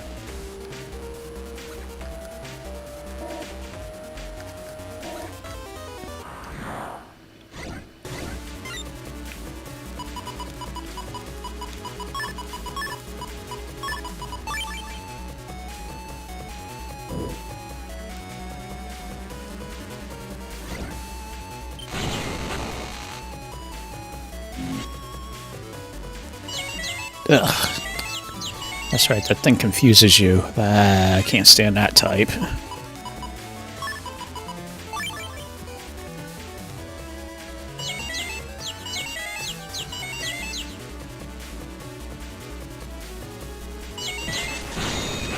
Okay.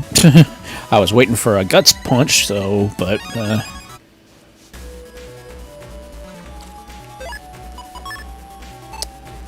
I have enough of those Zap Ring 2s, I guess.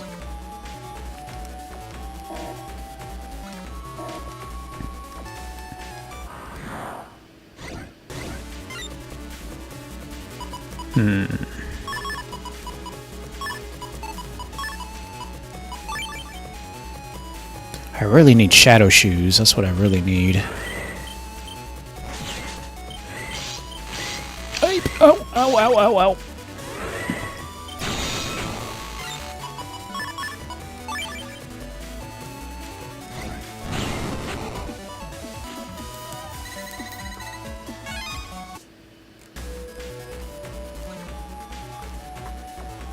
Okay, I need to see where the other totem chips are, because that's what I need, or the totem 2 viruses. So, Where are they at?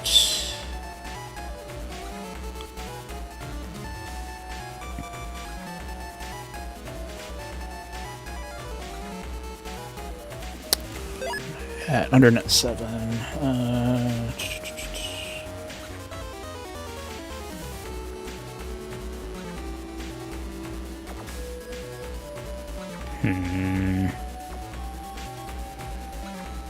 So I'm only going to get Totem Z and Totem E chips from the undernet 6.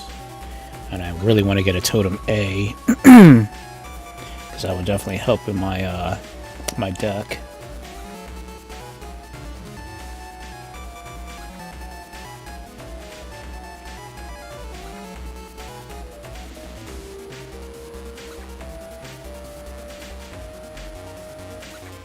It's not giving me much to work with here.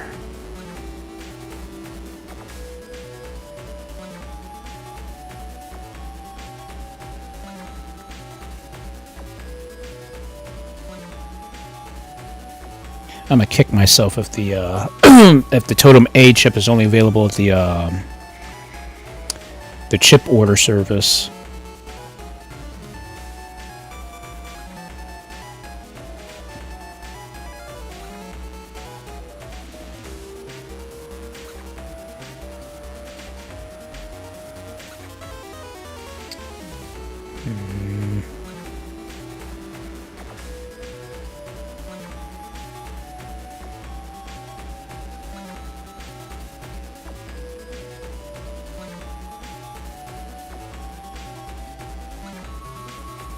Yeah, that's super weird.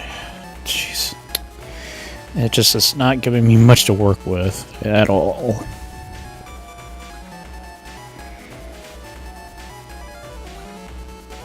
Alright, where's the virus appendix at? Because that's what I need.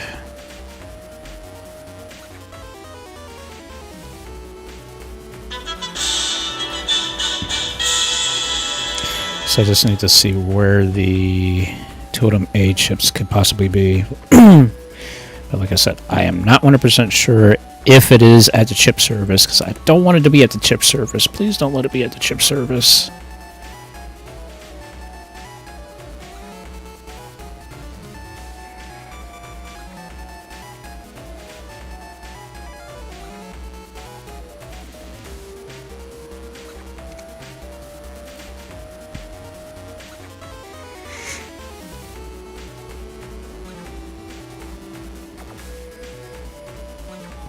Or knowing my luck, I have to use a custom style in order to get like a Totem chip. Totem A possibly, or Totem 2A.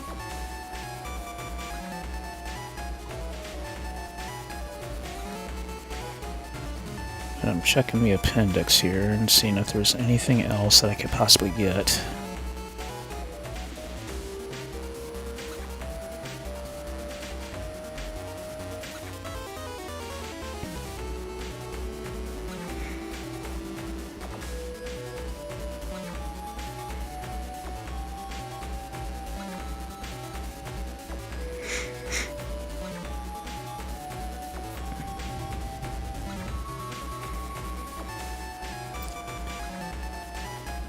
Yeah, dang it, doesn't...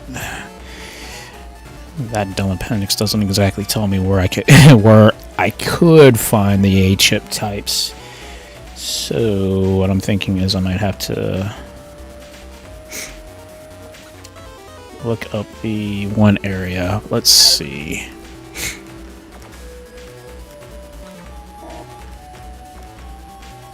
Oh geez, sorry to hear that, man. Trust me, I know that feeling all too well. Oh no, not a Viner. Dang it.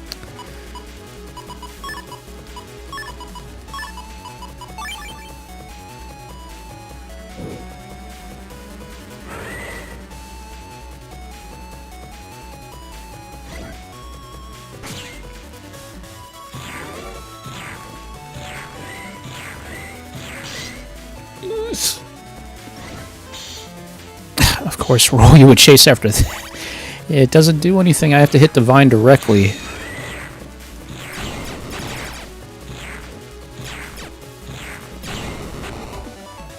Okay. Wait, I forgot I got Buster Max mode on.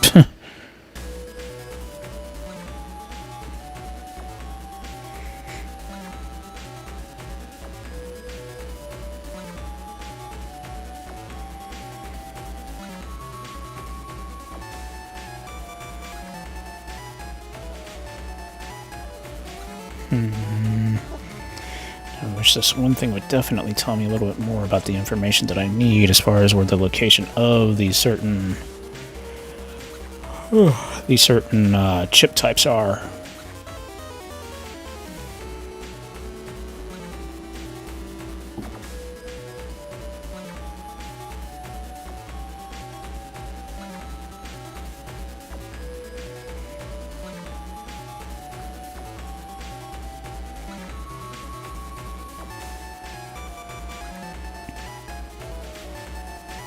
Okay, let me check something out real quick, guys. Sorry. It's like I'm trying to do my research and I'm not having much luck.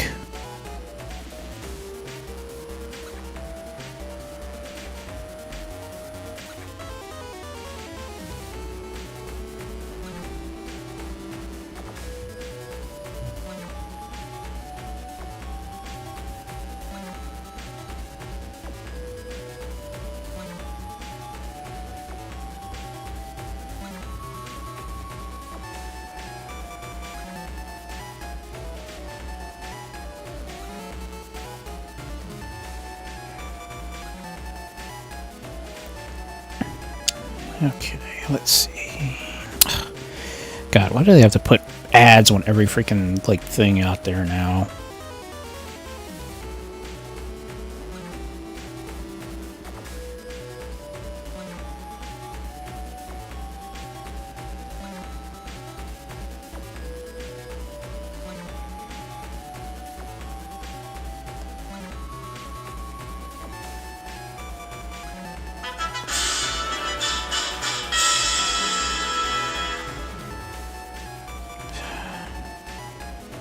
Said I'm going to kick myself if that thing is a chip order.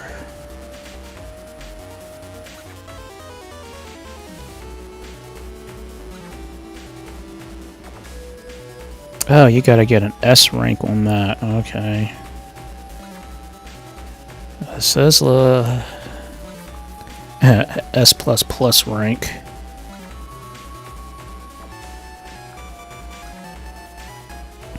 Okay, so C is the chip order. Okay. So, well, we gotta go back and see if we can get an S rank. Or S++ rank. Which, technically, the S++ is basically you have to get a couple...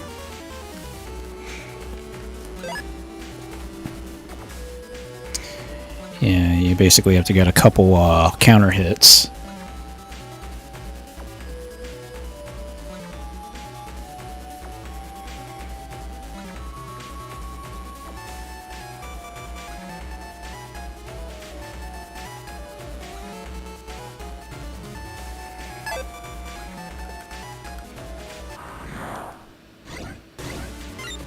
Oh, jeez, of course, a Brushman virus.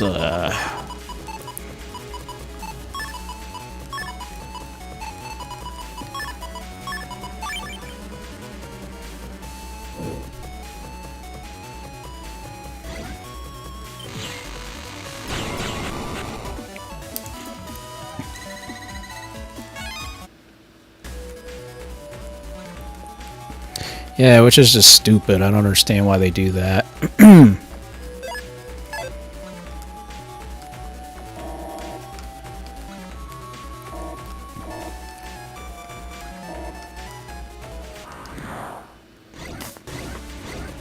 Okay, cool. We got 2 of those. I hope I have a enemy lock sub chip. I hope.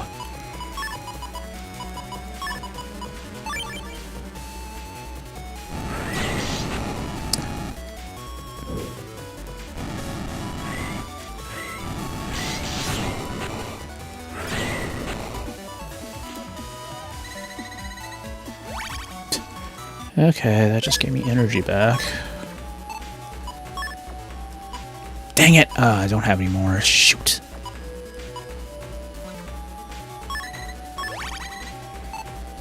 Those enemy lock chips, those things are expensive. It's like 10 grand just for one of those.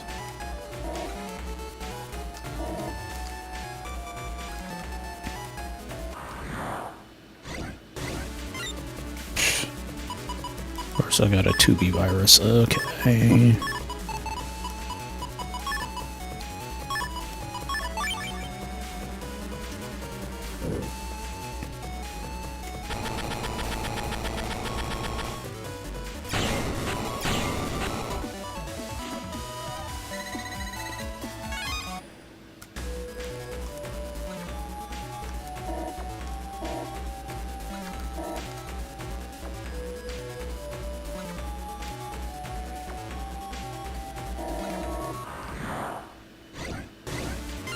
Dang it.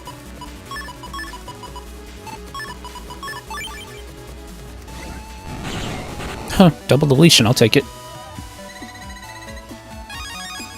Yeah, I got a Discord ship.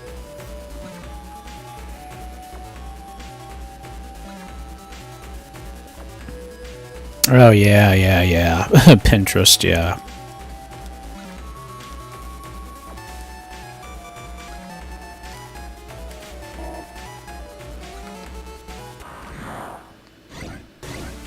Oh, jeez, okay.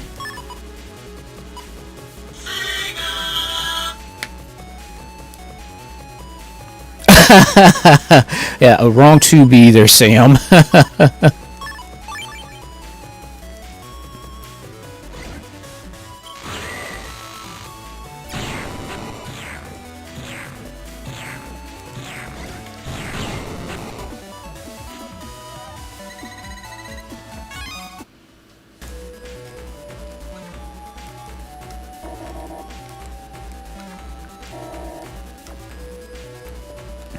Yeah, I never understood that myself with Pinterest. Daggone it.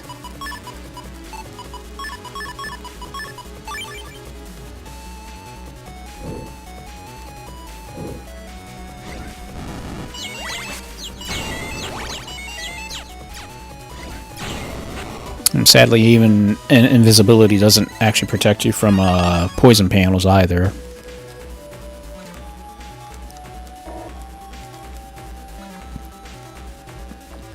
The only way to avoid panels is actually by getting shadow shoes. Daggone it, stupid minor virus.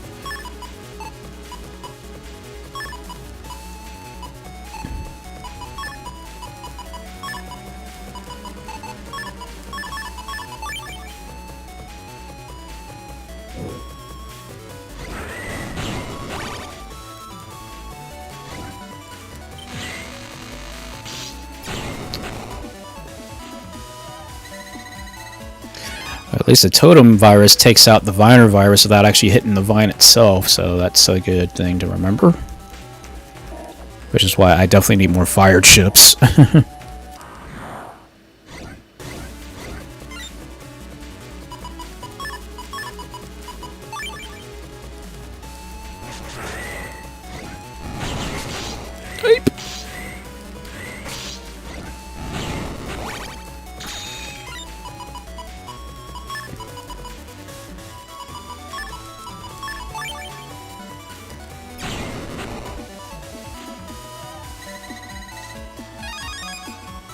Yes, finally! It took forever, but finally I leveled up. Breakbuster.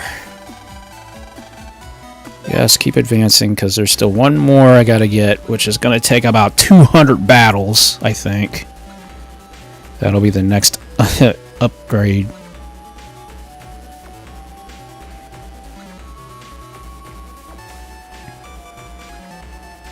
If I'm remembering that correctly, it is the customizer or style change guide.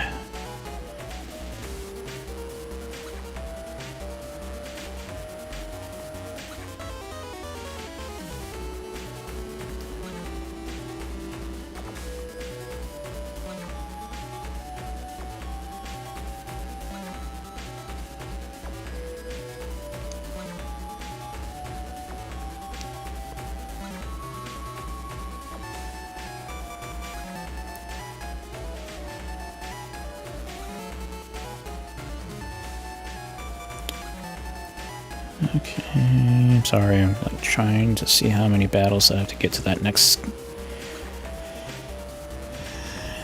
upgrade, and then of course the next style that I'm going to be chasing after, which chances are I'm either going to go after bug style or shadow style.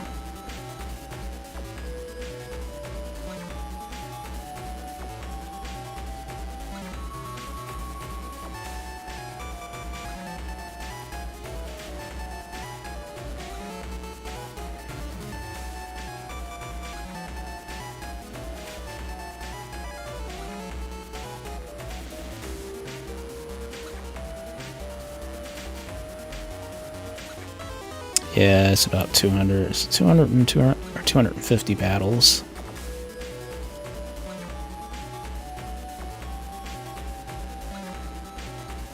I mean, regardless, I still got a ways to go until I upgrade again.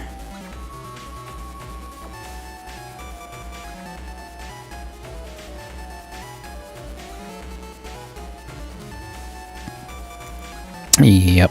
So I'm thinking it's 250 battles, I think.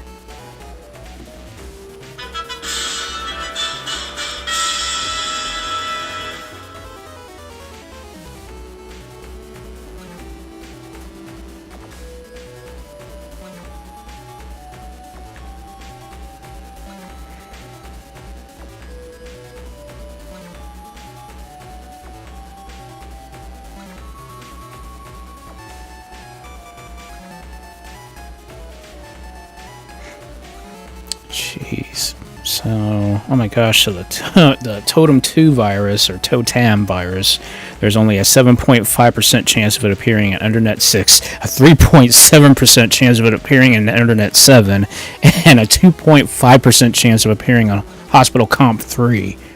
My gosh. So, really, Internet 6 is like the best the best chance of me running into the virus again. I mean, that's ridiculous how much, like, your odds.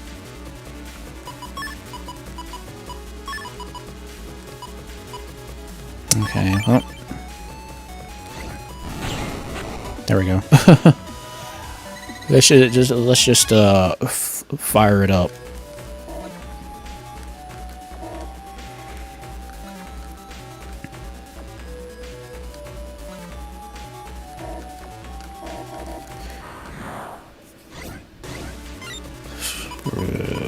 Okay. Oh, you know what? We'll do a grass stage. Daggone, of course, if I had a Geddon, I'd be able to use the snake chip.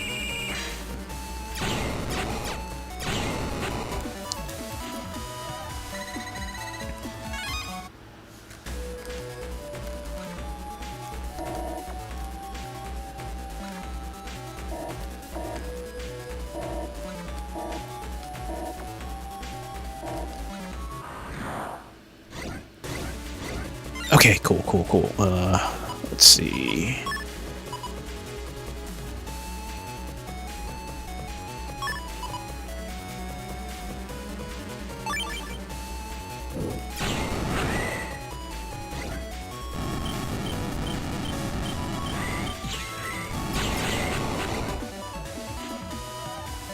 Yeah, I have no idea why the heck that popped up for. Well, yeah, I wasn't even close with that. I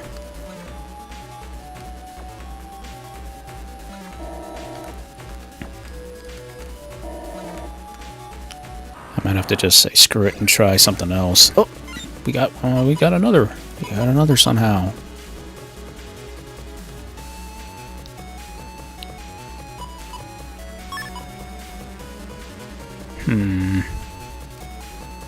Oops. Yeah, so I'm gonna have to make at least one step.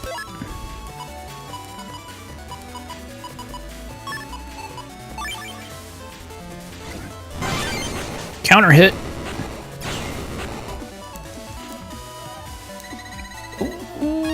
Oh, it's an E, dang it.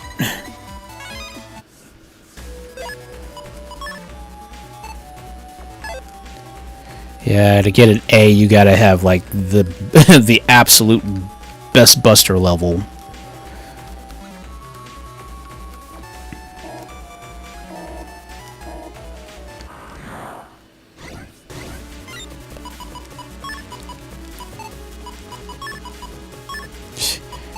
They ain't giving me much to work with here.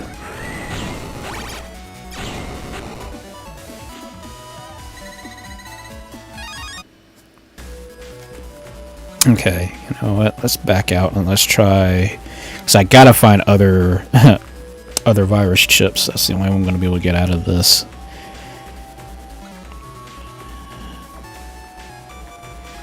So let's go back to the library and see what other chips I can get my hands on.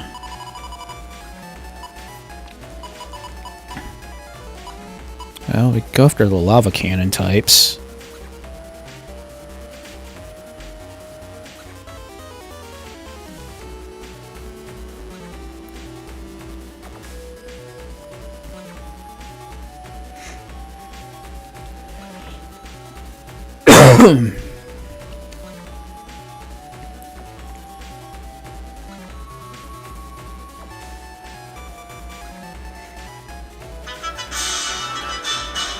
Between that or the...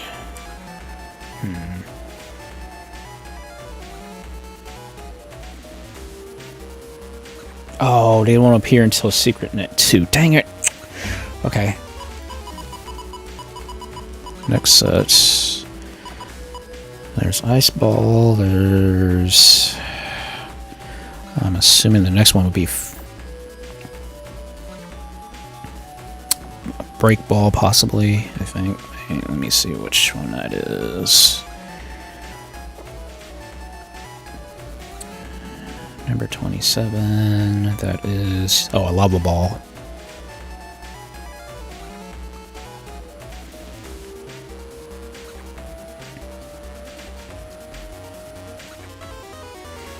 And then, of course, which I'm assuming the Lava Ball type probably will be with a... one of the Hardhead viruses, Hardhead 3 virus, I would assume.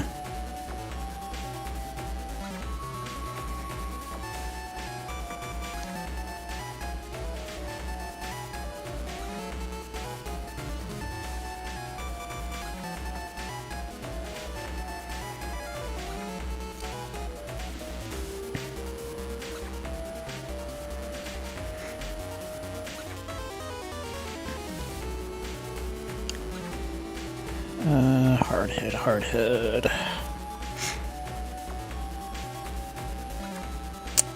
Okay, it's a hothead type. Hothead types are... Ooh, you gotta be kidding me! A hardhead... This is ridiculous. The door sensor comp, 0.1% chance of it being found. That's ridiculous.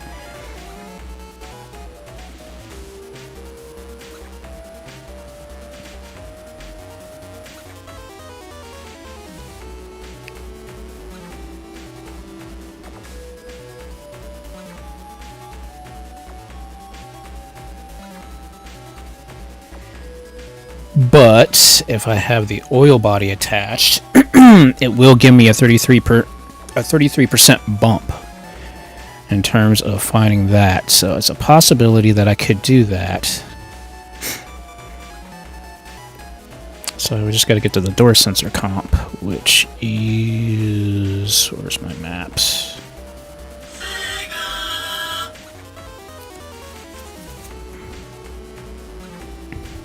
Yeah, it's ridiculous. But then again, wait a second. But then with the... Let me check the percentage if with oil body attached. If I have oil body attached, there's a good possibility could I actually get a better chance of actually running into the totem virus. And in this case, if that is the case, then maybe I could go to the hospital comp. And that way I don't have to worry about trying to kill myself in the undernet.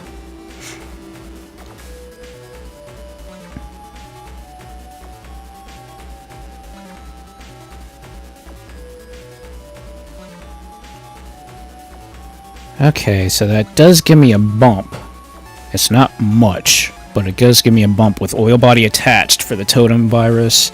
That gives me a 12.5% chance of finding at least one. The others are going to be standard totem viruses and a Sortie 2 virus. So it gives me a good bump, but I guess I might as well just stick to where I'm at right now with the in the undernet, because if an undernet 6, what's the odds with oil body? Sorry guys, I'm like going through all this stuff. I'm like, oh, there's so much information about this game. It's crazy. Okay, undernet 6. If I have the oil body attached, that will give me a 33% chance. Yep, so I basically have to equip oil body in order to get make them appear much more often. But if you're telling me door sensor comp for the hardhead virus, it's only going to be a well, it's also a 33% chance of finding it. So you know what? Since I already have a Totem 2 virus, or Totem 2 chip, I might as well just go to the door sensor comp. It should be here, I think. Yep, this is where I want to be at. So I need to find I need to equip the oil body program.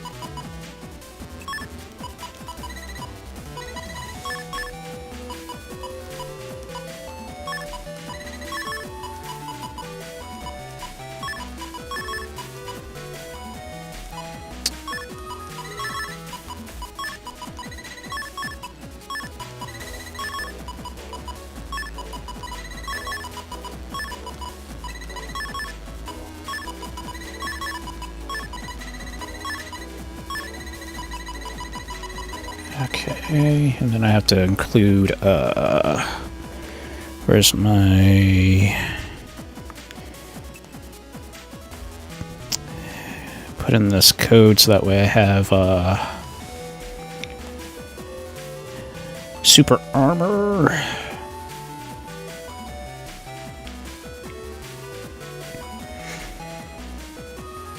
Note to self, we have to create a list where it's easier to get to for these programs, extra codes.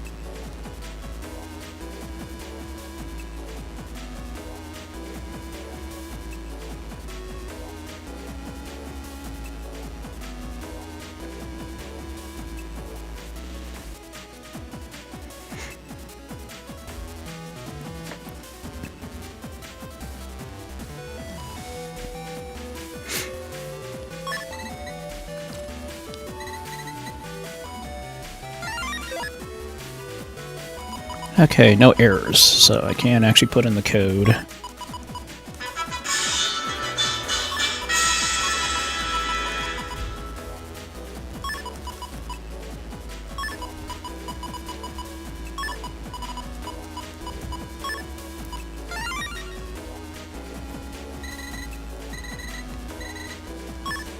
Okay.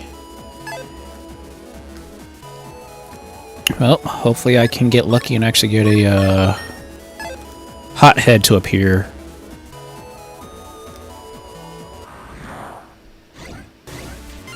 Okay, spikies, of course.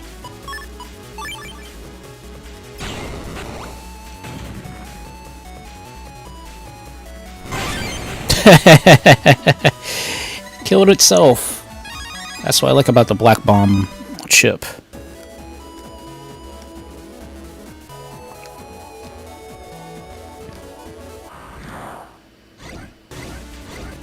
Yes! We got a hothead.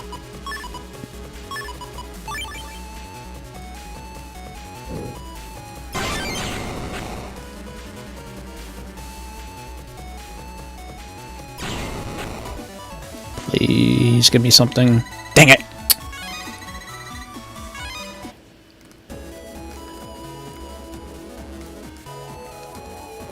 Well, thankfully, the special element programs help me to get certain viruses much more often instead of trying to find out, well, is this going to work? Is that going to work? You know.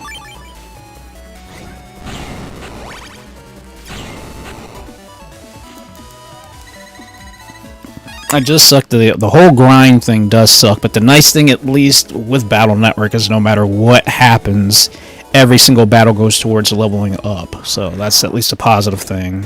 So at least you're not just wasting time.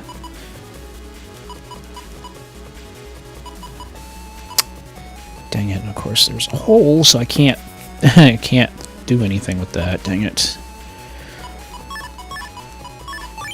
Okay.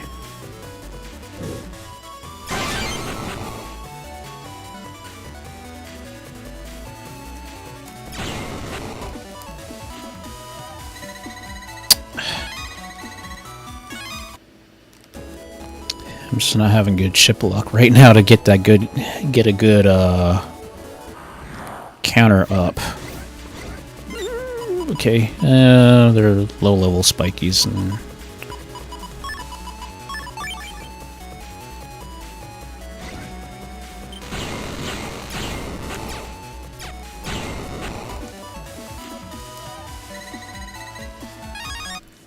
it's like I don't need any heat. I don't need any more heat chips. Although they would have helped a little bit earlier when doing the energy change section. Okay.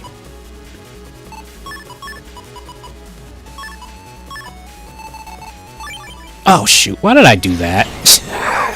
I didn't mean to do that.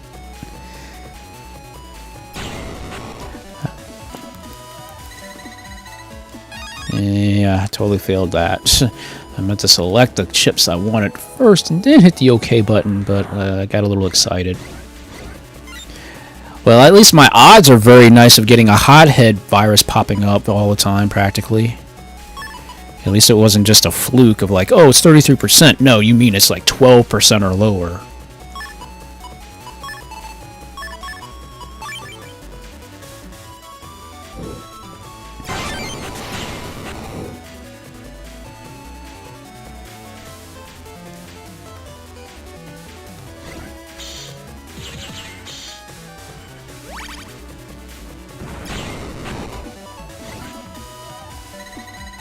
Shoot, dang it. I'm getting bug frags. I guess that's an important thing, too. So, oh, God, how many bug frags? Yeah, I only got 55 bug frags. Oh, well, I can at least say my luck is really good with getting this this repeat virus set coming in.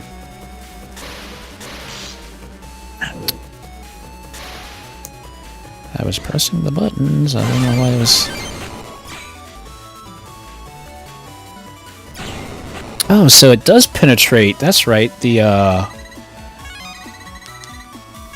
sensor virus penetrates shielded enemies.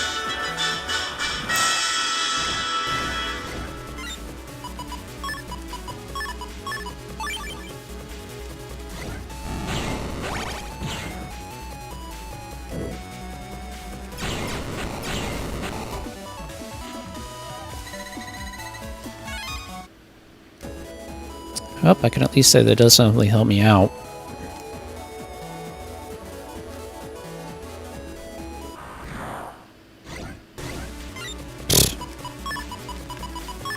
Weak sauce viruses.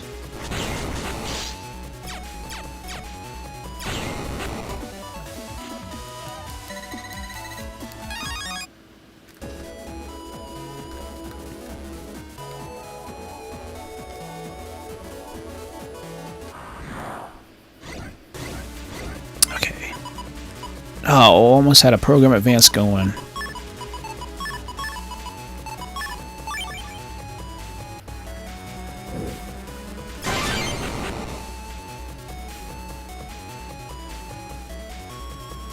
Hey, welcome back.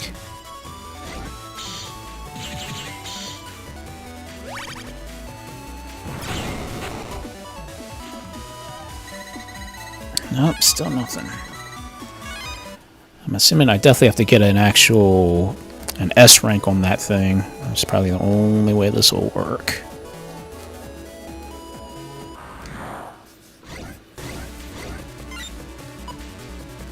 Okay.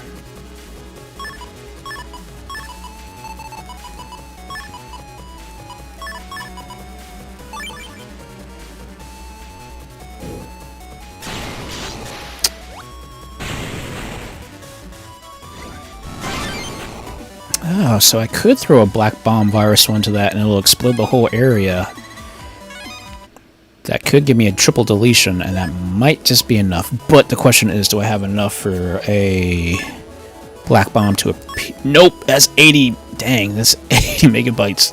Yeah, I think the maximum you can have is either 50 or 60. So, yep, I can't make that a regular chip. So that's more or less all going to work on just luck.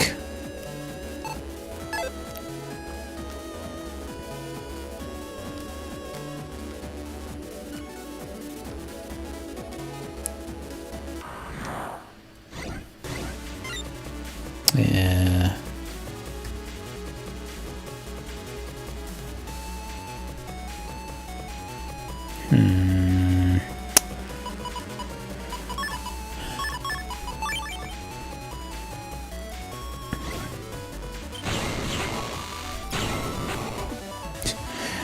Thankfully, the sensor chip definitely helps out, that's for sure. I can't wait till I get better chips so that way I can actually go on and actually play against other players. I have not done any actual net battling yet, like real net battles yet.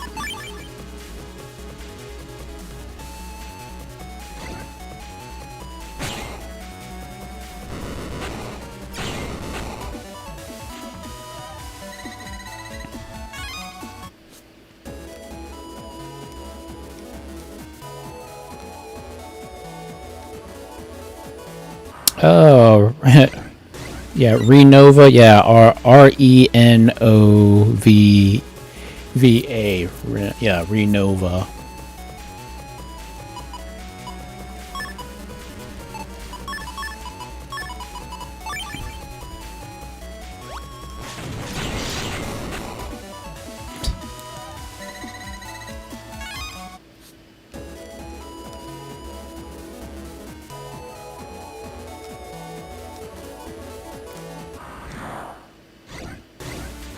Okay, dang it!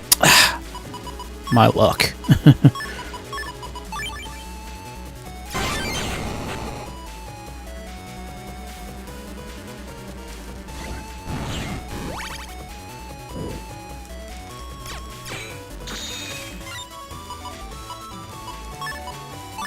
Oh, Snake could actually work too.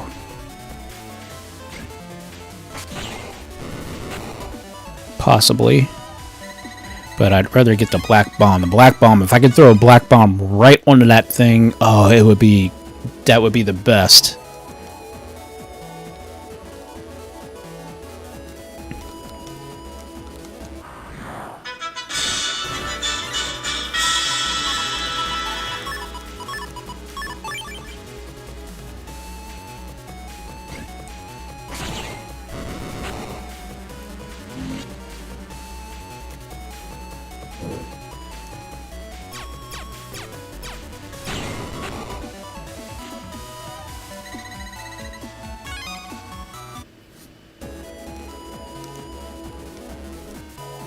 Yeah, the crossover thing was actually to go into Cyber World if you're playing Mega Man 03.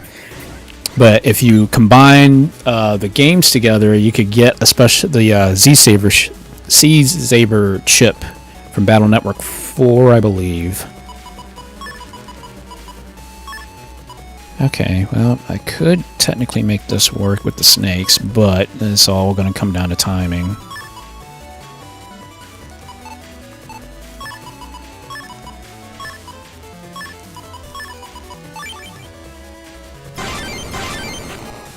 Okay.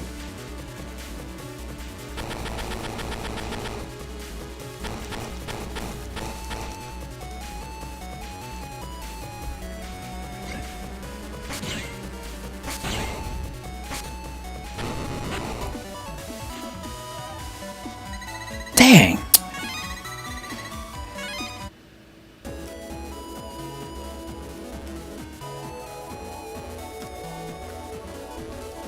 I just need to get that black bomb chip. If I can just get that black bomb chip, that'll be perfect.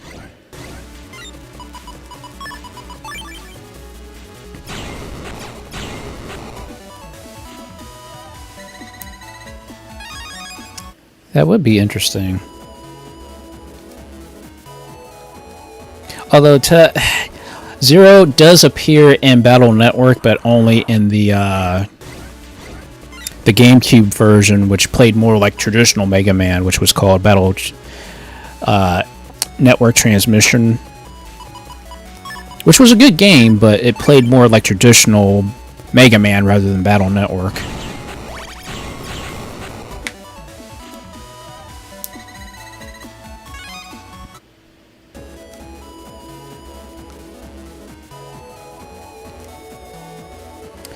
Basically, once you hit X amount of, like, you have to get either a double or a triple deletion, that'll increase the amount of points. So basically, you have to get basically 11 points or higher to get an S plus or a double S plus.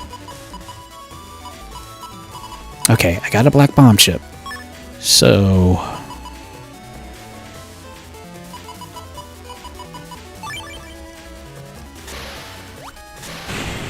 dang.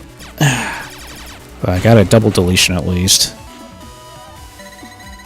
Dang, so close. So close.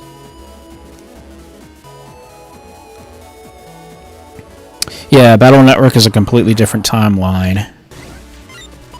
Well, holy crap, 3 totems?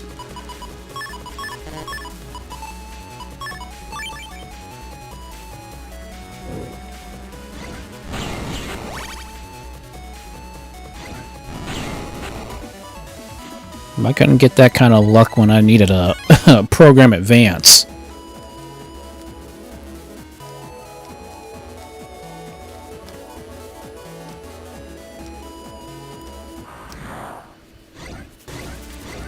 Okay, dang it. Well, I got Snake. So I don't have much of a choice with this one.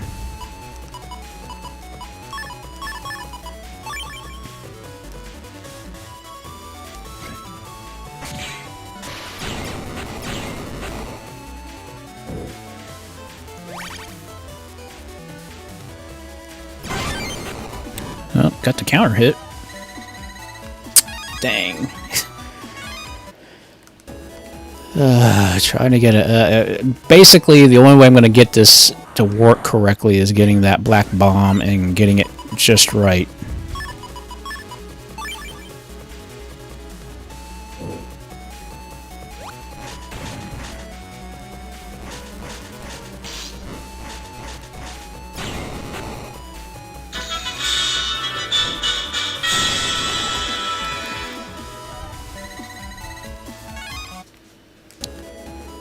Wait, do I have a lava? Let me see if I have a lava stage.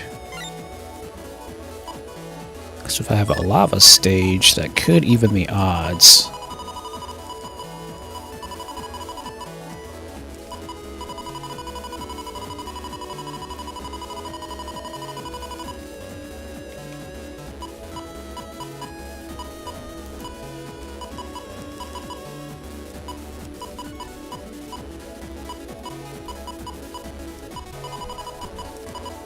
Dang, it's only a T. Dang it. Ugh. Because I don't think a lava... is a lava stage even possible with any other chip type? Chip code, I mean.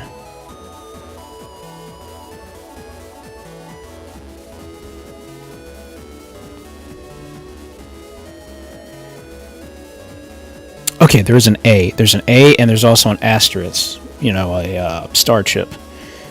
So the question is, which chips are available for finding a lava stage?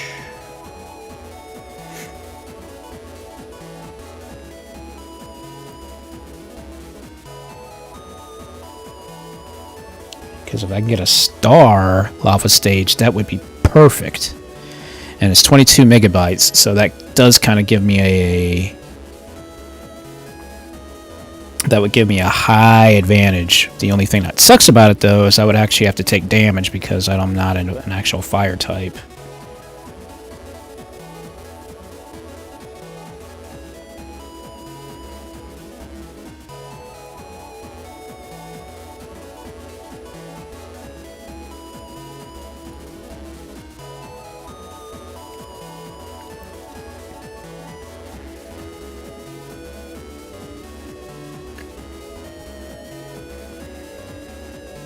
Doesn't give me much to go with here.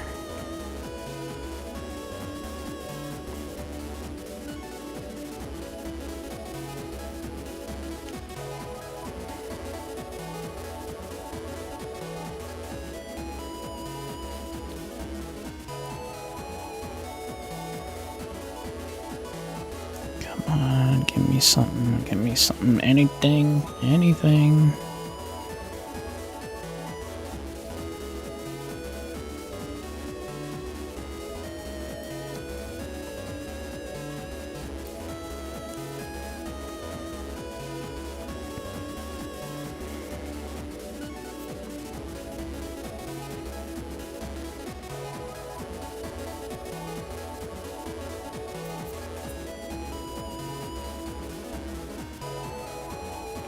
Okay, that's right. I forgot. Busting level S plus and S plus plus are only achievable with either custom style or team style.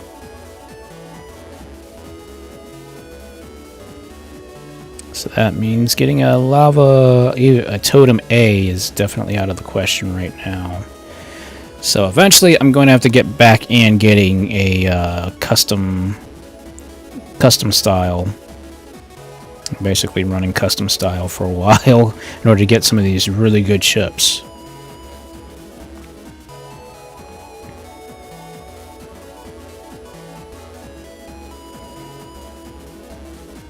But let's see.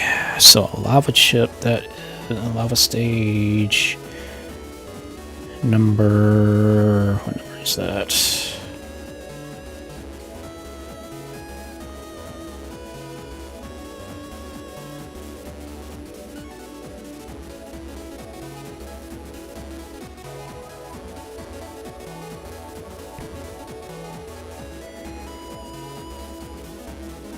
Bug Frag Trader.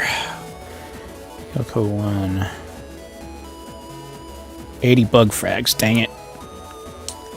But there's also the Bug Frag Trader for 35 for an A. Or I can go to the chip order service and get an A. But what is the Black Bomb chip? What code is that? That's a G code, dang it. That doesn't exactly help me. So it seems like the Yoko 1 Bug Frag Trader is the only possible way to make that combination work. That's like the only thing that's going to suck about that.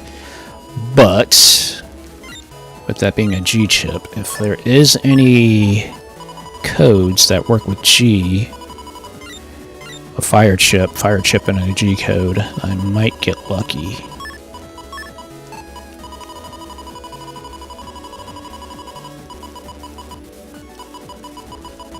Nope, dang it. Do I have any star chips that are fire?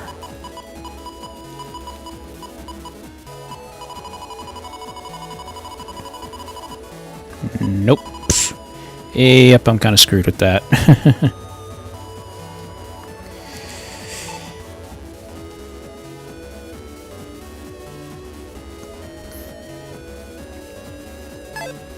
Jeez.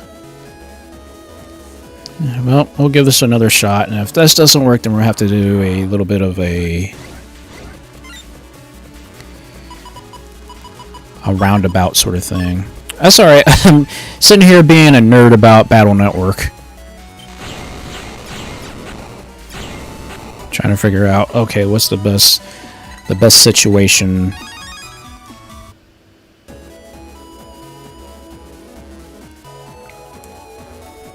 Okay, so, you know what, let's So it seems until I can get a better setup chip, I'm kind of screwed as far as getting a hothead virus.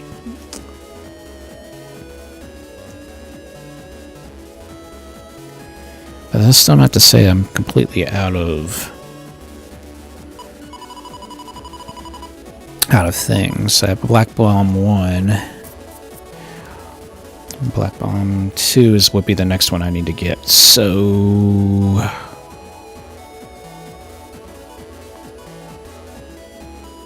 number 29. That would be trader only, chip order, trader undernet to blue mystery data.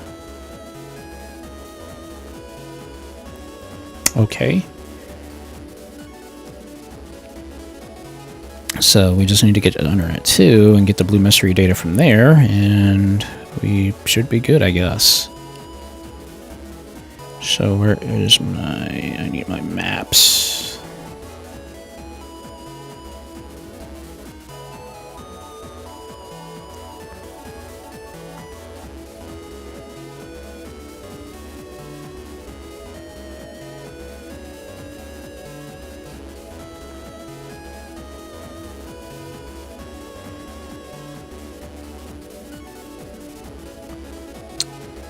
Let's see. So I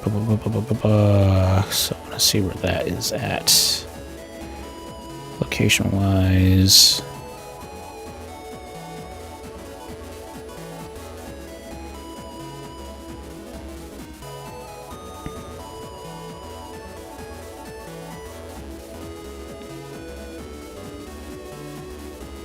Oh, great. That's behind a security cube, and that security cube is... let's see.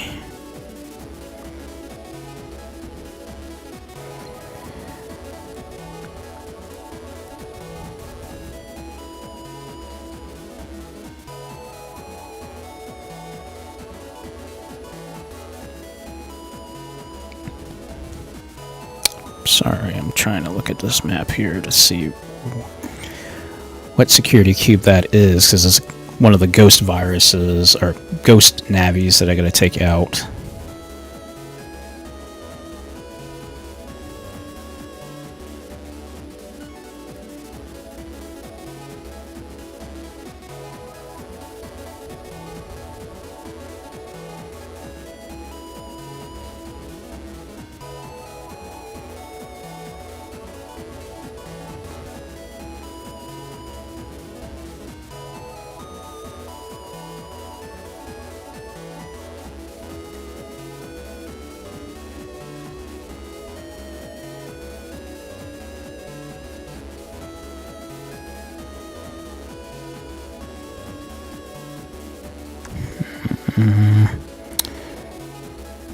Of course, it's not telling me which one that is that I gotta take out, so I don't have much of a choice. I just have to basically go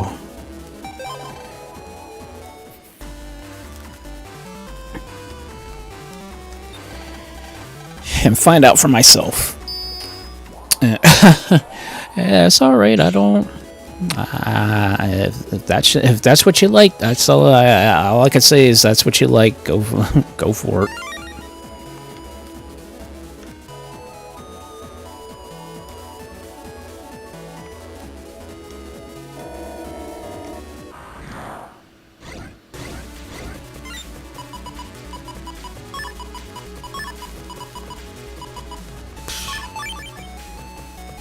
Yeah, I definitely have to get some better battle chips.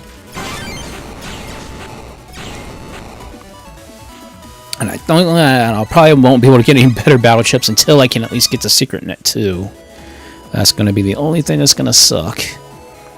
Because I haven't even fought Proto Man yet. I got to fight Proto Man, and I still got to fight Base yet. I haven't even ran the next version of Base. So I still got a little ways away from this.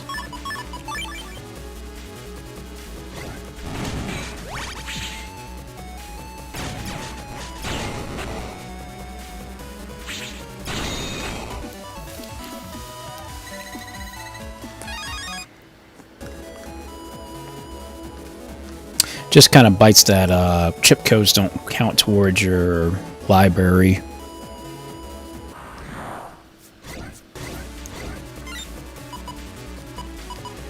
Quite fishy, right?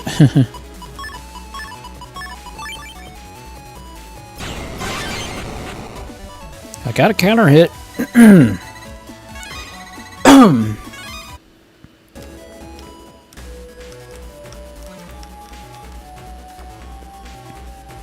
Oh, gotcha.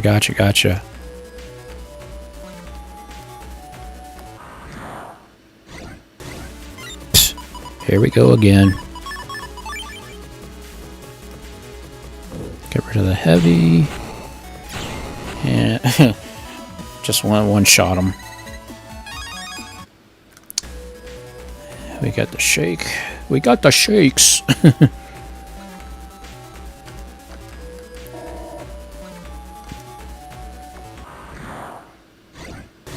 Oh, geez, ratties. Of course. Why am I not surprised?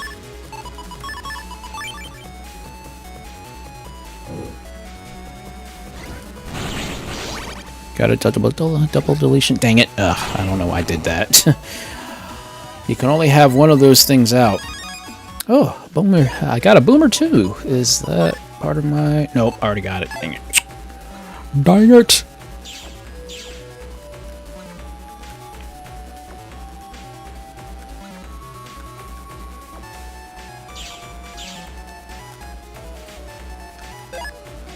Okay, so I still gotta get to Undernet too.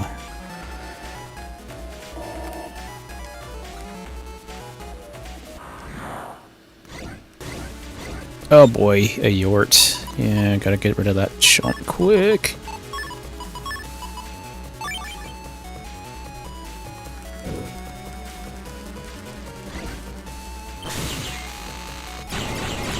Nice! Zapped all three of them. Oh, that would have been better if it was a Sensor 3. That would have killed them all. That would have been an excellent triple shot. Triple shot kill. Triple deletion. Psst. My luck. My luck, yeah. Oh, no, not a jelly. I gotta get rid of that one. Gots to get rid of it. Gots to get rid of it.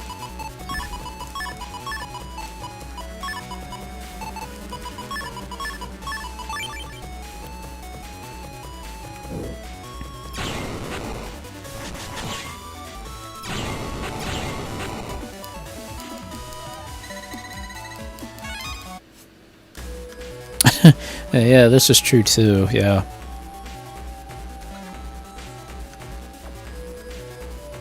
I can't stand jelly viruses because when they send out waves can basically just decimate you if you're not careful.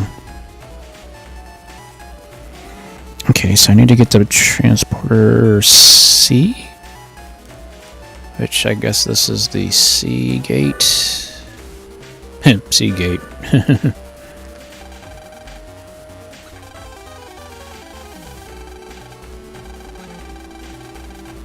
Bright shiny navy holds the key. So we gotta basically go fight Flash Man. So we need to find his old data, which, let's see here.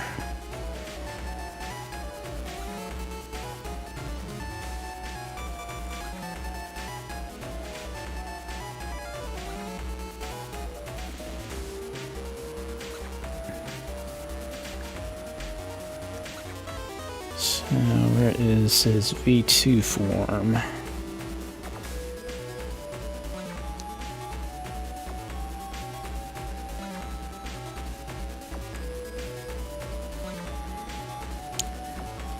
Okay, you know what? Let's just go back to the old text and then find out where he is hiding at.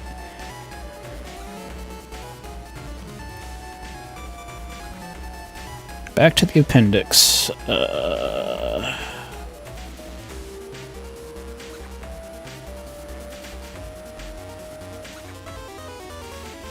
So where's the chump hiding? Where's the chump hiding?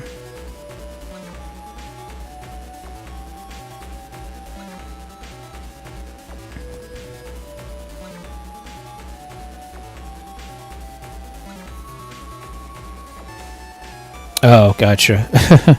um, uh, we got a little bit of lag. Are we good, guys?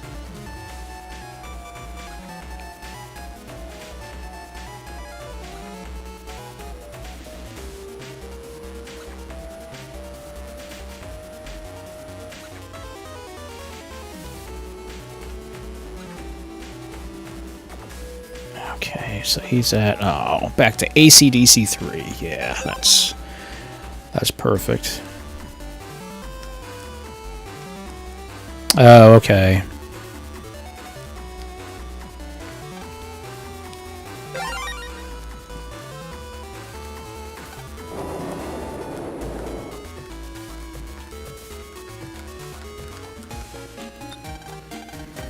Alright, at least I don't have to worry about going all the way back to home. I can at least take Dex's PC and shortcut my way through.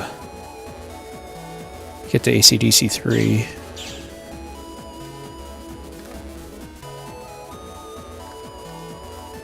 Which is actually back this way.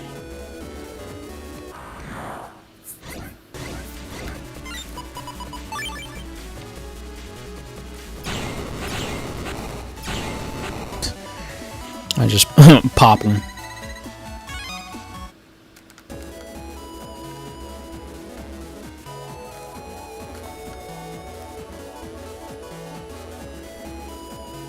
Okay, beside the entrance to the ACDC square, so...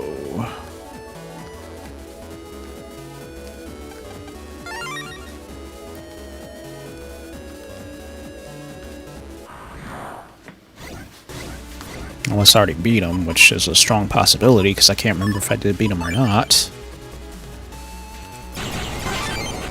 Yeah, counter hit.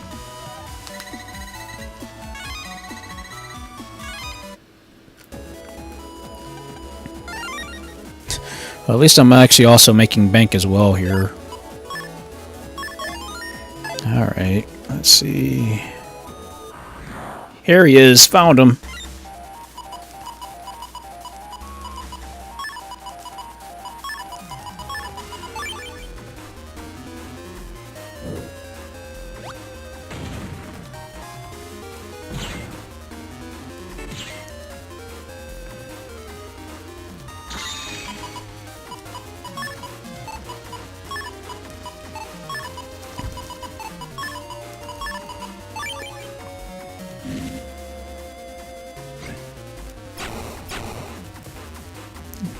No soup for you.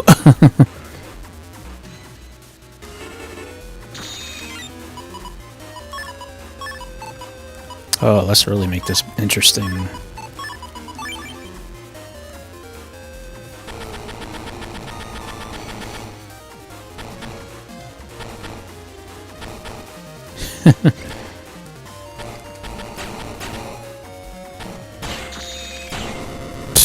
Yeah, bunch it.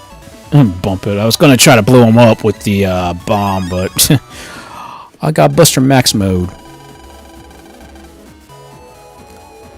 Yeah, that was a S rank, and that's an additional chip added to the library. So there's Alpha done. Now I got to go after Beta now.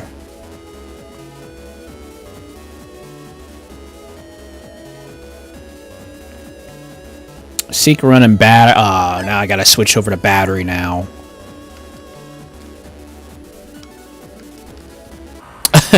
Yeah. Dude, I'm so close to getting a program advanced right off the bat.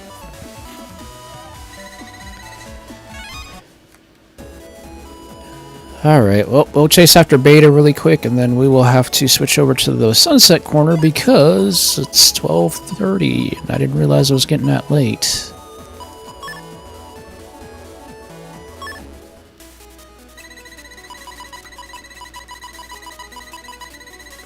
So, we gotta compress it first. So, where's my compression code?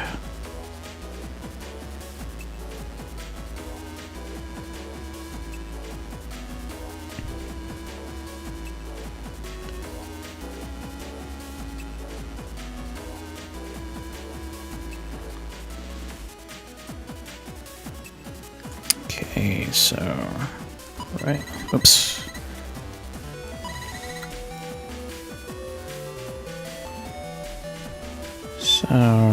Right R, L, left. Wait. Oh, L, my bad. I was like, wait a second, that's the wrong code. So, right R. Really? Am I, like, not doing it correct?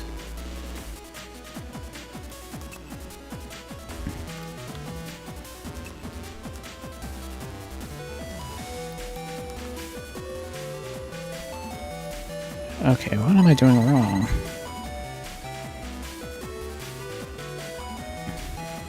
Yep, so I'm holding select, which...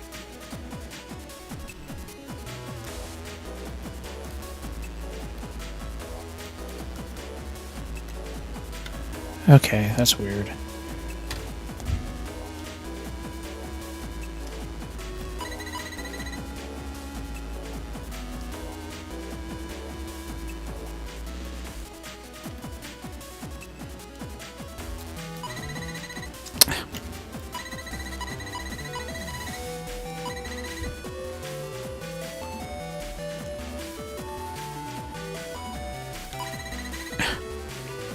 Yeah, because they assign, instead of having select assigned to select, it's assigned to left trigger or left or ZL, which for some strange reason I don't know why they made that.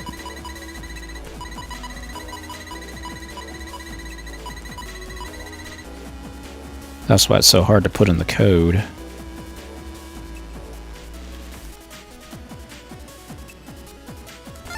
There we go. I was like, why in the heck is that not working? And I do need to do jungle as well, just because. Yeah. Really weird how they have this set, but that's how it works. Oh wait, shoot, I forgot. I need to type in the code again for super armor, so that way I don't flinch. Sucks that the stag one thing doesn't keep your code.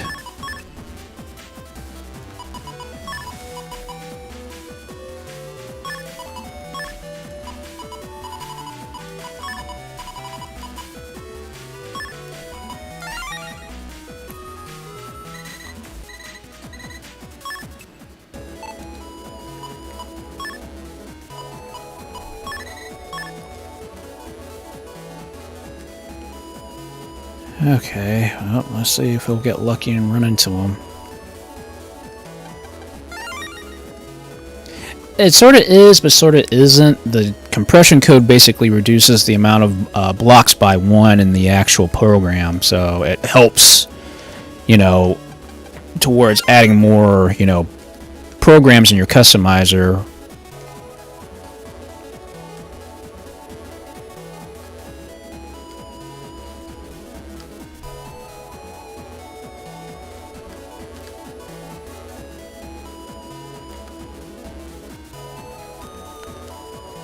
Alright, come out. Come on out.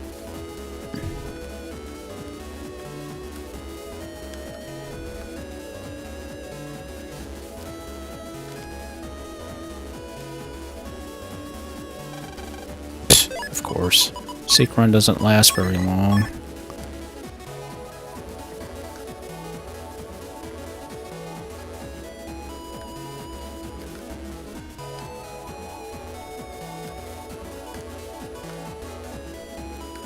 The middle path is for like non-plus programs, so like those are actual like you have to have like a flat, yeah, it's like a flat program can only go through that code line, otherwise it won't be effective. Like it won't even appear into your customizer.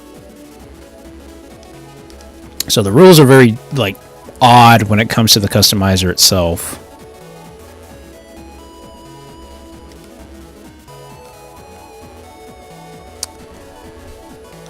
Oh, come on, Flash Man, come on. go through all my seek runs at this point. Which thankfully the seek runs are, you know, easy to get. Seek runs are cheap. Lock enemies aren't.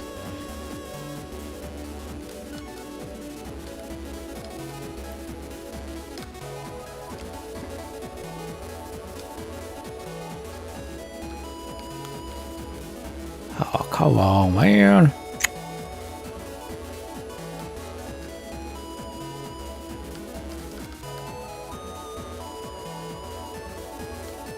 Yeah, effectively.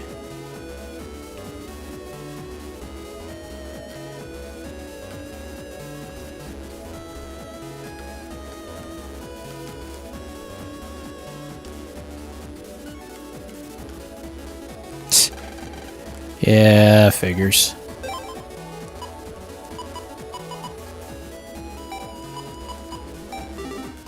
Yeah, that dude doesn't have much of anything. Yep, that's what happens when you run out of seek runs trying to find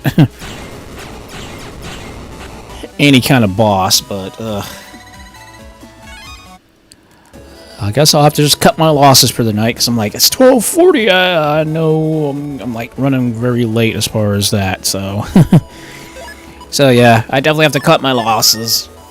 But no problem. Hey, there's next week, because I'll be honest with you, I'll probably be doing the same thing, continuing Shovel Knight and Battle Network. So, but I'll probably have more time to play Battle Network, because you know we're halfway through Shovel Knight. So yeah. So anyway, let's switch on over to the Sunset Corner, guys.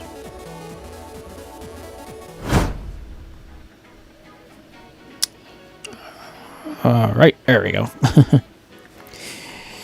Yep. So I mean, again, I love Battle Network, but yeah, the grind fest is ridiculous. But thankfully, every battle you run into actually helps towards leveling up. So I'm happy they did that. But at the same token, it's like, oh, this game frustrates me in so many different ways, because there are a lot of different, you know, like factors that go towards getting the correct chip code that you want, and then also running into bosses and stuff like that. So, but I mean, I like it. I've always loved Battle Network. Battle Network really makes you think, you know, and especially if you're going after certain battle chips and stuff like that. So it's I've always enjoyed Battle Network just for that fact, you know.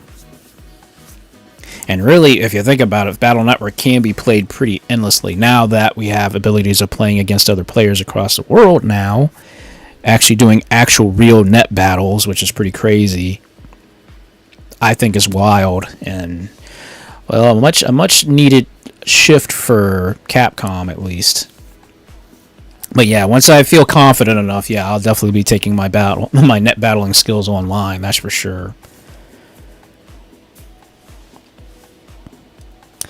But yeah, so I hope you guys do like Shovel Knight. Shovel Knight definitely is it's fun. It's like I said, it's not frustrating, but Shovel Knight is just fun. And plus with Custom Knight, or as Sam put it, Broken Knight, you know, I mean, who'd have thought, you know, an amiibo would give you so much ability and power in a game, you know?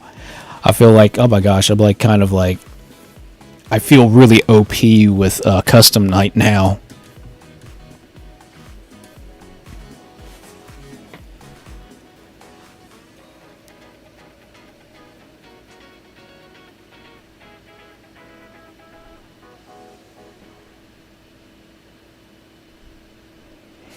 Yeah, I mean, that's how net battles were done back in the day. Like, literally only being able to play, you know, with other Game Boys and stuff like that. Game Boy Advances.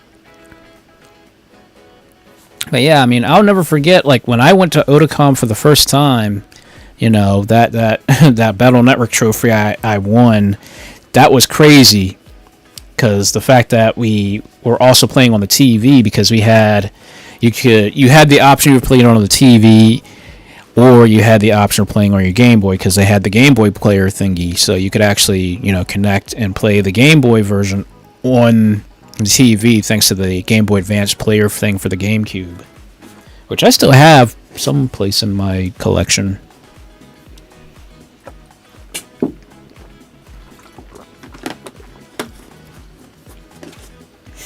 But yeah, I opted to play in the on the TV because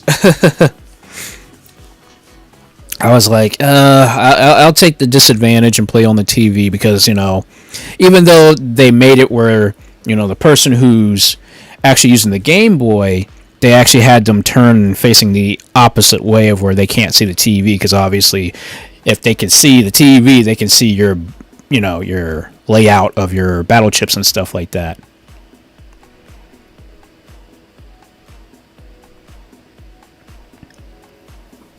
So it was interesting. It was pretty cool how they did it, really. So it was, so that way it wasn't, you know, unfair to the person who was using the Game Boy on the TV. But it was crazy that that one round, man. I lost the first.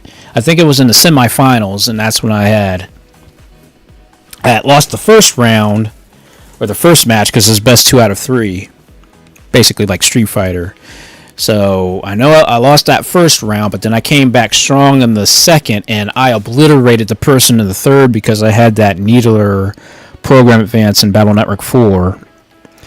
So that Needler, oh, that did some major damage. Everybody freaked out. It was funny because everybody freaked out when I had got it set up because, you know, when you get a program advance and you're playing, you know, like right next to each other, you know, I mean, you could be smart and turn down the volume, but of course this is a tournament, you know, they had the volume up on the TV and things of that nature. But, you know, if you, in the meta sense, you could be really sneaky by just turning down the volume on your Game Boy, so that way if there's a program advance coming up, you could kind of pretend that you're still messing around, but there's a program advance coming, and of course when you get the program advance, as you guys have seen before, how the screen dims and has that special sound effect, right? Well, if you turn down the Game Boy, your Game Boy, while that's being affected, they won't know that you have a program advance, and they'll never know until you actually activate it. So yeah, you could definitely do meta you can definitely do some meta gameplay if you were playing, you know, locally, you know, 2 Game Boys and stuff like that. But it was fun. My first Battle Network, man, when we had nothing but like there was a lot of exhibition matches and stuff like that, but then when the tournament started, that's when it really kicked in. And, you know, I'm still kind of proud to say that I won that second place trophy, you know. It's not the it's not the crowning achievement of my Battle Network career, but it certainly is definitely something that I can say I won legitimately and stuff. Made it to the finals and just bombed out in the finals because somebody just schooled me so bad with all the poison, you know, things and whatnot. So because in Battle Network 3, poison is incredibly overpowered.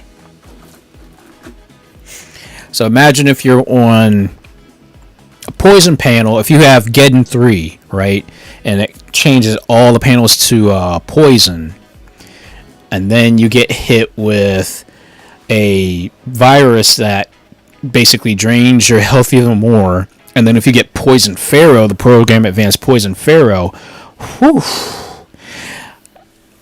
And the only reason I say that is because I got hit with all 3 poison things. So I had nothing to defend myself with. You know, that was back when I was all about power. I didn't have a strategy. I mean, I basically overcompensated with just a lot of strong battle chips, but I didn't have a bet. I basically was kind of like just, you know, brute forcing my way through these net battles and stuff like that.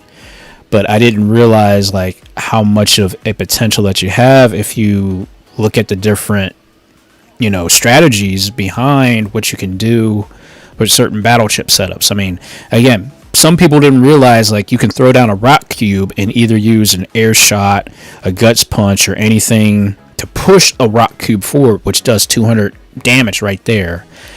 And it's also great for breaking guards. Like if enemies have like, you know, guards and they are only exposed after a certain attack, the rock cube basically breaks through guards and stuff, which is crazy. So it's like not only the rock cube works as defense, but it also works on offense too, depending on what chips you have lined up to ready to, use with it. So just a little bit of strategy there. So for those who are, trying to figure out, okay, why do we have rock cubes? Rock cubes are really good for beginners. That's the perfect setup for beginner types.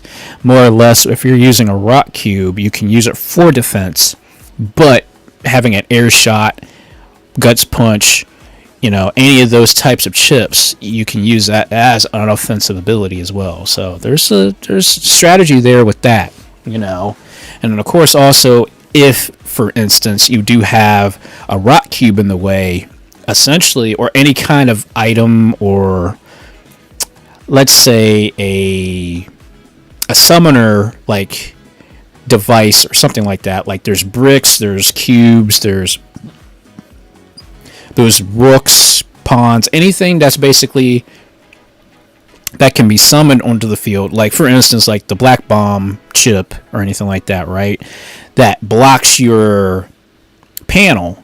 Well, instead of trying to just brute force your way and try to blow up the actual thing that's in front of you, having lob chips will definitely help, because number one, it's a lob, so you don't have to worry about trying to break something with a straightforward chip like an air shot, cannon shot, or any basic, straightforward shot. Lobbing chips like bomb chips, mini boomers, black bombs, I think prisms are lob chips as well, but anything that can be lobbed can go over anything that's blocking in your path. So in my case, like if you really want to be nasty about it, you could throw down 2 rock cubes in front of you, or throw the rock cubes down in your opponent's path, so that way it takes up their room, and then basically stand in an area where you can just basically lob. You can stand in back of the rock cube and then lob an actual like black bomb chip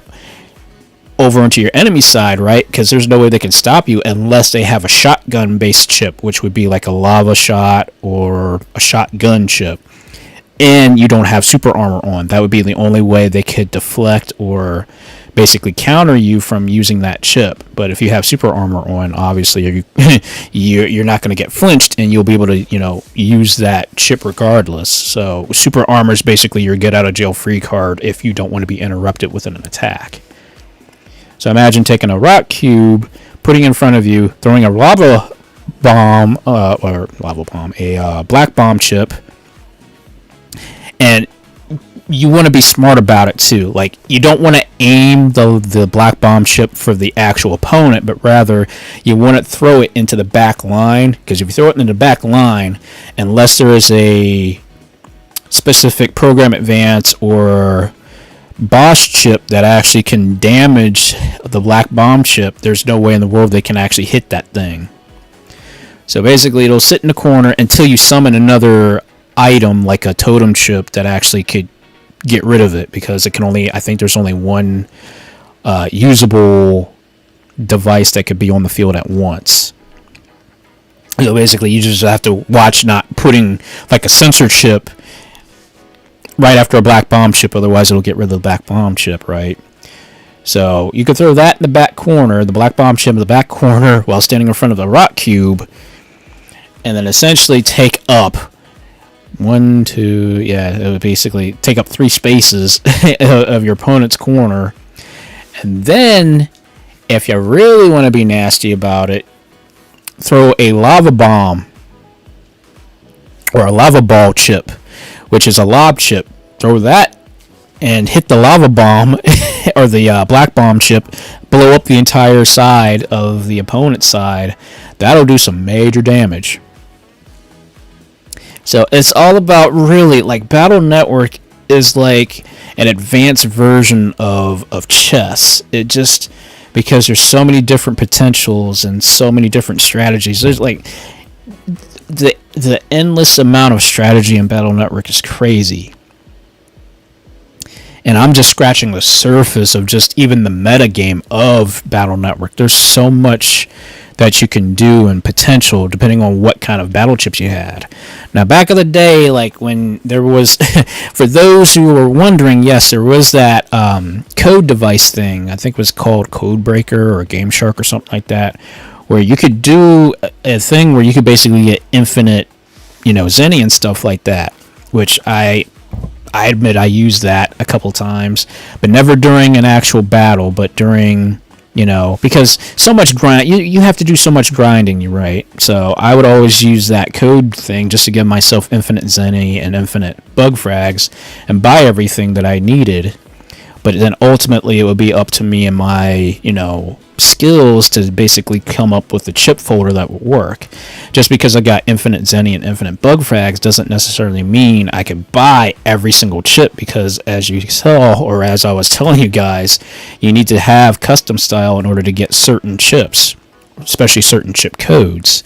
So even though you might have an advantage like that, you still have to put your strategy into play to get specific chips, or just have the random luck of throwing, battle chips into the trader and hoping you come out with something.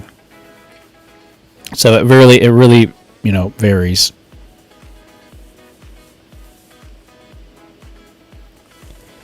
And sorry if the sound quality is off. I think I might have turned up the volume on the microphone a little too high.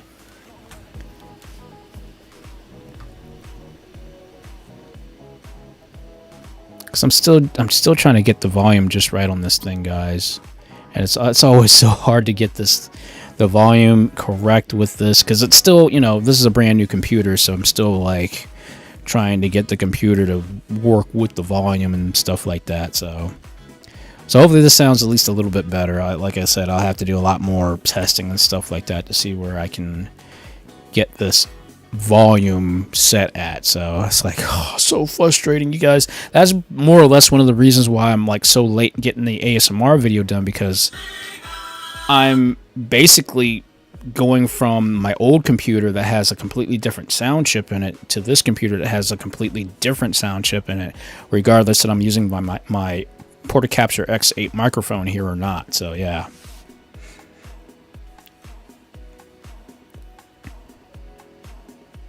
So yeah.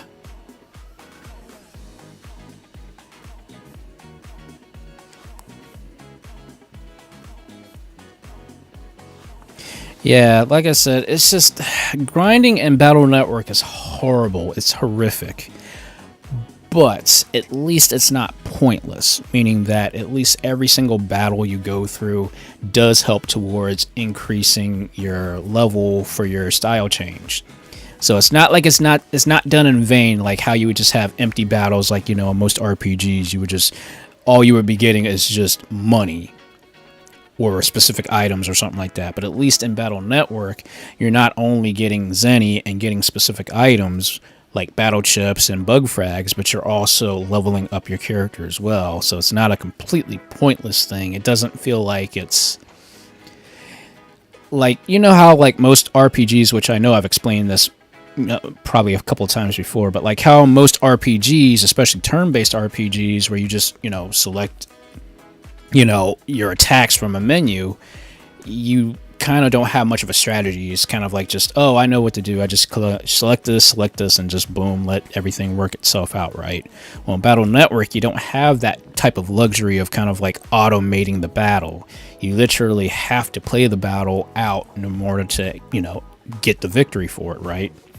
So it does help you also experiment with different setups and stuff like that. So it's not completely pointless to the point of where you're just automating the battle, but rather you're actually getting the chance to practice thanks to the random battles and stuff like that. Although there will be times, or like obviously for me tonight, I was just trying to get a specific chip and things of that nature. But even though I was still getting items and Zenny, I still technically was leveling up as well. So it wasn't, you get to work on strategy to a point where it's not super mundane, but when you're trying to get that right thing, and thanks RNG, because RNG sucks, that's just how it works. But ultimately, Battle Network at least allows you to be free and, you know, in terms of how you want to play and stuff like that. Now, granted, you can hit the escape button, except in Battle Network 1, where you actually had to have a chip to actually escape a battle. So there is a chance of hitting the L button and you're escaping, especially if you're just, you know, dealing with cannon fodder viruses. But a lot of times it's like, why escape when you can, you know, at least earn money and also earn that point of experience towards your battle count to leveling up your style. So it's all about how you want to play Battle Network.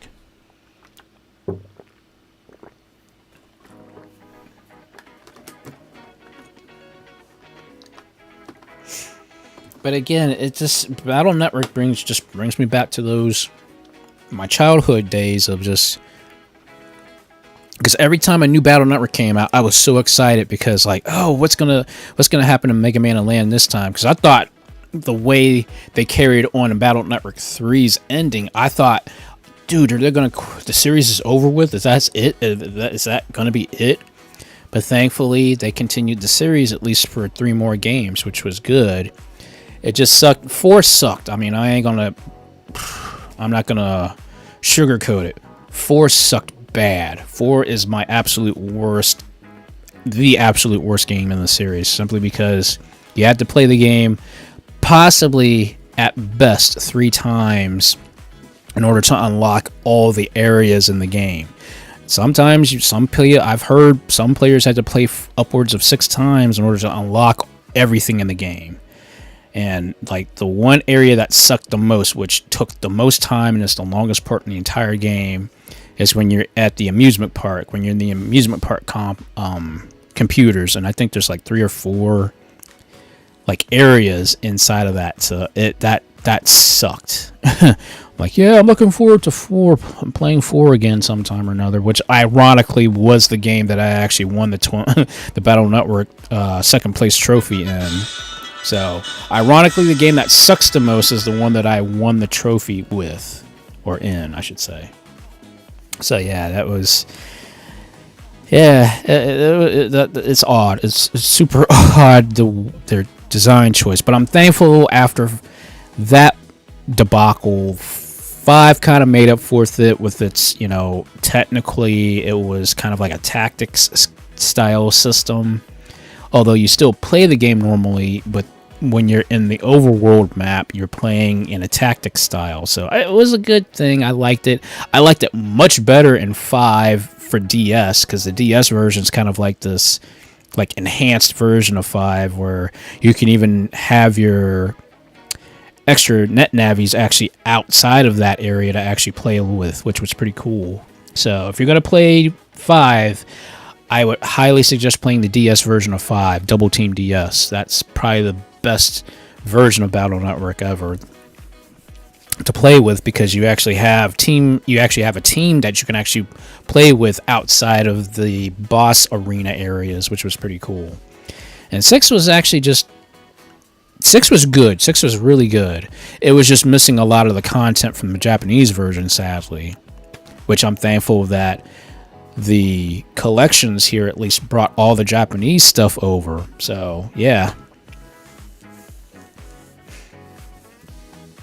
So, and thankfully they fixed that problem, because I heard about that problem in Battle Network 6, where if you didn't switch over to a certain language, it prevented you from getting the chip that you need, and you actually had to go online to get a chip traded, which thankfully chip trading online is a great thing too. So thankfully it's not just limited to battling, you can actually chip trade online too. So Capcom, you did a good job at this, you know. And yep, I mean, hey, I remember back in the day where DS emulation was so hard to do. I remember somebody was bugging the crap out of me to get what was it, Pokemon Heart Gold, I think, working on the emulator, and the emulation wasn't even completed yet. I'm like, I don't know a thing about how DS emulation works, and you know, the best we've got going on right now is Dreamcast. So that was kind of like a major pain in the butt trying to figure out how that worked, and to be honest with you, I don't even think I ever figured it out, honestly. But now here it is. We now basically to the point now where we're actually getting Wii U emulation and eventually Switch emulation. That's pretty crazy to think about, where we've evolved that much now where we can actually get emulators from almost any modern console now. Which, I mean, if you really think about it, I mean, most game consoles were made using computers, so, I mean, it's just the whole entire coding and stuff like that obviously isn't going to instantaneously work on computers, obviously, unless you have a specific computer from the company itself to actually make that work, like dev kit computers, things of that nature, so, yeah. Ouch. Pop my knee. Yeah, that's what it was crazy. Like, I remember we tried doing it. I think I was at my friend's house and we were trying to actually do that with we found out about NES emulation working on Dreamcasts, but we didn't really know the whole story with that. But that was like before we knew what the Dreamcast was capable of doing and stuff like that. But the Dreamcast was just it was an amazing system. It was ahead of its time, that's for sure. But the Dreamcast had so much potential. I mean, the fact that you had a 56K modem, dial-up modem built into this thing, and actually, because I remember I actually had the web disk to actually surf the web before I had a full functioning laptop. That was my access to the internet. Now, granted, yeah, this was 56K modem, right? So you're not going to be able to, watch YouTube, because YouTube wasn't even a thing back then. But it was just the fact that I could go online and, I mean, to like literally use the stuff to like view websites and stuff like that on the Dreamcast. Now, mind you, again, and this was using an on-screen keyboard with the Dreamcast controller. It was kind of but it was cool. I mean, I liked it. I liked being able to do that. I mean, it was to the point where, like if I wanted to capture footage, well, I had to use a VCR to capture footage of stuff, like you basically use what you got. So, I mean, that's how I used the internet before I actually had a laptop.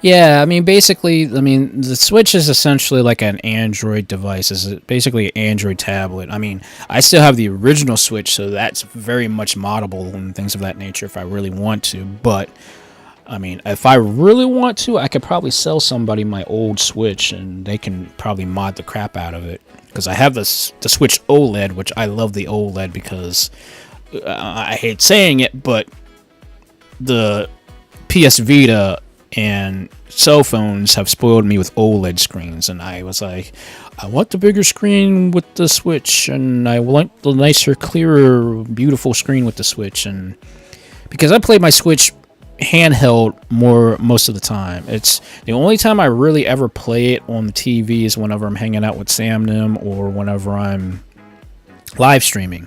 I rarely play the Switch on TV unless I'm like with or like when I'm with family or friends or I'm live streaming. That's essentially the only time I actually play that. So yeah, on TV, I mean. And yeah, I mean, I would recommend, like, if you want a nice viewing experience and you play portably, that's when you want to get the Switch OLED. But to be honest with you, at this point, you might as well just wait and see what's coming out, because I don't know because there's so many rumors about the Switch 2 or the Switch Pro or whatever. So I would say wait another year unless you really, really, really want to get that upgrade. But honestly, for most people, the standard Switch regular version will do you just fine. Unless you really want to spoil yourself, which I did. I spoiled myself. I shouldn't have done it, but I did it because I really wanted the nice looking screen. I spoiled myself with the Switch OLED, so.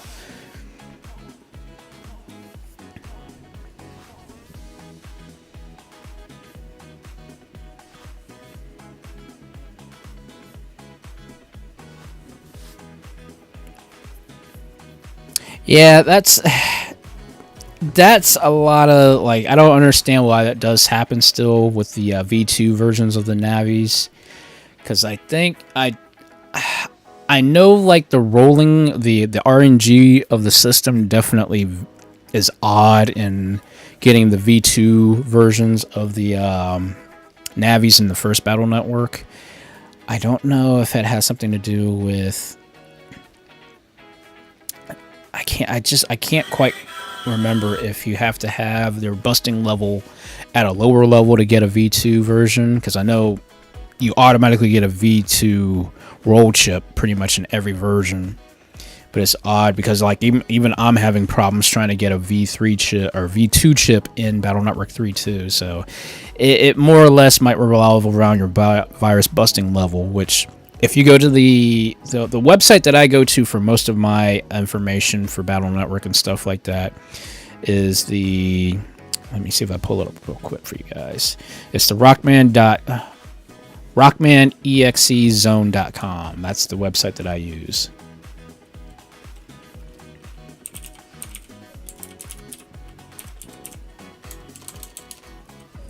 I will just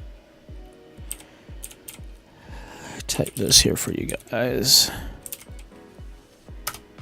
That's basically the website that I use for all my Battle Network information and stuff like that. Although I have the original strategy guide, and I also have the the game FAQs version of the one that I used way back in the day as well. So I have basically technically four different sources for all my Battle Network information. But that's your best bet right there for finding more information out about certain navies, certain chips, certain viruses. That's your best goal right there, or best website to go to for that. And yeah, that does suck too. The Switch OLED does not have an increase in resolution. It's still the same dinky resolution. I mean, it looks great. I mean, like literally I'm looking at it right now off the dock and it looks great, but you can definitely see the pixels, you know. And I'll be honest with you guys, looking at how a lot of these, you know, systems are nowadays, like I literally am now like a believer of like, I don't think 4K is necessary yet because 4K is not readily available for everybody. So my honest opinion, I think 1440p is the sweet spot now. So yeah. So instead of going for 4K, I mean, yeah, having a 4K display is nice, but having content that's at 1440p, that's the sweet spot in my honest opinion.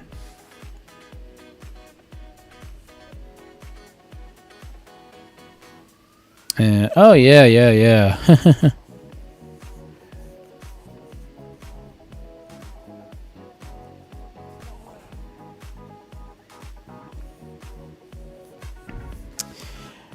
I mean, that's it's different. VTubers are totally different and things of that nature. But then again, I got no room to talk. I mean, I'm a muscle-bound tiger talking in front of tons of people and stuff, so I don't think I have much room to talk here. Wearing a bunny suit. But yeah, I mean, like I've noticed, and like again, and I know I promised myself I wouldn't gush, but I feel like I'm going to gush here again with this laptop. But the thing of it is, with these laptops now, you know, for years I'm thinking I need a 17-inch, an 18-inch laptop, but not realizing how heavy the thing is. I mean, my original, the big red machine that me and Sam talk about all the freaking time, that we used to play with, like right after karate and stuff like that. That thing was heavy. That thing was nearly 17 pounds with the AC adapter included. The AC adapter big enough to basically kill somebody. Only playing on a 720p display, glossy display, but it was 18.2 inches. But that thing was massive. That thing had a Blu-ray player and a Blu-ray reader and a laser disc writer all on the same tray, and had all this stuff. But the air intakes were horrible, so that's why the graphics card burnt out. So yeah, it was a Blu-ray reader, Blu-ray writer, and a laser engraver all in the same tray. That was crazy. So yeah, imagine like you stroll into a restaurant and basically pull out a Blu-ray and you just start watching a Blu-ray right there on your laptop. Yeah, that was wild. Yep, that was a Toshiba Cosmio. But that thing was nice, and I remember the first night I got it when I was playing Just Cause 2, I had the world's biggest headache because of just how crazy it was. It was wild, you know. But long story short, because I'm not going to tell you the history of, you know, going from this computer to this computer and now to my Lenovo Legion. The Lenovo Legion, the 16-inch version, it's so good. It's so nice. And, okay, Sam, yep. Have a good night there, Sam. Have a good night. And hopefully, at least in, I would say, the second week of August, I hope I'll be able to get down to see you guys, I hope. And thank you, Sam, thank you. But I hope you have a good night, and I hope you have a good upcoming week at work. But yeah.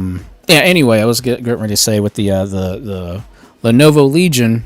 The crazy thing about the Lenovo Legion 16-inch is it is an actual 1600 P resolution screen. So it's basically 1440p, but it's under the 16:10 aspect ratio. So you have that additional, a little bit extra taller screen, which has so much different things, and it's amazing. It's amazing. I love it.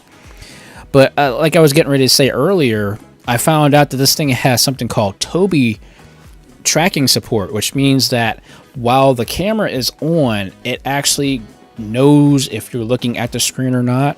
So it's good for like if you're at a coffee shop or someplace publicly and you don't want people like looking at your stuff.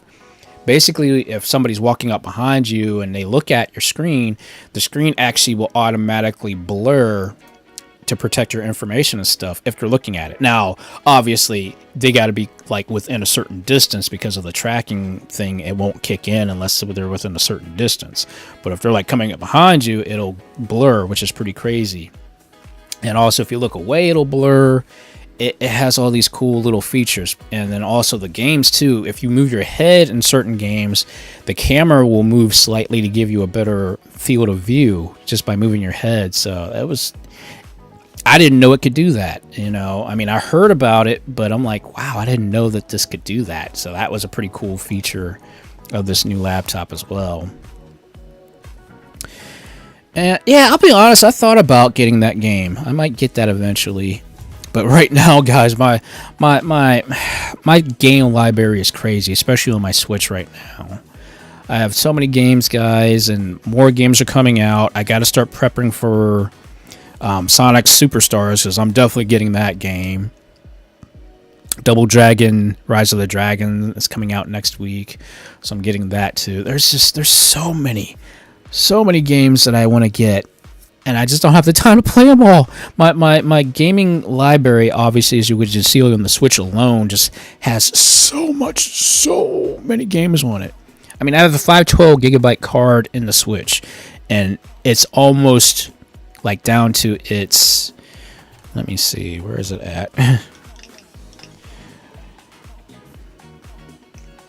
How many gigs is left on this thing? Okay, from a 512 gigabyte card, right?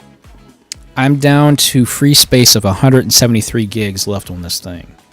That's how many games I've downloaded into this thing so far. But that's what I like about the Switch. The fact that I could actually, instead of, having to turn the TV on and look at the data, I can just pull the thing off the actual dock and just look at it right there and then. It's not even, I don't even have the game consoles connected to it, so yeah. So, yeah, mod support, yeah, that's what I was thinking, because I really want to be able to actually... I know you guys have been talking about it and stuff, but yeah, it would be very cool to actually add my character into an actual video game. I keep thinking, like, maybe one day, once I become... I get a little bit bigger in terms of audience and stuff like that, to actually, like, get, like, some kind of, like, in-game support item, like... something that basically is like a reference to my character in some way, shape, or form, or literally actually being in a game and stuff like that. I mean, there's so much possibilities, but it's just the growth part is the hardest part as far as trying to get, you know, YouTube growth and all that stuff. So, but that's why I really want to start working on some offline stuff, which really, and I thought about this, and I'm not 100% sure if you guys like the idea or not, but I'm really thinking about doing like actual reviews and stuff like that. So that's what I'm thinking about doing, but I'm not 100% sure, because like the way I would have to do the reviews is I would have to do the, like, show the camera, but obviously the camera can't be on me and my real life self. Like, it would have to be in a way where it's going to basically how certain, you know, VTubers, you know, have the camera and they have gloves on and stuff like that, you know, so that way you can't see their actual real life hands and stuff. So I thought about doing something like that maybe in the future, you know, actually reviewing, like, you know, devices and stuff like that for offline content, plus also the ASMR stuff as well, which, you know, obviously once I get the sounds and stuff like that all figured out and whatnot, so that'll be something. And not in that way of growing. I mean, I'm obviously like, because I know it's been a while since I showed you guys, you know, Overheat Inferno form, which will be making a comeback sometime, but it's just currently right now I'm just kind of like, you know, I got a lot of stuff I got to do, but it's more or less right now, and it's only due to a lot of, you know, real life stuff, guys. I don't have the time to like do a lot of stuff that I want to do because of work, because of taking care of my mother, making sure the household is okay and stuff like that, and then also getting ready to move, because we're going to be moving hopefully sometime this year, I hope, once we, you know, talk to, you know, the financial people, and then getting the home design and all that stuff. So we got a lot. We got a lot of. There's a lot of stuff that we still have to do. So I mean, hopefully, guys, I'll have some type of time, some kind of downtime where I could actually work on offline content, because that's what I really miss. I miss doing offline content. Before I became a VTuber, I would do a lot of offline content and stuff. Like, there was something stupid that I had made, and apparently people liked it to a certain degree. But I had basically, like, you know, YouTube poops, right? You like how YouTube poops were a big thing back in the day. Well, I basically took a video game version of that, and the one thing that I tried, which was really odd, I don't know why I did it, but I basically created a YouTube poop around a video game that I was playing. So basically I would just, you know, basically YouTube poop the gameplay footage of a game that I created. So that was something that I did, and I did it for a while, and then I stopped because life got in the way. But I'd like to do that again, you know, just for the heck of it. I'd like to just bring that back, just for the heck of it, you know. But I mean, as long as you guys like the content that I create, whether it be online, offline, streaming, whatever the case is, I want to continue to keep improving and things of that nature. And I believe once I do get my 3D, you know, reactive model and stuff like that, which, again, I don't know how long that'll take, but hopefully it'll happen within, you know, another couple months, I hope. I feel that I will really blow up then. But until then, you know, what I have now, as I always say, work with what you got, use what you have, and that's what I've done. You know, the fact that they now created this actual program instead of completely like jacking up OBS to make this thing work, because guys, you wouldn't believe the amount of time and effort it took me to create what I did in just OBS alone. Well, now all of that got taken out, and now because of that, I now have everything condensed because of the program that is now being used, that anybody can now download and use, I think for like $5 or $15 or something like that. All you need is just a couple of pictures of your character, and then boom, you have your PNG reactive character here on screen. And even to a bigger degree, I mean, look at this. I mean, literally, I can now animate myself doing flexing and all this other stuff, which I'm thankful for. I'm thankful that this program allows me to do that. So that's it. And this is basically a GIF animation. So, and it's crazy about what this program can do, thankfully. So it really reduces like the CPU usage on OBS, thankfully. So, but yeah, again, sorry, I'm basically just gussing about all this crazy stuff, guys. But really, and again, I have to thank my benefactor for them basically supporting me to the point where I could get this laptop and stuff. And if I could, guys, I'd get everybody this laptop, because this laptop is it's spectacular. It's amazing. I mean, if this laptop does not win Laptop of the Year, I don't know what will, because it's so versatile. It's really the most versatile laptop that I've ever had. It's not the most powerfulest, but it's the most balanced. I mean, the fact that I am live streaming on my Switch and occasionally also on my PS5 right here on this thing, it's incredible. It's amazing. So, but yeah.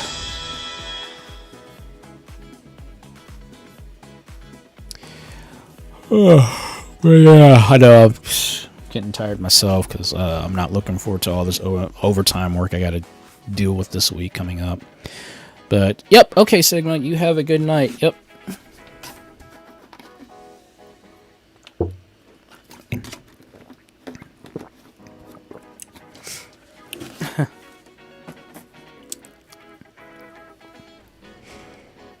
And you know what? That's.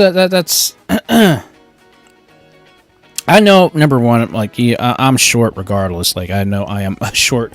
Even my overheat form and stuff like that, it's shorter than most guys. And you want to know something? I'm cool with being short. I'd rather be short than hitting my head against door frames and all kinds of crazy stuff, because I don't want to have anything happen to my to my precious head. Although I've hit my head I don't know how many times doing dumb stuff, so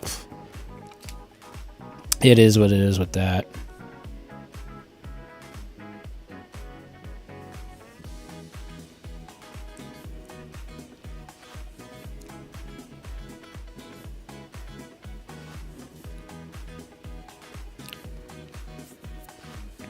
Yeah, this is true. I mean, I guess I can't complain, but I guess comparing to like most other characters that I've seen, like, yeah, I'm still kind of short, but I'd rather I like being compact, you know. even in my normal regular little form, which I know I haven't used my normal form in I don't know how long now, on live streams anyway, so yeah, like I was saying, yeah, I also want to I got to get back into using my normal form as well. I know a lot of people like overheat and stuff like that, but I got to start mixing it up too, because I've had so many plans, but just because of all the stuff I've had to deal with, I just haven't had a chance to do much, you know. Especially because of the new laptop and all the other stuff that I had to deal with, I haven't had a chance to sit down and actually, you know, do the configurations and stuff like that. So, but more or less, I will probably do my best to at least get my little regular self here back on the live stream. Probably, if not next week, then the week after next, just to kind of get people like, oh wait, yeah, he is small. So yeah, that'll be something that I will get back into doing.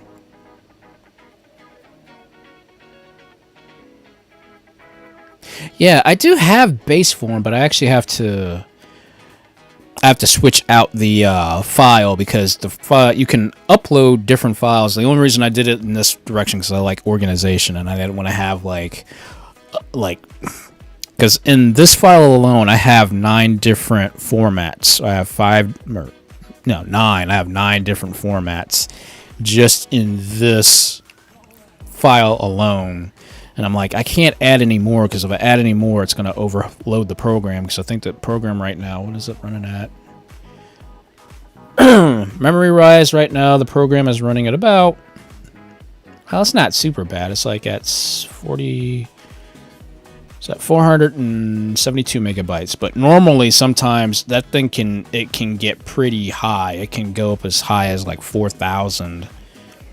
At times. So like, I didn't want to overdo it with the program in question and stuff, so I have a separate file basically for different costumes and different outfits. So yeah, So that'll be something I'm going to be getting back into doing, at least, if not next week, the week after next, because I definitely want to start preparing for the fall, because fall is just right around the corner, and I want to start preparing for stuff like that there too. So yeah.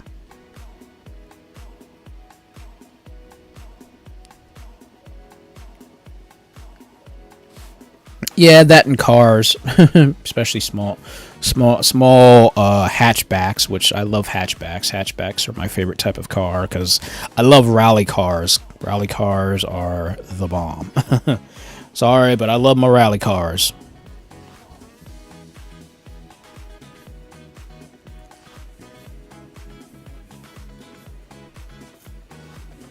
Basically, a hatchback is basically just like a trunk that actually doesn't have a trunk, but the back part of the car is actually wide open. So it basically is like, they're also known as 5-door sedans sometimes, or 5-door car. So it just basically, it has a lot more room, so it's not like you know how a trunk basically is just, it's a small holding area for most, you know, normal stuff. Well, hatchback basically increases that size and allows you to like drop the seats down, and you basically just have a bigger back, honestly. But a lot of rally cars have that open area, so that way they could put a roll cage in the car, so that way you don't worry about anything crazy or anything like that happening. And of course, with the roll cage, it'll protect the car much more efficiently rather than just a standard sedan would.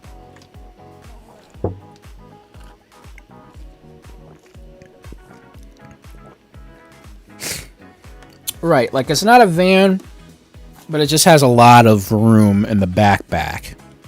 So the trunk is not your traditional trunk, it's just way larger. But yeah, like if you watch anything rallycross, like rallycross driving, any type of, you know, European style rally racing and stuff like that. Oh, I love hearing the engines just revving up and like hitting like like flying through the air, doing these crazy jumps and the drifting and stuff. I actually like the drifting more than anything else. But when the car gets off a jump and it just goes flying through the air, oh my gosh, I love it. Now, it's not obnoxious to a certain degree, unlike, you know, motorcycles, which are super obnoxious. But at least, you know, the amount of power that's in a rally car, that's the kind of like sound that you want to hear out of an actual engine that actually can drift.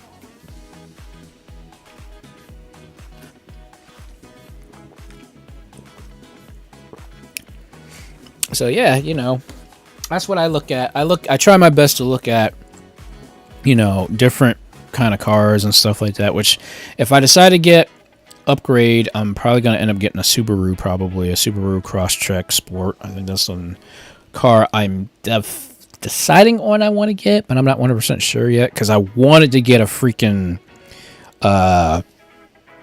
Civic. I wanted to get a Honda Civic, but the new 2023 and 24 models, oh, they are horrible. They don't look anything like the 2022 and the 2021 models, because I love the way they look. They look like your traditional hatchback rallycross type of like cars, but they changed it where it looks more of like a sedan, and I just don't like the way they changed it. And I'm like, man, why'd y'all jack up a good thing? So the car I'm probably going to be looking at getting is going to be a Crosstrek, probably Crosstrek Sport. I was looking at a WRX originally. I was looking at one of those, but they're taking those off the market. And I'm like, I don't want to get stuck with a car that something happens to it. I'm stuck with this car because they don't no longer support it. So I was like, okay, out of all the other cars that I've looked at, I didn't want to go with a Kia, and I didn't want to go with a Hyundai because of all the issues that they were having with, you know, people breaking into the cars and breaking the steering columns and, you know, hacking basically into the cars because of how easy it is to do it because of the stupid TikTok. So I was like, okay, you know what? We will just get a Subaru Crosstrek, because at least Subarus have a very good reputation of not only having good suspension but also having good protection when it comes to people trying to basically steal your car, you know.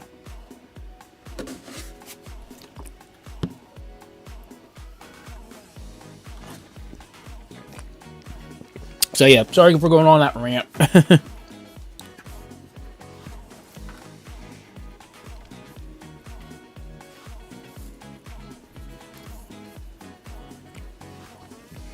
Honestly, I mean, I can't complain about my size, honestly. I mean, and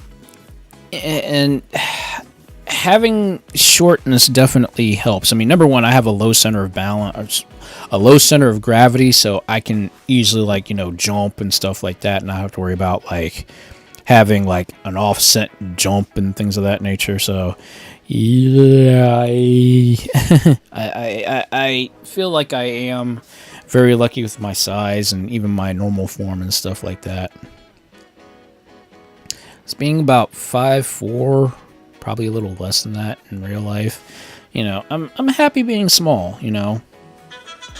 And it makes you think too, like, you know, for instance, like, you know, like perfect example, like when I go to a grocery store and I need to get something like off the freaking top shelf, right? I'm always carrying a hat with me. I always wear a hat. And it's not just because, you know, I have a bad haircut or anything like that. I like wearing a hat because of the sun. And two, for an extra little thing, I can use my hat to grab certain things like off of top shelves and stuff like that, you know, because let's face it, people you know, working in certain grocery stores now and, you know, convenience stores, retail stores, you know, they're never around when you need them. So I'm like, I'm not going to try to hunt somebody down across the store and try to help them, wait for them to get there to the item and basically waste like 10 minutes trying to get an item off the top shelf when I can just basically climb up on the shelf, take my hat, wrap it around the item and just drag it towards the edge of the shelf, grab it and go, you know. So you get a little clever when you're, you know, short and things of that nature, which, you know, I'm not saying anything bad about being short or anything like that, you know. It's, you become humble, you know how to become very humble being short and stuff like that, you know. Although there are times I wish I was a little tall, you know, just average. I'm not talking about trying to be more than, you know, above average and stuff in terms of size. You know, there's just advantages, you know. Well, with anything, there's advantages and there's disadvantages with anything. I mean, that's just life. But, you know, I don't know what an advantage would feel like if I was, you know, average size for a guy. But I know what I can do because I've been so small for obviously all my life. I kind of just know how things work with myself. Even though I still am clumsy and I hit my head against certain things.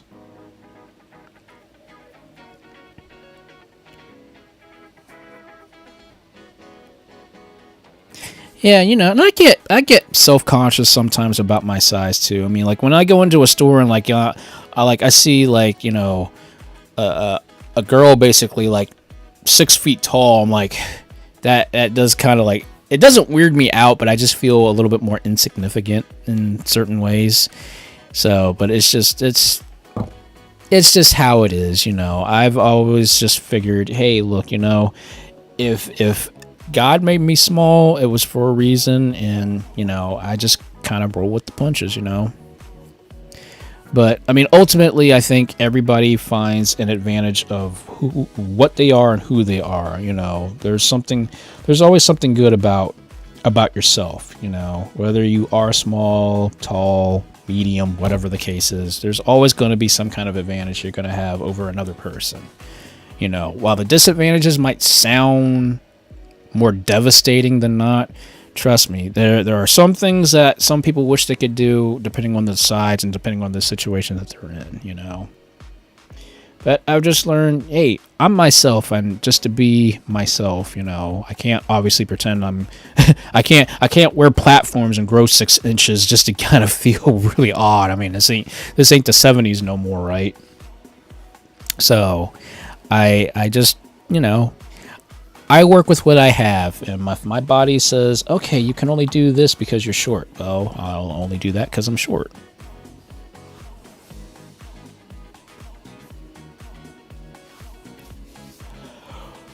Oh my gosh. Alright, guys, well, I am yawning. I can't stop yawning. It is nearly 1:40. I've literally talked you guys into the next day as normal. So I think it's time to wrap this bad boy up for the evening. But anyway, I hope you guys enjoyed this evening. I hope you guys are okay. And, well, I hope you guys have an amazing, incredible upcoming week coming up and stuff. Like I said, I'm not going to be live streaming, obviously, on Wednesday. So I'm not going to be here for Wednesday's live stream, sadly, because of the overtime work. But I will do my best to try to make up for it the next week coming up. Not this week, but next week, obviously, because the schedule's already made. So, but anyway, guys, I hope you all have an amazing night. Thank you so much for joining in. I appreciate you guys so much. Thank you guys so much for the support. Thank you for being amazing people. I appreciate you guys so much. So, outside of that, guys, I truly hope you guys have a great night. Get some sleep, get some rest, and I will catch you guys all on fire later. Please have a good night, guys.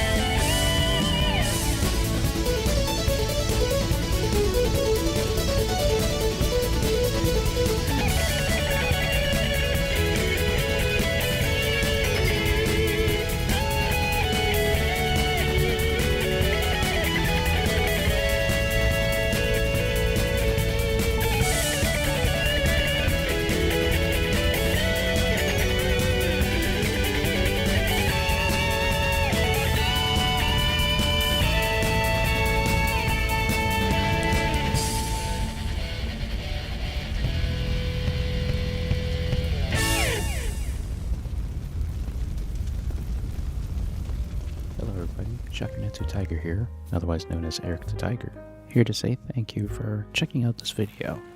If you do like my content, hey, please like, share, and subscribe to this channel.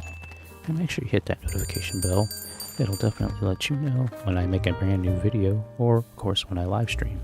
Just to give you a heads up, I do live stream video games and a lot of old school stuff every Sunday, 8 p.m. Eastern Time. If you have nothing else to do, check out these videos on the side here. Who knows, you might find something you might like. Until next video or next live stream, I hope you guys take it easy, take care of yourselves, and I'll catch you all on fire later.